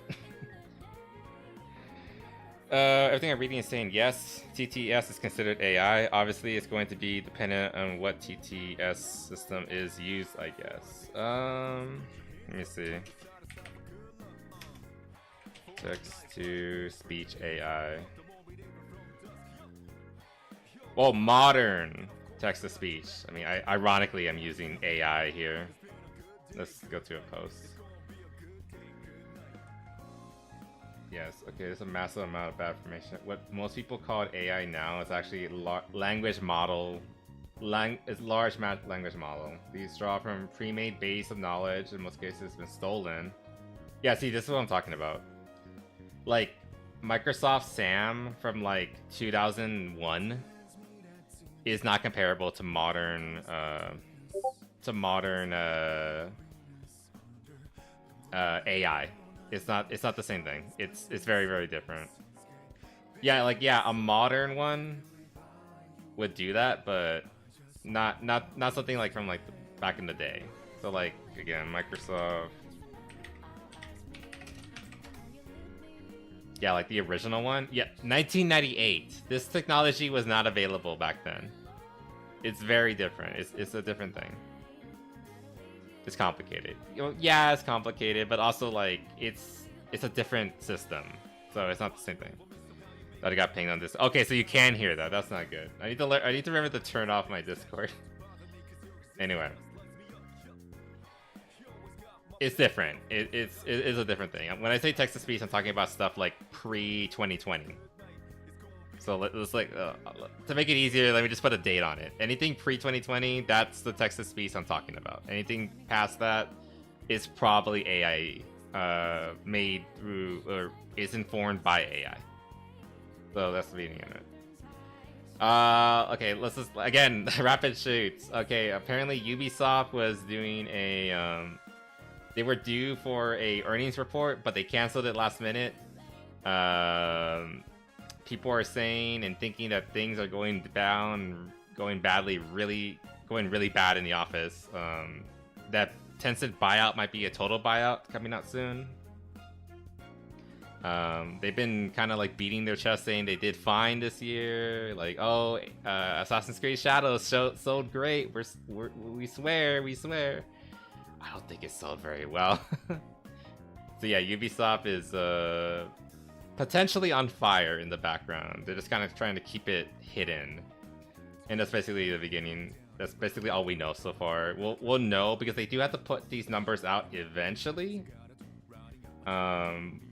But basically all I can tell you is like if you own Ubisoft stocks, I would consider selling it right about now. Pretty much. And I don't necessarily disagree. No, not Tencent. I know Tencent is concerning. I really don't like Tencent. However, I don't like Ubisoft either. And if I had to see two cocks go into the ring and I don't like either of them, well, at least one of them died, right? That's the best I can come out with it. Guess it could be worse than Ubisoft. Yeah, like at least somebody I don't like is gonna die. That sounds terrible. At least a company I don't like is going to, you know, potentially go under. Maybe that's a better way to put it. It's a company, it's not a person. Anyway, yeah, Ubisoft is on fire. If you have Ubisoft's stock, consider selling it, because it's probably going to become worthless very soon. So yeah, that's basically that. We could have gone more in detail, but that's the basic gist of it. And last little story, there was apparently an artist who Hey, what's up, guys? Repeat. yeah, this artist. I need to follow this artist, by the way. But apparently they tried to do a they were commissioned on VGen. By the way, I have a VGen account. I love to commission people from VGen. It's like they're probably the most professional artists out there, in my opinion. But apparently this artist, what happened was basically that this artist was asked to do a commission, and but then they turned down the commission because what they were being asked to draw was a gay couple. And the artist was like, oh, and like the artist was like 100% professional and polite about this. They said like, oh, I'm sorry, I didn't realize what you were asking for before I accepted you onto the wait list. And unfortunately, due to my religious beliefs, I'm not willing to depict characters like that. If you want, would you like something else? Otherwise, I'm sorry to have wasted your time, but I can't do that. And they tried to leave it at that, but of course the person that was trying to commission them couldn't just do that, because they made a big stink of it. And basically they tried to gang up on this artist, calling them homophobic, queerphobic, you know, all the funny phobics. And they were trying to ruin this person's career and get them in trouble and canceled, yada yada yada, but it completely backfired. Neko apparently has even more numbers of people following them, which is hilarious. I love that. All this attention turned out to be positive in the end. I imagine their commission list is even longer now. And yeah, and the people who were behind the initial cancellation attempt are they're trying to play the victim now, saying how like, oh, like yeah, see, like the tweets are protected now. Saying like, oh, I was just trying to call out like this homophobic artist, and now I'm being attacked by, I've been called so many slurs in the past like 3 days or whatever, blah blah blah blah blah, you know, the usual bullshit. Yeah, like how dare that artist have their own opinions and morals. Yeah, like how dare an artist want to only draw things that they're comfortable with. Look, I'm a streamer, obviously. I'm a VTuber. I commission a lot of art. I love commissioning art, and I love getting like a fancy new drawing so I can share with you guys and show up. Like that's what I have a lovely piece of art right here on the corner right here. I got this art from VGen, and usually when you commission an artist, it doesn't even matter where, VGen, whether maybe you find them on Twitter or Tumblr or wherever, it doesn't matter. They often have a list of things that they're willing and not willing to draw. And oftentimes, like, it's pretty, like, typical. Like, oh, I'm not willing to draw gore, or a lot of them don't like drawing mecha, which is sad because I love mecha. But, you know, like, things that they're just not willing. Like, gore, not safe for work, mecha, like, it's usual things like that. But that's the point. Like, the artist is not comfortable doing that. Like, either they don't think they have the skill to draw it, or, like, drawing blood makes them squeamish, you know. The point is... Self-diagnosed magical girl. I just read that. That's so stupid. The point is, artists have preferences too. You know, there's things that they are and aren't comfortable drawing, and like that's fine. If you have an idea and you want it drawn, flankerphobic. We should call them that, right? Like, you're not willing to draw mecha, you fucking clankerphobic. We should start a campaign. No, don't do that. But the point is, it happens, right? Like I've been turned down by artists before. Like I'm a boy, right? I'm a guy. I found like artists who like I thought their art was fantastic, and I was like, oh my god, I want to commission this. And then I go to their list, and it's like, oh, and they have it right on their list. I do not draw men, and I was like, oh, and I immediately deflate. But like, you know, what are you gonna do about it? And you know, a reasonable person, like I like to think I'm reasonable, will be like, well, that sucks. I guess I'll find somebody else, and then, you know, move on with my day, or like go to a different page and try to find someone else, right? This person isn't reasonable. They were turned down, and then they took that personally. Now, to be fair, there wasn't the artist admitted that, like, yeah, I should have been more clear. They didn't have it depicted in their list that, like, hey, I'm not comfortable drawing same-sex couples, because from what I understand, this artist was new. Let's go back to the actual artist. Nako.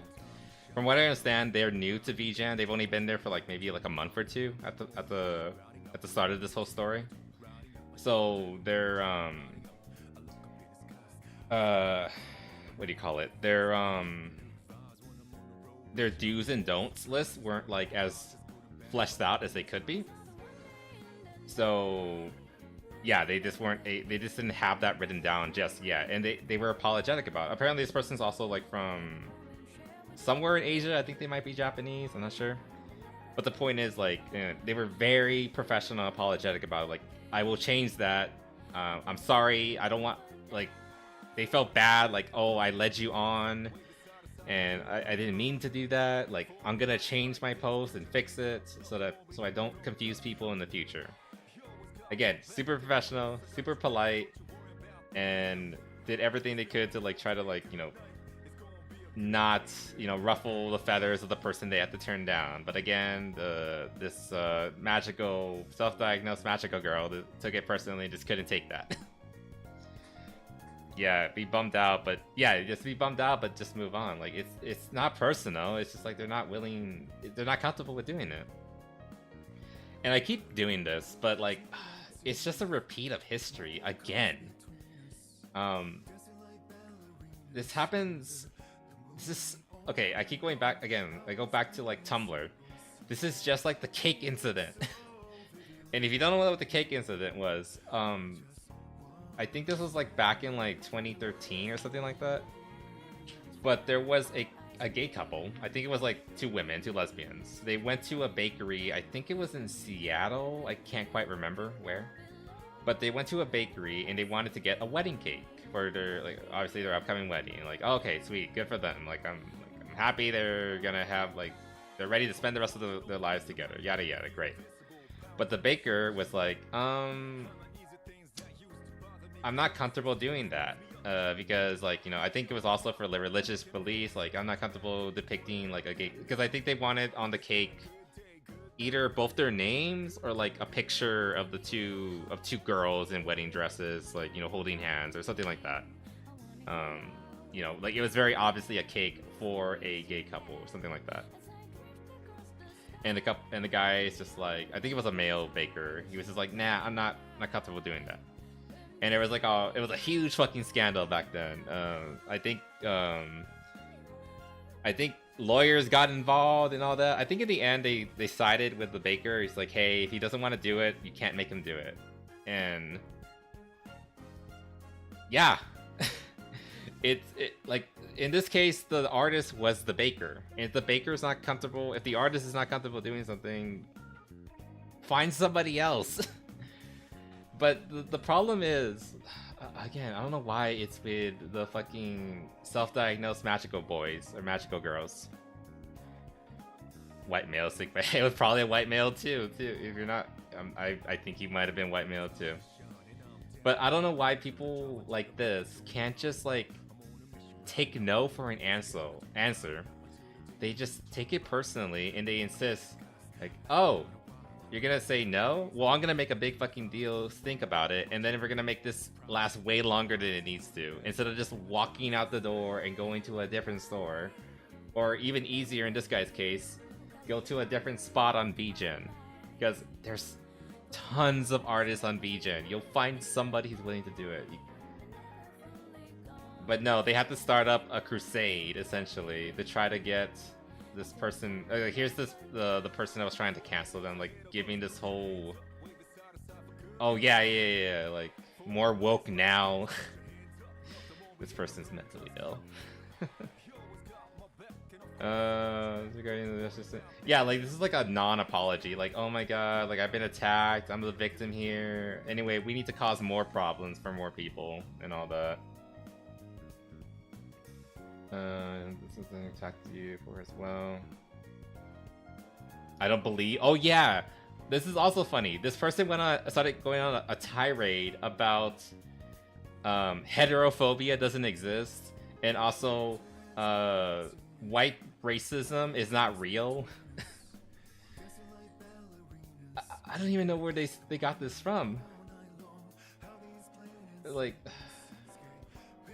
it's so fucking stupid. Like, again, it always comes down to white people, doesn't it? And they have to find somebody to blame and yada yada yada.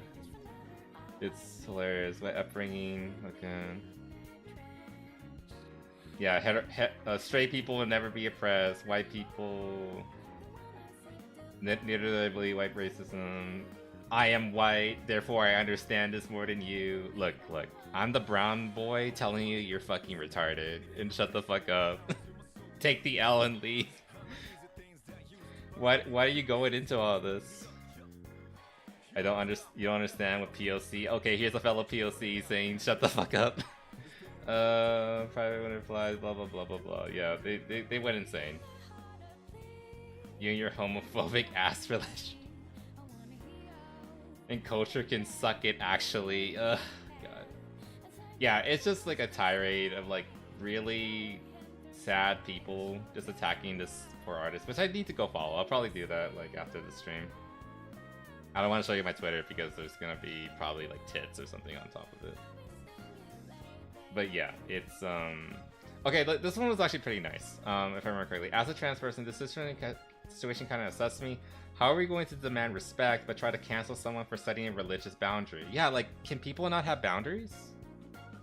Like, like, isn't that something like you're taught like on when you're in that part of the zeitgeist? Like, isn't like respecting people's like autonomy and boundaries and like what makes them, you know, squeamish and uncomfortable? Aren't you allowed to like? Aren't you supposed to respect that? She was kind of respectful about it, and Twitter jumped her. Meanwhile, she's been very openly supporting queer people. Yeah, exactly. So like I appreciate this person. Like, thank you to her for being, you know, sweet and understanding about it, and like kind of calling out like the crazies who are just going all in on like just hating this person simply because they don't want to draw something. Like, you're not entitled to other people's work. If an artist says, nah, I'm not gonna do that, well, you just kind of just have to like, you know, take it. And it's for any reason, really. If you want to call me a bully for calling out the gay people, I'm calling you retarded. I'm not gonna call you a bully. That draws demon porn and canonically queer. Okay, this one's really funny. Because, okay, so what this person is talking about, canonically queer characters, they're talking about Genshin Impact. Because apparently our center of attention, Neko over here, draws a ton of Genshin characters. This might be a Genshin character, actually, or there might be an OC, I'm not sure. But there are a bunch of like terminally online people who have convinced themselves that Genshin Impact is actually the gayest game ever in existence of forever. And they insist that every character is fucking someone else of the same gender in that game, which is just hilarious when the game is, you know, Chinese made, you know, a place where they don't particularly like that kind of thing. And the whole point of, you know, gacha games in general is that the characters are supposed to be available. You know what I mean? Like, they're supposed to be perceivable as single so that the player character can, you know, retroactively decide like, oh, we're dating. I'm dating this person or this character. Because like, it's supposed to be a self-insert fantasy. So technically there's no canonically gay characters in Genshin, period. There's just available characters who are all player sexual, period. But this is what happens when something gets too popular. You get weirdos like this who come in and then insist that everyone is gay. I think there was like a direct line around here. If I can find it.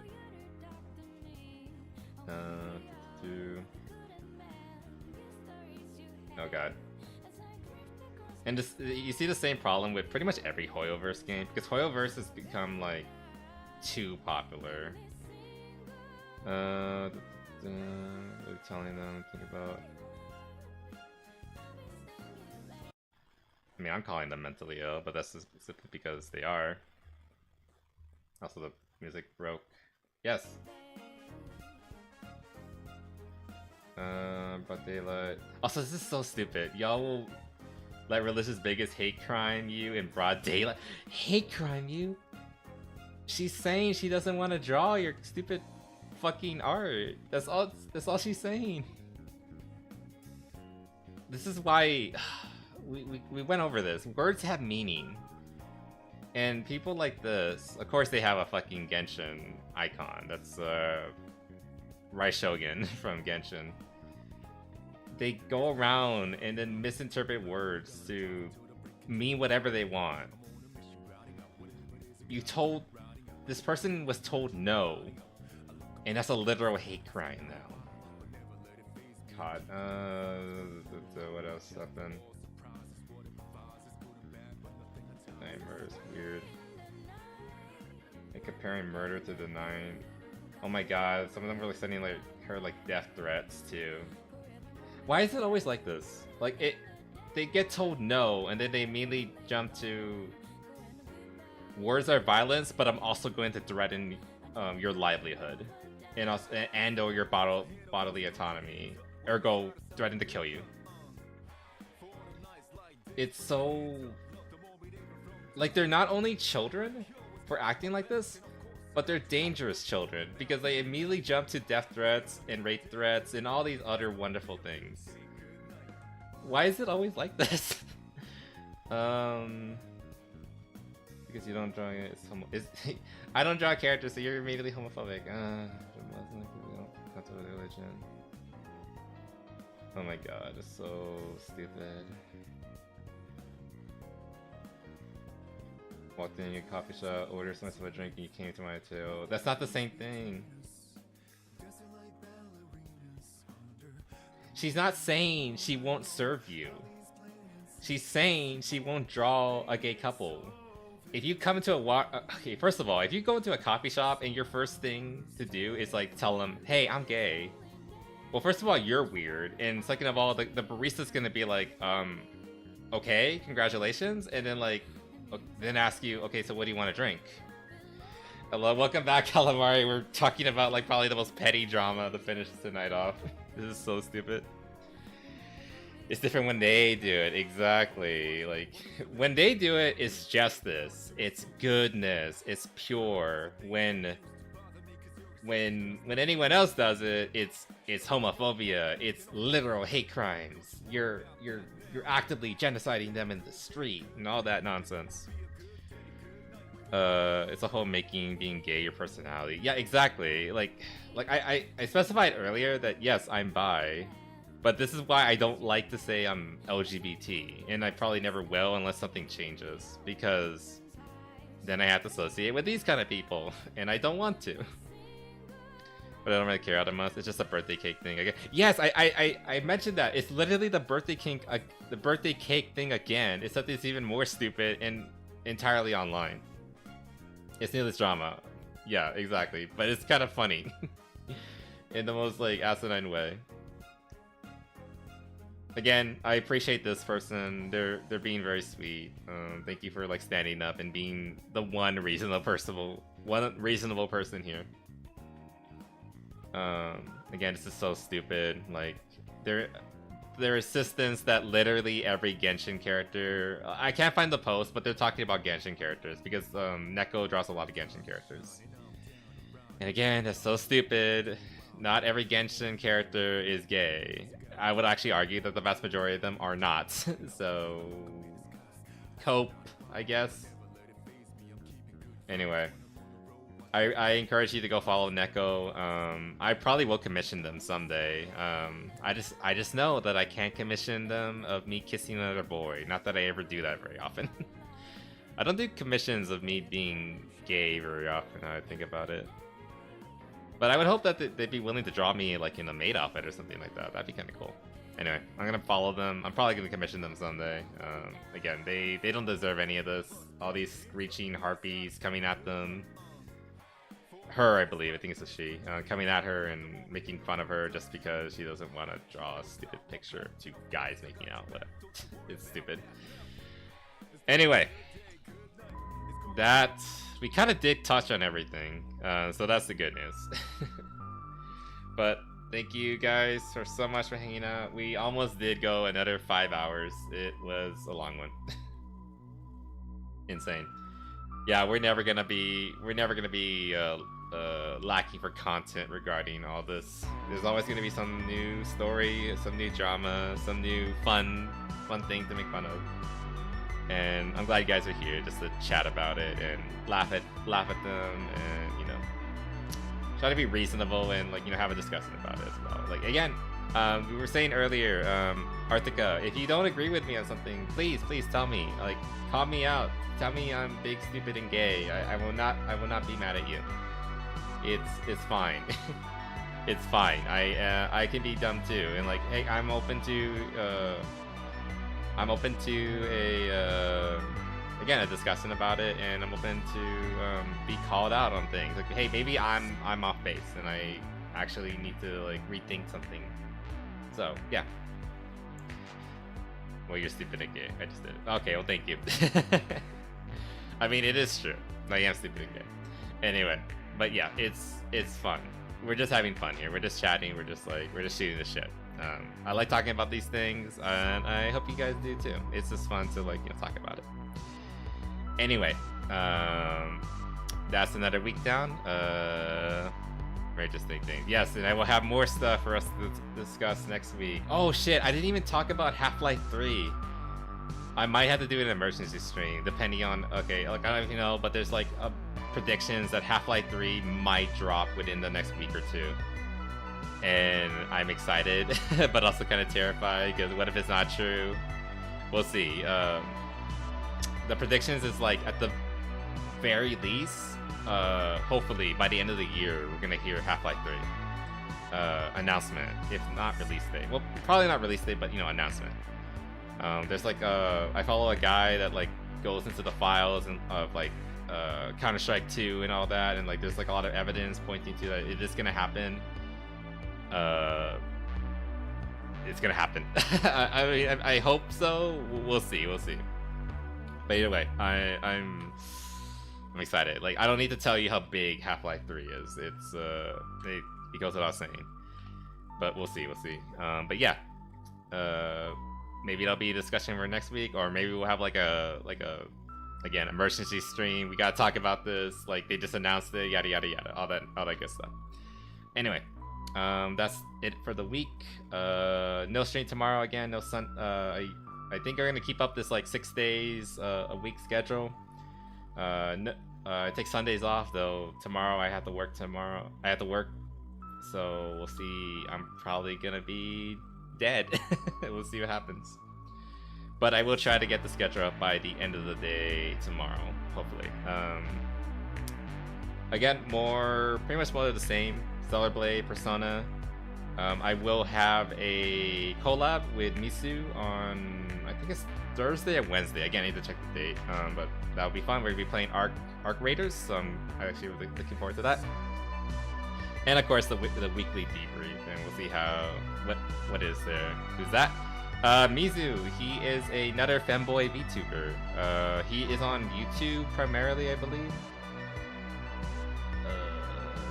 He's actually streaming right now. I would rate him, but you have to be like 1,000 subscribers on YouTube to do raids, I believe.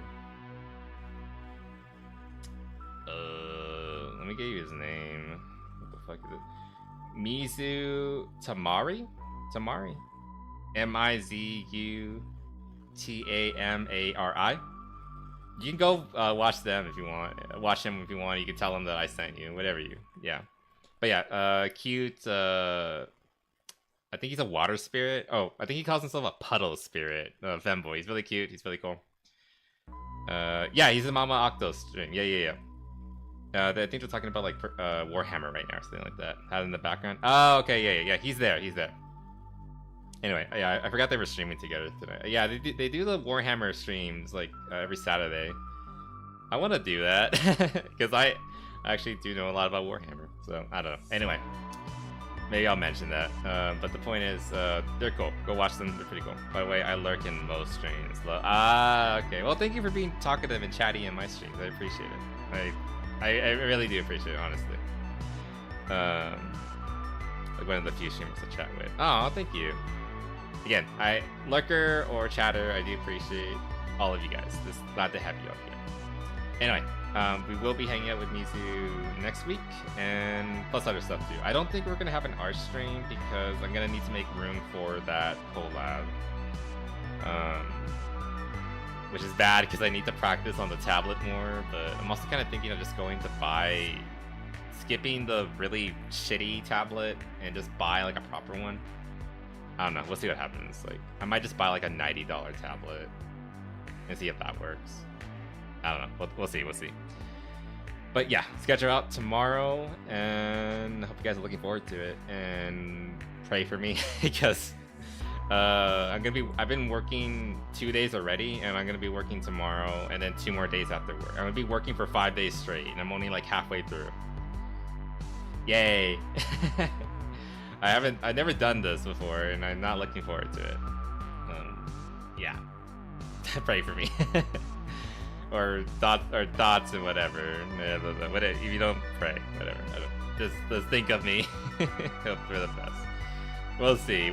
Thankfully, it's like a short shift, but we'll see what happens. Anyway, if you don't hear from me, just assume I died. You know, it's okay. Anyway, but yeah. Thank you all so much for hanging out with me. I really appreciate it. I hope you all stay happy and healthy, and I'll see you all again real soon, alright? Later. Alright guys, have a good night. Bye-bye.